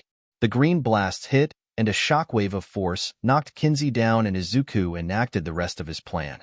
Swooping in close to Kinsey, he shot lines of his blue mold energy out and molded them to wrap around her upper body and arms to bind them to her sides. He flew up, keeping hold on the mold, bringing Kinsey up as well. Does this count? Izuku asked as he felt his grip on the mold weakening. For a spar, yes. Kinsey nodded, and Izuku released the mold. Your mold ability has gotten better. It really had, seeing as how he couldn't use it in both hands at the same time before. Yeah, but I caused a nosebleed. Izuku pointed to his nose, which was leaking a small amount of blood. The more mold that is being used, the more strain I cause, and more likely that I will give myself a headache or nosebleed. It will improve like your blast soon enough. Your blast powers are simpler to use in practice, and the combo of smacking 2 against each other was a practical nothing and not just an upgrade.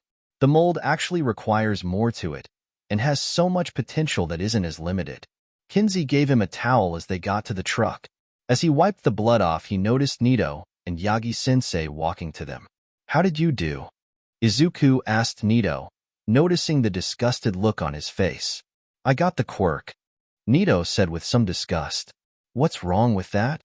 Izuku didn't know why something so great would get such a bad look. He had to consume some of my DNA in order to get the quirk. Toshinori stepped in. It can only be passed if the giver is willing and through DNA. Weird. So did you eat a fingernail? Or did he spit in your mouth? Izuku didn't really find it as bad, but he did get sent to the hospital with how he got his powers. I ate a piece of his hair. How can you be so calm about that? Doesn't it bother you a little? Nito asked, trying to defend his reaction. Dude, it is weird, but nothing about this group is normal. Izuku said straight-faced. So you feel it yet? Nito shook his head. It needs to be digested and such first. Did you do your final test yet? Yep, got a nosebleed from mine. Izuku was proud that they both succeeded in their goals for training. Remember, boys, that the entrance exam is tomorrow at 10 o'clock. Be in something comfortable and have a good breakfast beforehand. Tashinori reminded them. Is a burger a good breakfast? Izuku asked, planning on heading to his favorite place he used to go to with Johnny. Tashinori looked irritated half-heartedly with Izuku. As much as I want to make sure you don't eat that unhealthy stuff every day, I know you will. At least try something with less grease. Izuku looked like that thought of not having a burger was painful. That will be tough. Anyways, if I am taking over for your final practice today, all I want you to do is both of you to jog 50 laps around the entire beach. Tashinori changed the subject. Right. Both boys said as they started off at different speeds. Izuku is still leaving his powers on at 50%. So how exactly will you be leaving today if you aren't technically alive? Tashinori asked Kinsey while she was organizing her papers in a case. A pure white doorway will appear and I will walk through it, and I'll be back in the afterlife. Kinsey answered. Is that the same way Gat left? Tashinori was still surprised by the two people from the afterlife that trained Izuku. Yep. Before I leave, I plan on giving Izuku a version of my lightning. Kinsey hopped off the bed of the truck and went around to the driver's side to put her case away. A version? Tashinori. Yes, he doesn't seem to have an aura or cloak ability like me, Johnny, or our boss did. I figured maybe I can give him a simple conduction where he could shoot it from his fingers or palms, since that might be a better fit for him. He can't surround himself in energy, but he can fill himself almost perfectly for that. Kinsey stopped herself before she would end up going on a rant about Izuku's many possible powers and ways to use them. That is intriguing, but what if he later gains the ability to flow his power around him as well? Tashinori had to admit that Midoriya certainly had very versatile abilities. My great-great-great-great-grandson is smart. He can learn to introduce the electricity to that, Kinsey stated with confidence. He could probably also introduce his purple flames from his blast and wings to that too if he does have the chance to do that. They both do seem to find new ways to use their powers. However, young Monoma is less prone to troublemaking. Tashinori learned hard that Izuku apparently had started to take to amusing himself by joking around, sometimes doing unorthodox things that would cause him true if he wasn't smart enough and charismatic enough to get himself out of problems. That's just the saint in him. Kinsey smirked. At least he doesn't act like the violent side of the saints yet. That is good. Wait yet. Tashinori didn't want to know why she said yet. What do you mean? He took everything Johnny said to heart, and Johnny taught him about the saints and loyalty. If a villain were to hurt someone he cares about, he might act like a saint and react violently against that person. Kinsey remembered watching the boss rip out Xinyak's head and spine. Let's hope he can stay calm. Later that evening, Izuku was saying his goodbyes to his great-great-great-great-grandmother, who was nagging him. Remember that smarts are just as important as strength. I know. Remember what I said about the power armor. I know. Make sure to not fall behind on your studies. Stay ahead, don't rush into things. I know. Make sure to keep a watch out silently for what I warned you about. I will. Nito, make sure he doesn't do something insanely stupid. Nito looked at her in disbelief. You know that is impossible. At least try. Kinsey then charged electricity to her hand and placed it on Izuku's shoulder. Here is the electricity like we discussed. Don't overdo it, or you will be too numb to move. The same doorway that appeared for Johnny opened up behind her. Good luck, Izu. By me, Ma. Izuku hugged her and watched her leave. The doorway disappearing, leaving the three guys on the beach. So is that it for your training, Yagi-sensei? Yes. You two have done marvelously, and I wish we could have met earlier and under better circumstances than we did. You two rest for the night and make all of your teachers proud tomorrow. The boys said bye to Tashinori and began their walk to the train station so Nito could get home. So did you ever find your phone, man? Izuku stretched his arms back beside Nito. I never did find what happened to it. It's been almost a year, so I definitely won't be finding that one. Good thing I did replace it. Nito figured that he must have dropped it when he ran around trying to find help for Izuku when he got trapped in hell. Watch it be in your closet. Izuku chuckled. Speaking of which, did you hear that this year they have started a dorm system at UA? If it is in my closet, I would have found it by now. If UA has a dorm system now, it will probably be by class, and that means we both got to find a way to be in the same class, or just hope it happens. Yeah. I heard that people move in the day before classes and the first semester begin. Izuku would enjoy having a top floor room, so he could hop out his window and fly to class. Well, all we got to do is make sure we pass tomorrow. That will be a breeze. Do you think Katsuki will make a competition out of it? Izuku already knew the answer. Over the past year since Katsuki had apologized, he has slowly become a decent friend to the two of them. He was still a foul-mouthed person by all means, but he obviously respects them and was always competitive with Izuku as a way to get stronger. Luckily, it was never an antagonistic rivalry. Most definitely. How loud will he be when we do better than him? Nito also already knew the answer. Loud. Izuku stated. Let's crush this thing. The next morning, Izuku walked to the entrance exam in his training clothes, a purple tracksuit with a green tank top underneath. Excitement was an understatement as he felt so ready and psyched. He felt his energy eager to jump to his halo veins, as he called them, and he couldn't blame the energy. He was about to use 5 years of hard work and start on his path to be a damned good hero and saint. Izuku saw both Katsuki and Nito waiting for him by the entrance to the exam building. Izuku was only mildly surprised to see Katsuki, who was probably there to say something along the lines of "You better not fail." Yo. Izuku said as he tapped his sunglasses and waved. About time. Katsuki grumbled. You both better not fail. I will not be stuck with just extras here.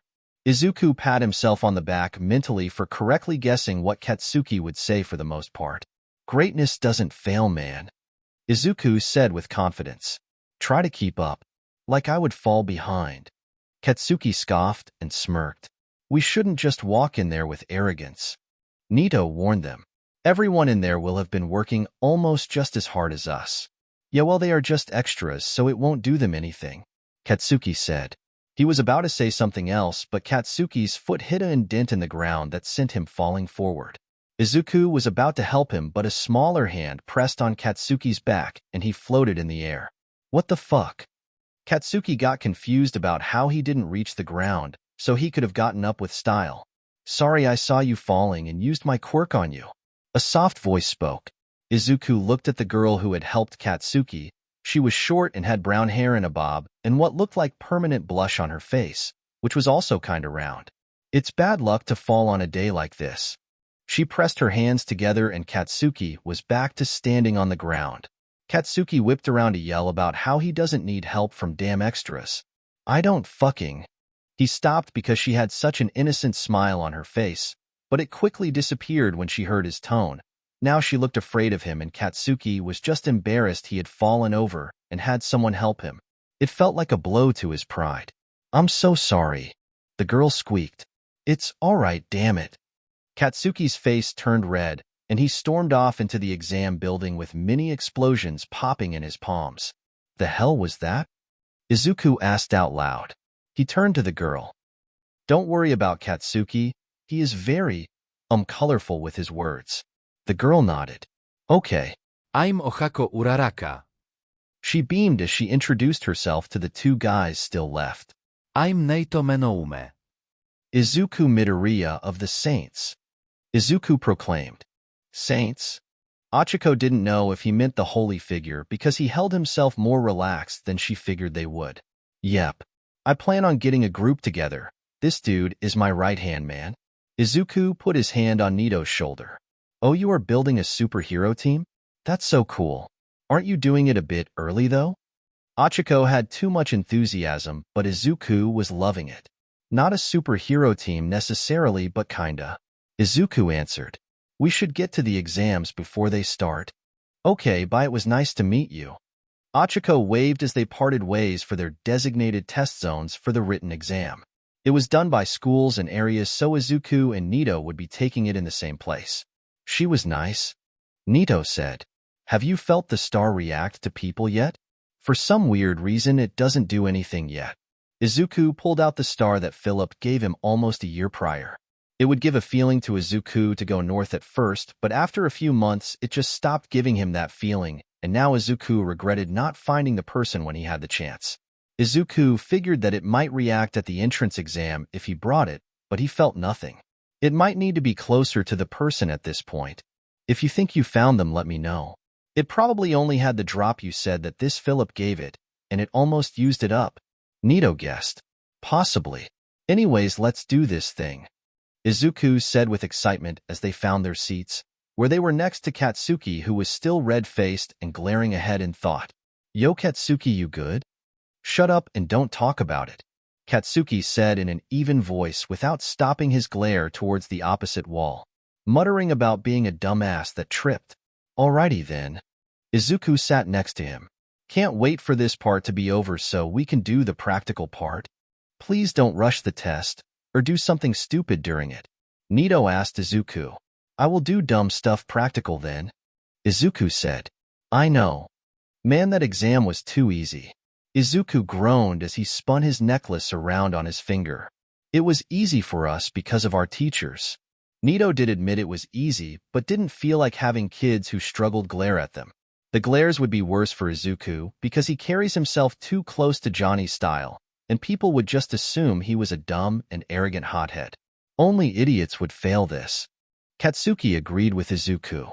Katsuki didn't bother to ask about the teachers because Izuku had mentioned his quirk had a urge situation. Nito groaned into his head as more people shot dirty looks in their direction. The auditorium went silent as a person stepped onto the stage. The pro-hero present mic. What's up, everybody? Present Mic's voice boomed through the auditorium. Can I get a whoa yeah? Everyone in the auditorium winced at the sound and stayed silent except for one. Izuku loudly hooped while standing on his seat. Thanks for your energy, Present Mike said to Izuku, who gave a thumbs up. When Present Mike spoke again to everyone's pleasure, he didn't tell into his speaker. Pay attention, listeners. We'll be seeing if you got skills to pay the bills in a 10-minute practice run at our replica city districts. First, however, I am here to explain the goal and rules of the test. You can take whatever equipment you want. Just gather at your designated meeting area after my presentation on the rules, you dig? Izuku had to fight the urge to mold a shovel and whoop again. Alright, listeners, if you look at the screen above me, or your very own handout, you will see that there are faux villains in each replica city. Loads of the baddies spread all over the battlefields. Each one will be rated as a 1, 2, or 3-pointer. Your job is to use your quirk to take out as many of them as you can and rack up a high score. Also, you can't attack other competitors directly. That's nasty anti-hero stuff, and it's against the rules, Present Mike explained. Excuse me. Everyone in the auditorium turned to look at the person who spoke. It was a glasses-wearing kid with a stern look that appeared to be permanently stapled on his face.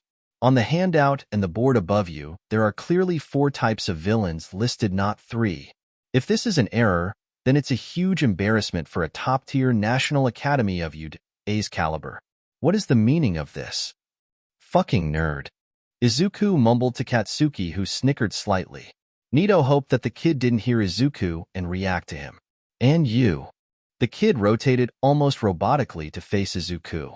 Quit making rude comments and jokes during a presentation. We're trying to pay attention, and you are being a major distraction. If you think U.A is just for fun, then leave this place at once. Nito felt his eye twitch because he knew that would set off Izuku. The fuck you mean I am being a distraction? Izuku stood up and shouted back at the kid. I am making small jokes with the kid right next to me, and you're the guy interrupting the whole presentation with a stupid question that he was obviously going to explain in a second. If you can't deduce that, then you should leave. Izuku glared at the boy. Nito silently cursed Johnny Gat for rubbing off on Izuku like this. Izuku was so meek and quiet before Johnny started to really influence him. The auditorium went silent as the two glared at each other before Present Mike cleared his throat. Alright, save the aggression for the villains. I was actually about to get to villain number 4. The 4th type of villain is called the 0-pointer. It's a big gimmick that goes wild near the end. They are too strong to be defeated and 8 there just to stir things up, so fighting them is hopeless and useless. If I were you, I'd do my best to avoid that sucker. Forgive me for my interruption. The glasses kid bowed and sat back in his seat. Izuku sat back down but didn't apologize because he was technically being provoked by the kid. Good one, Izuku. Katsuki nodded to show his respect for Izuku's shouting. Well, that's pretty much all I have. Mike went on. I'll leave you with a quote that my academy prides itself on. Go beyond. Plus ultra. Now get out there and have a fun time this test. Outside by the buses to the different testing sites, Izuku nodded. See, I figured that they would separate schools. All three guys all had different buses written down on their paper ticket for the practical. This way we can't work together. Nito rubbed his bicep, feeling an odd tingling. That just gives me more room to show you how much better I am than you. Katsuki boasted as he began to go to his bus. Don't make me look bad by association. Make me look good by association. Izuku shouted back. See you, and boy, this is my bus. Our test sites are actually right next to each other, so you should hear the sounds of how awesome I am. Don't blow anything up. Nito knew Izuku couldn't blow up too much stuff immediately with his powers yet, but he wanted Izuku to be careful. I'm only blowing up the robots. Green blast for this because purple might burn another test taker. Izuku tapped his sunglasses and they turned into goggles, and he tested them around his neck. I'ma do this fast and spend my time flying. You really can't wait till every chance you get to spread them. Nito chuckled. Hell no, it is like sitting down for too long and having to spread your legs. Once we pass this, I might leave them out more. Izuku stepped onto his bus. Izuku went to go find an empty seat near the back, but was tapped on his side. Looking at the person, he saw the girl Achiko from before. Midoriya, was it? Achiko chirped as he sat down. Yep. Glad to see you, Uraraka. Nice seeing we have the same test site. Izuku did find it nice that she always seemed happy, except when Katsuki scared her, but that didn't count. I'm just glad to pass the written part. Achiko groaned. I mean, I knew some stuff, but math is not my strong suit. Well, luckily we have the practical ahead of us, so you can send robots into space. How do you know my quirk can do that? Achiko only made Katsuki float after all. Just guessing. Izuku shrugged his shoulders. What exactly can it do? Anything I touch with all 5 of these pads on one hand, I turn off gravity for basically. Achiko held up her hand so Izuku can see the pink pads on the ends of her fingers and thumbs over where the prints would be. I can release my hold in objects by touching both sets of pads together. That would be perfect for some rescue situations. Izuku mused. Achiko's happiness somehow got even bigger. I actually want to be a rescue hero. Number 13 is my idol. She is an extraordinary hero. Izuku liked her passion. My idol is my grandpa. He was a badass. What sort of hero was he? Achiko asked. The badass kind. He rescued a close friend from a villain with odds against him and destroyed an evil plot of the villain's. Izuku avoided the fact that he was describing Johnny going into hell to beat the shit out of Satan. Wow, so you must be trying to make him proud and follow in his footsteps. Achiko said in wonder. She immediately shook with excitement. We both should make our idols proud and do the best we can. Plus ultra. Plus ultra. Izuku said back as the bus pulled to a stop in front of Test Site 4. Let's do this. Izuku and Achiko were too hyped as they basically bounced off of the bus into the front of the waiting area. The kid with glasses had meant to say something to Izuku about his rudeness earlier, but stopped when he heard what Izuku was saying to the girl Achiko. It would be rude to interrupt them trying to get each other mentally ready for the test, and he couldn't justify throwing off anyone's train of thought at something they were trying to make their idols be proud of them for. He would just talk to him afterwards. Hey Uraraka, can you step back while I activate my quirk? Izuku asked because he was sure she wouldn't like getting a wing in the face. Oh yeah, sure. Uraraka and some others moved back away from Izuku because they had no idea what his quirk would do. Izuku grinned as he felt the energy flood his halo veins and start glowing. He put his goggles on his face and removed his track jacket to tie around his waist. Achiko had never seen a quirk cover anyone in such mesmerizing glowing lines before, and she thought they were so pretty. It also didn't help that she couldn't help but think about how strong Izuku looked when he took off the jacket. She was about to ask why she needed to step back when suddenly wings popped out of Izuku's back. Full-on wings that were dark green like his swept-back hair, but the feathers had small purple flames all over them on their edges that weren't burning them any more than they were when he brought the wings out. "Wow, Midoriya, that is so cool," she exclaimed. "I know. Good lord, it feels good to stretch my wings." As Izuku said that his wings gave a few slow flaps. "How did you get those?" a random kid asked Izuku. "I can summon them with the power stuff in the veins that are glowing," Izuku said. "It is easier to move around with them inside my quirk power source thing instead of on my back." Achiko tried to put her hand near a wing. "Can you feel them? Do the flames hurt?"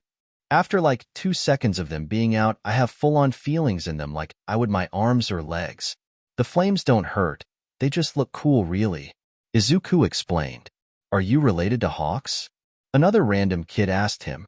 No. Izuku shook his head. People acting like they haven't seen a quirk with wings before. "To be fair, no one has quirk where you can summon them like that," the first random kid said. Before anyone could ask more questions, Present Mix voice spoke over the speakers. "Start." Most people didn't move, but Izuku shot off the ground with a powerful flap of his wings and into the fake city. "Woo!" Izuku screamed, loving the feeling of flying. "What are most of you waiting for?" Present Mike asked over the speakers. "Real life doesn't have a countdown go." With that, the practical part of the entrance exam begun. Nito was not having a good time. Ever since he got off of his bus, he has felt a weird tingling all over his body, and none of his abilities were working.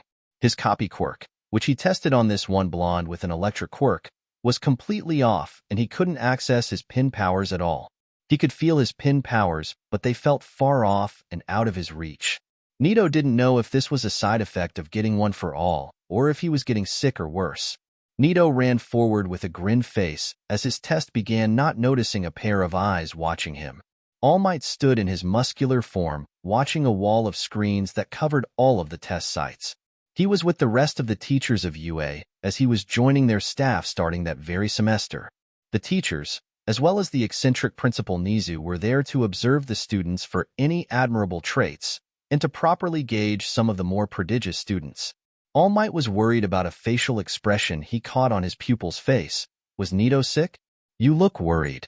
The peculiar mouse bear hybrid Nizu commented as he sipped tea. "Perhaps your time limit?" Nizu knew it was not high time limit, as the staff of UA was aware of All Might's condition. Nizu knew it was because All Might noticed a look on one test taker's face.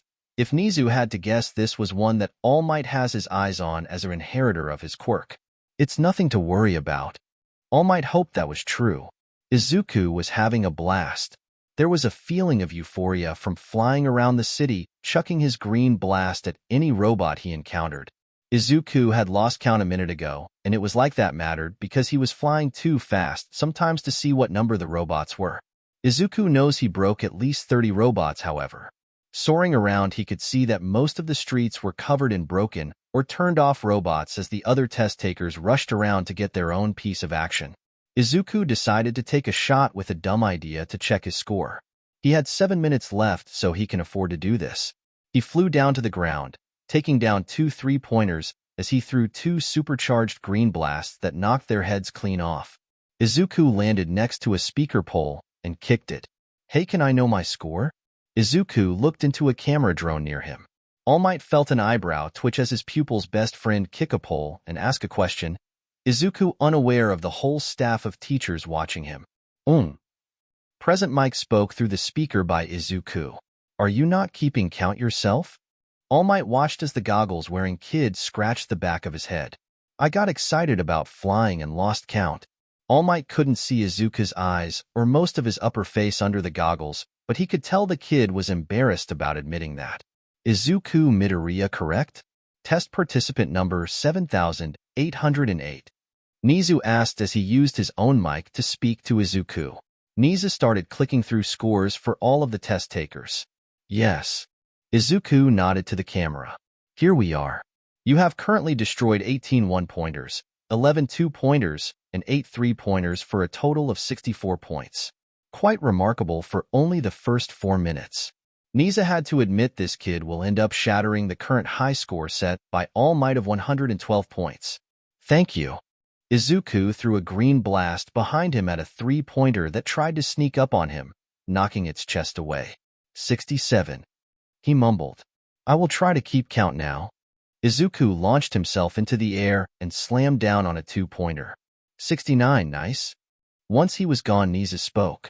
Midoriya seems to be an interesting and no doubt powerful candidate for our hero course. The R-rated hero Midnight spoke up. Not to mention those muscles. A sleeping bag underneath a coffee table grumbled a response. Control yourself, Namuri, he is a kid. Namuri narrowed her eyes sideways at the sleeping bag. Shouldn't you be watching the test to learn about who your future class will have? Once my class is finalized, I can just look them up then. The sleeping bag yawned in response. All Might was glad that Izuku had a good score, but he was still worried about his pupil's score. Nito didn't consider himself as strong as Izuku. Even without the power of his halo, Izuku was still incredibly strong. Nito wasn't weak, but he doubted that without his ultra powers he could punch these robots and do damage. Nito did, however, thankfully have wits and cleverness to have taken the robot arm of a broke one-pointer and used the gun attached to it to hit other robots in weak spots or their off buttons. So far, Nito has a total of 12 points. Nowhere close to passing if more people were like Izuku and Katsuki, both of whom live for combat. He has taken down 5 one-pointers, 2 two-pointers, and a single three-pointer. Until his quirk and powers decided to work properly, he couldn't do much more. It worried him that he had 5 minutes left. A ground-shaking stomp behind Nito alerted him to a three-pointer behind him. It knocked him off his feet and prepared to crush him, but it started to vibrate before half of its parts fell off. Are you okay? A voice on the other side of the robot asked Nito. I am now, thanks. Nito groaned as he pushed a piece of armor playing off of him. An arm appeared in his side, offering to help him up, and he took it. Being pulled up, Nito was face to face with the earphone girl he hasn't seen in a year. The girl let out a small gasp as she recognized Nito. It's you. I have your phone. What? Nito felt his brain lag as he looked into her eyes. Why did he have to do that right then? Oh. He remembered how he and her were using his phone, and he must have ran off with her still holding it. Thanks. I'm Naito Menoume. Kyoka Jiro.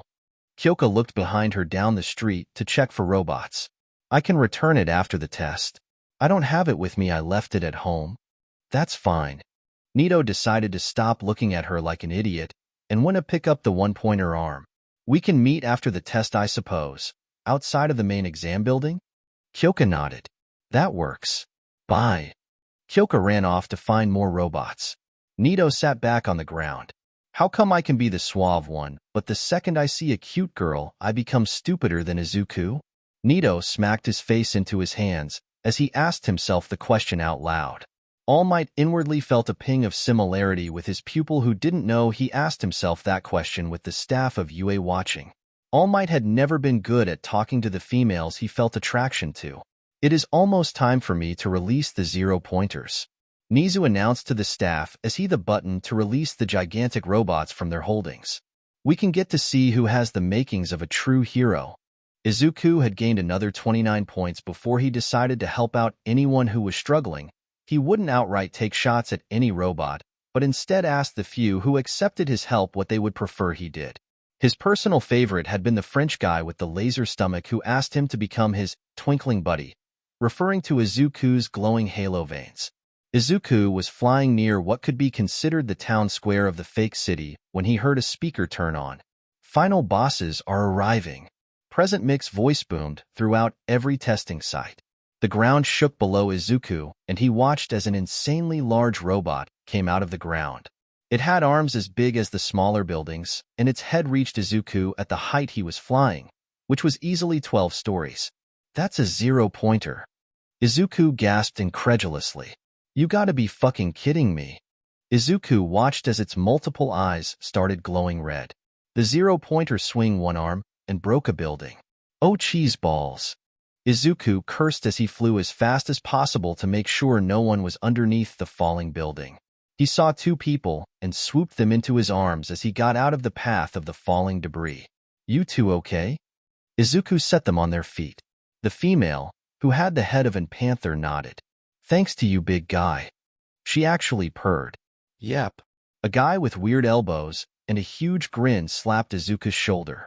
All right, you two go find other robots to deal with. I will fight Paul. Izuku flew back into the air towards the zero-pointer. The guy looked at the panther girl. Did he name that thing Paul?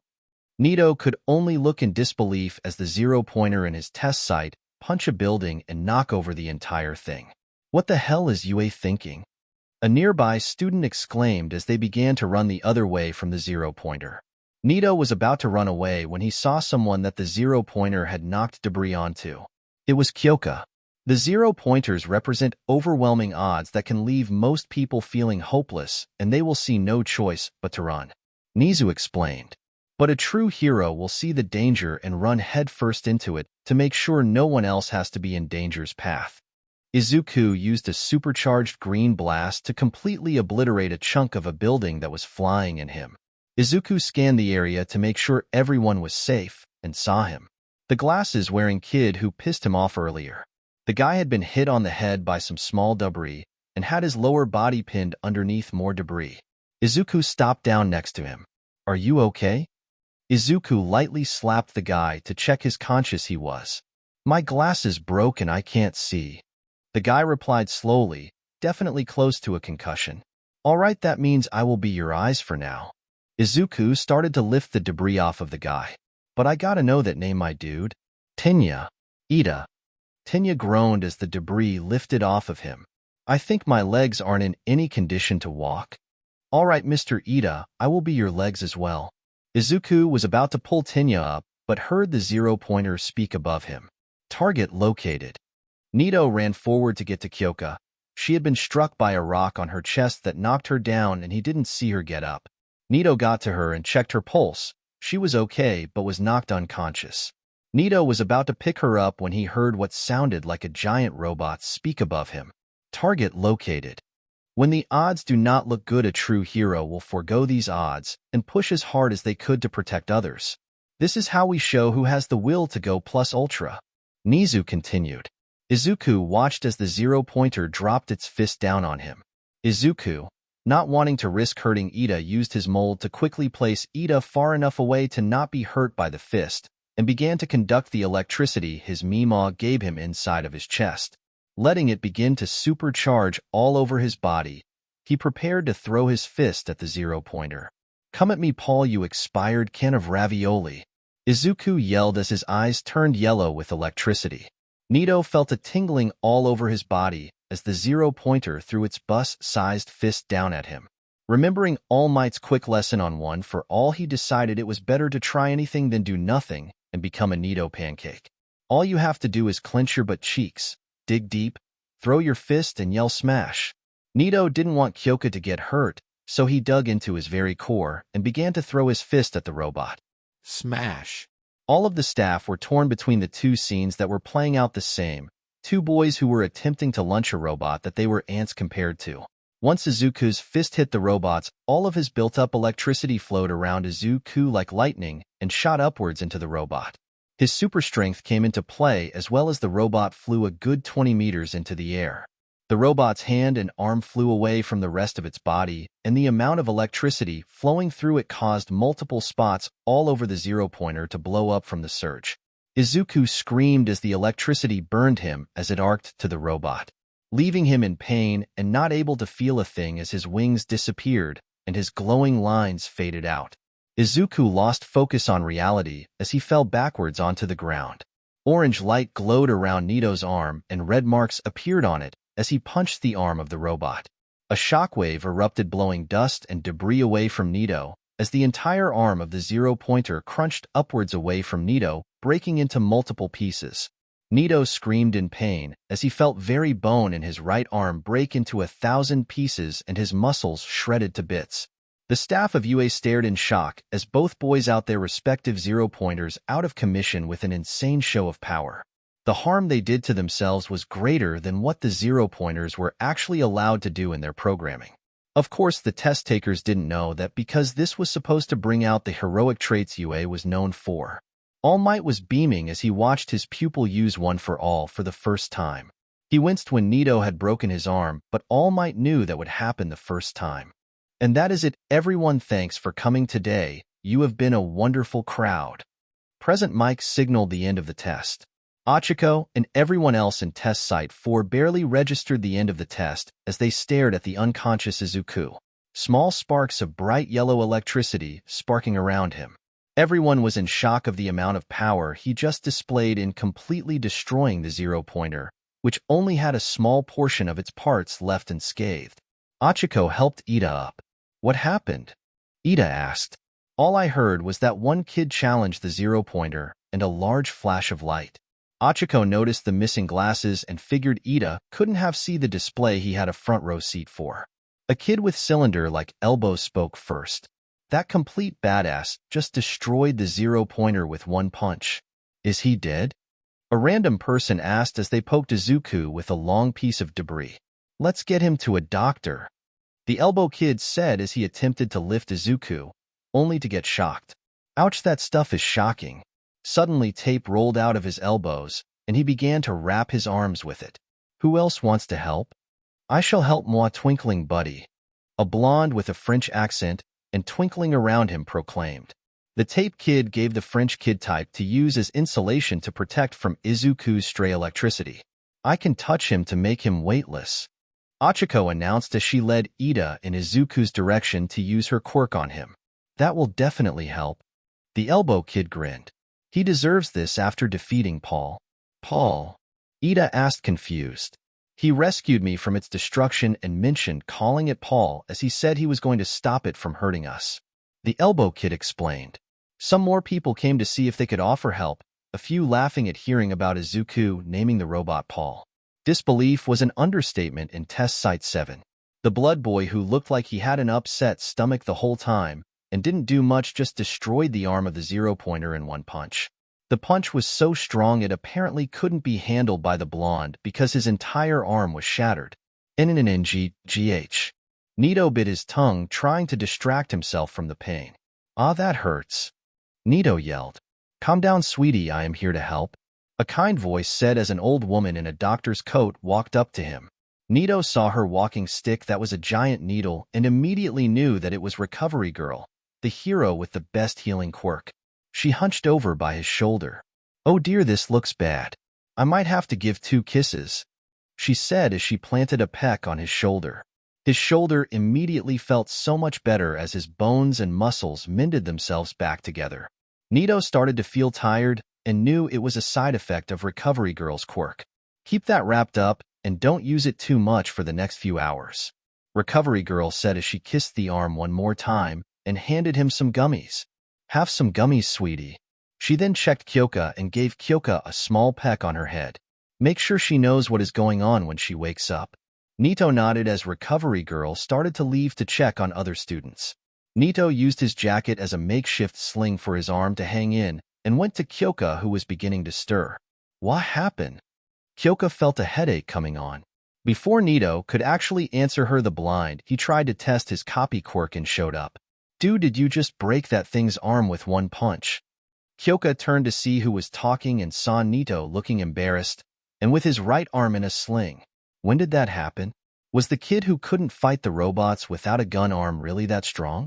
Yes. Nito didn't like how close this guy was to him. That was so unbelievably awesome, the blonde exclaimed. You stood your ground and uppercut that bot into the sky. Thanks. Nito backed away to get his personal space back. Is that why you didn't fight the robots earlier? Because your quirk is super strength you can't handle? Kyoka chose to jump into the conversation. Nito was flustered as Kyoka stared into his eyes, waiting for an answer.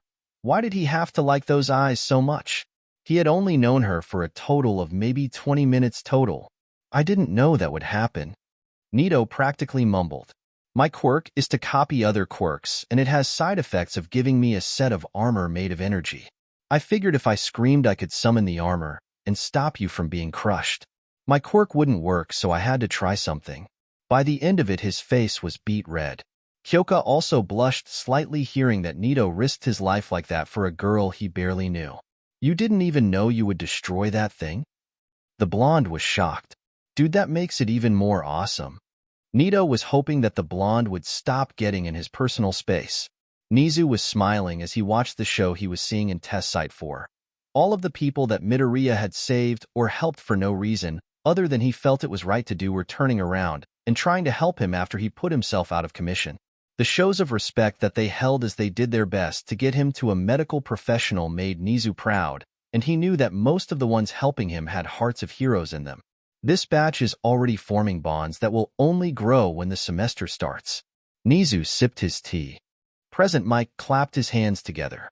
A move like that to protect someone that you don't have a good standing with was so super psyched.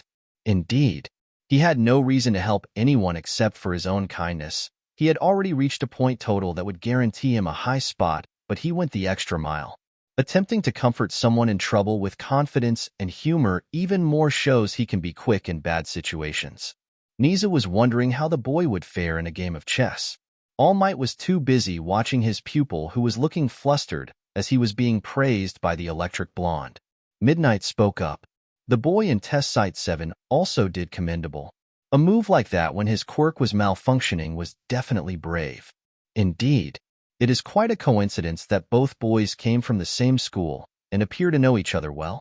Nizu noticed a look on All Might, confirming his suspicion that one of these boys were candidates for All Might to pass the torch. Nizu, if he had to guess, would go with the boy Monoma who shattered his arm. The malfunctioning of his quirk could be explained by having received All Might's power recently. Achiko was so relieved when they had gotten to the entrance of the test site, and a nurse was walking up to them. What happened to this young one? Recovery Girl asked as she motioned for them to bring Izuku to her. He punched and destroyed the giant robot in one hit. The tape quirk kid was still in awe of what Izuku did. He shot so much lightning out of himself at it that hit blew up after he punched it into the sky. So he must have fried himself and caused a short circuit. Recovery Girl tapped Izuku with her cane to see sparks shoot off. He must need to be restarted soon. Do any of you dearies have an electric quirk as well here? We need to jumpstart him. A girl with spiky blue hair came forward. I can shoot black lightning, can that help?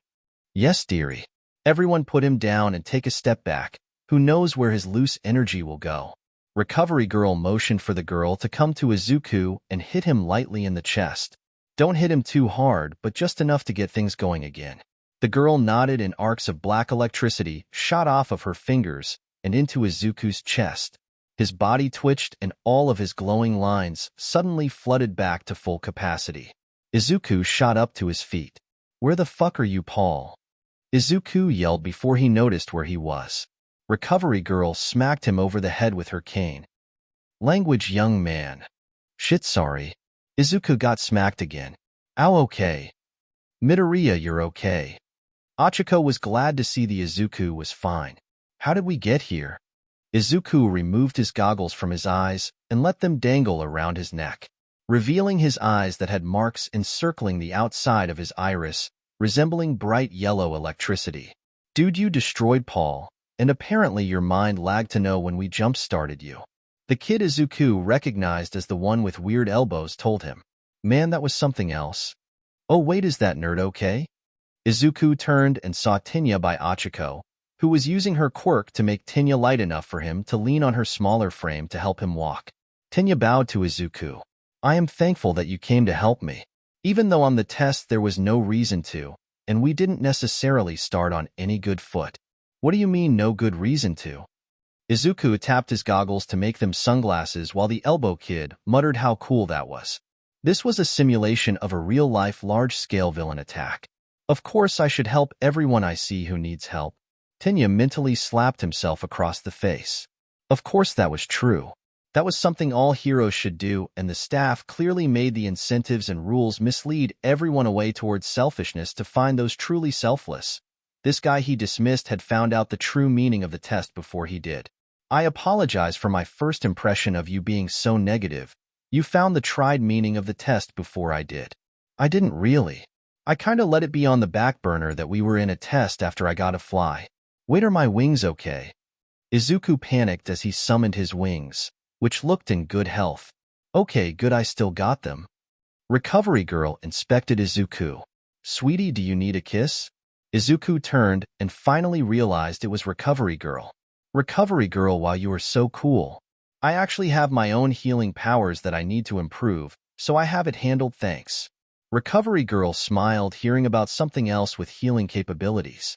If you ever need tutoring with them, let me know. Who else needs kisses? Recovery girl want to check on everyone else. Izuku yawned as he walked back to the bus. He really wanted to just fly home, but he didn't want to leave Achiko, who was asking him a lot of questions. How many powers do you have? Achiko was flabbergasted at the fact that Izuku seemed to have a whole arsenal of quirk-like powers at his disposal. Let's see if I disregard elements and upgrades. 7. Izuku counted purple as an elemental version of his green blast. 7? Achiko was impressed. Your grandpa will be so proud of how you just used them. Oh, I know he is proud right now, watching me from heaven, enjoying how I crushed Paul. Izuku was willing to beat Johnny, was telling everyone he could about that if he saw it. Achiko immediately felt bad. I'm sorry, I didn't know your grandpa passed away. It's fine. He walked into the next life happy with what he has done, and I plan on making him not regret teaching me. Izuku didn't want Achiko to feel bad about something she didn't know about. Dude, your grandpa must have been a badass to teach you all of that. The tape kid said from in front of them. I'm Hanta Zero, by the way. My Mima actually taught me the lightning stuff. Well, gave me the gist of it. That was all improvising. Izuku figured she was upset with how much he overdid it. Dude, it sounds like your whole family is just awesomeness.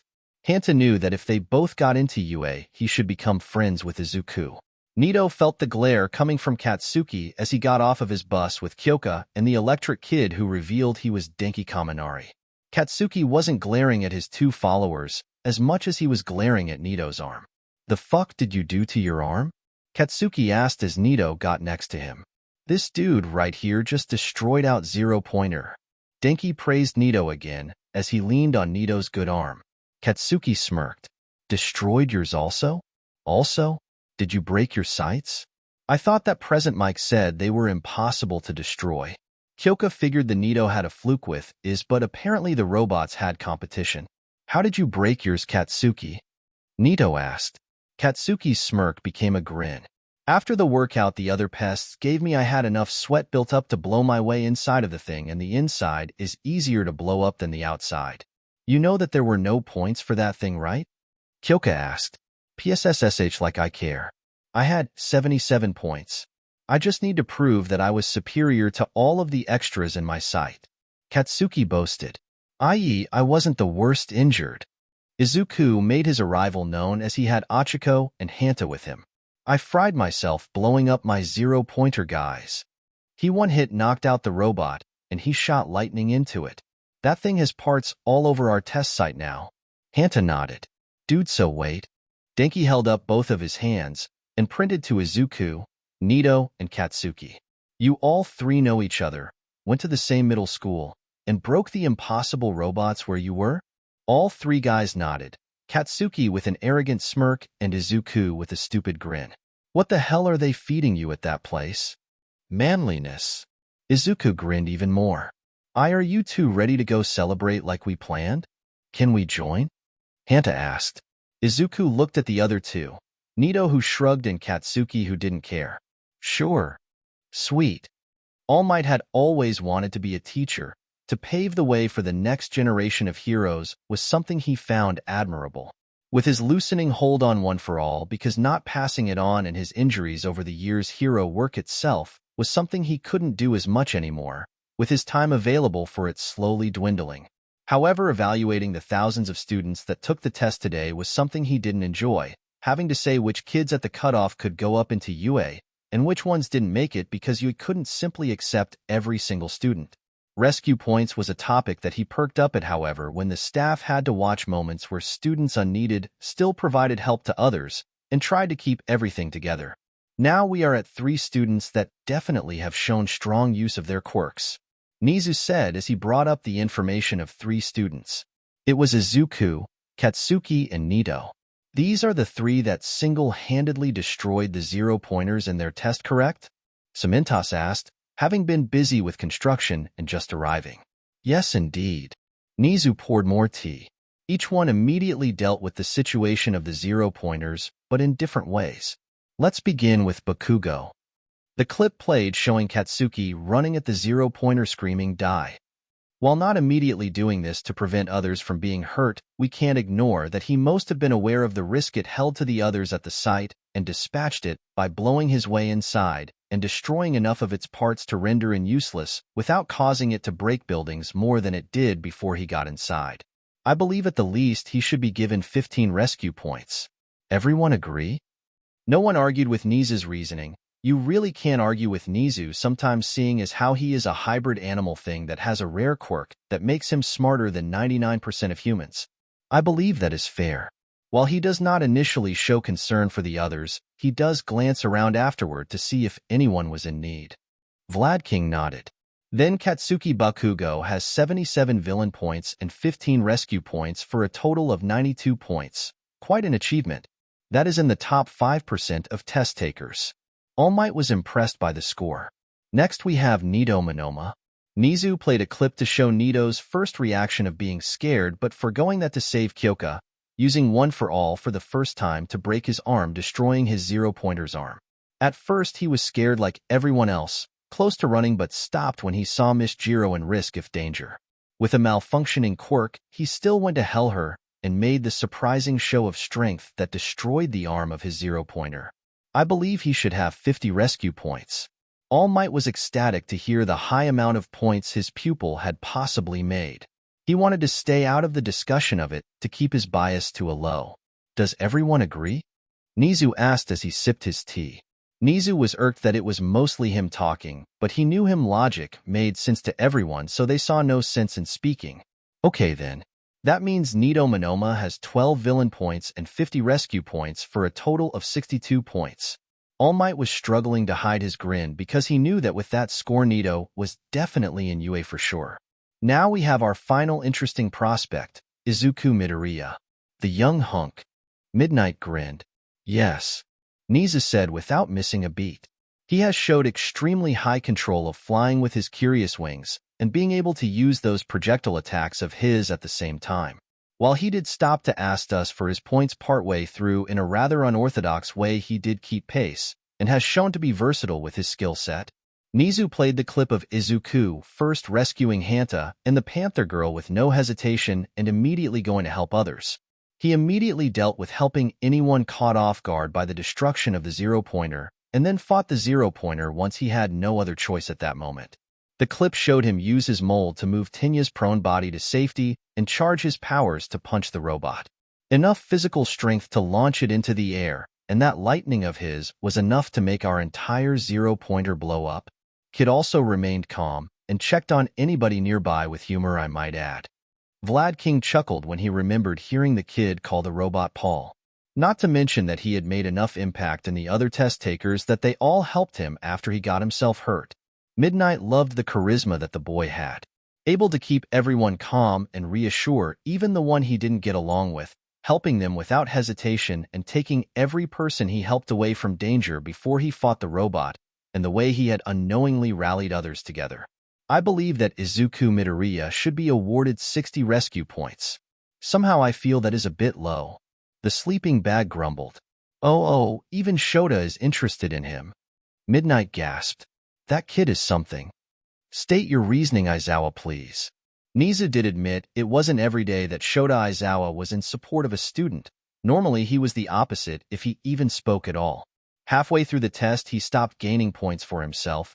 He decided to stop and help others if they would accept his help. Several students have higher scores than they would have originally gotten if it wasn't for him. He didn't do it to make himself feel bigger, but instead because he wanted to help. He clearly wants to bring out the best in people, which ties in with rallying them. When he woke up, he was ready to fight again, not knowing what was going on, and immediately was worried about the kid he last protected instead of himself. He even checked the wings he has shown intense love for last. I believe he should be given 75 rescue points at the least. Aizawa finished. Longest I have heard him speak here. Present Mike mumbled to Midnight, who snickered. I believe that is a good case, and I shall award him that 75 rescue points and an extra 5 for being the first student you have actually supported. Nizu grinned. Those 80 points along with his 98 villain points brings Izuku Midoriya to 178 points for the new record of the entrance exam, breaking the old record of 112 by All Might. Hear that, big guy? Midnight strolled up to All Might. Apparently there is a new strong kid at UA. Good for him. I will enjoy teaching him if I get the chance. All Might has taught him somewhat already, and honestly the key was a good student if he wasn't bored and causing trouble. So how do you all think you did? Denki asked as everyone sat at a corner booth at Izuku's favorite burger place. Oh, I passed for sure, definitely with the top score. Katsuki stated as he pulled the bottles of hot sauce from the table beside there. Nah, I definitely got that. Izuku took off his sunglasses. Pfft, okay. Katsuki laughed it off, believing it was 40-60 in Izuku's favor on that. What the hell happened to your eyes? Huh, what you mean? Izuku used his sunglasses reflection to see the yellow bits of electricity dancing around in his sclera. Oh cool. Wait, is that not normal for him? Kyoka figured with the green and purple stuff all over him, and the wings that disappeared the electricity in his eyes wasn't weird. Nothing is normal for him. Nito stated. So is it a side effect of your ability? Probably. Izuku shrugged. My mold has started to cause bright blue in the lines on my hands and forearms. Mold? Like cheese. Denki was confused. No, that would be a weird ability. Izuku laughed. I call my ability mold because I can use blue energy to mold into things like clay around my hands. Weird that my lightning only changes my eyes slightly though. Well, it is only inside of you until you release it out at something. Nito pointed at his eyes. Your sclera is inside of your body technically, so that's probably why we can only see it then. Wait, my whole quirk is electricity. Why doesn't that happen to me? Denki used a window to check his eyes reflection. Quirks can be similar and different at the same time. I just find it funny that every ability I have is a different color, and they leave that color on my body in some cool design. I'm going to be a walking rainbow soon. How many abilities do you have? Denki thought that Izuku was a cool dude. Now let's talk about you guys. I gotta know about future UA students. Izuku really didn't want to talk about his quirk again. How can you be so sure that we all passed? Kyoka was glad someone wasn't dismissing her, but still it was a big thing to guess. Because great people flock together. Izuku said with enthusiasm, and Katsuki nodded. I don't associate with rejects, so you have that. Katsuki offered. Thanks. Kyoka didn't know how to react to not being called an reject like that. Why don't need swap phone numbers, so we let each other know when we get our notice from UA? Achiko asked. Done deal. Izuku slammed a paper on the table that he quickly wrote his number on. We can make a group chat too. Hey, I do have a question though. Hanta got Izuku's attention. Why did you name the 0-pointer Paul? Nito sighed and smacked his hand against his face. You named it Paul? Yeah, I did. Izuku laughed. I named him the after my grandpa told me a story about a giant evil thing with red glowing eyes that they named Paul. So every time I see a giant thing with red eyes, I plan to name it Paul. But you grandpa wasn't in that story. Nito pointed out. Yes, but Mima was. Izuku retorted. Katsuki shuddered, remembering the one time he met Izuku's Mima and called her a hack. A mistake he would never make again. Barely. Nito replied. The story could only happen because of Mima. Izuku said. Plus I represent them all anyways, so need.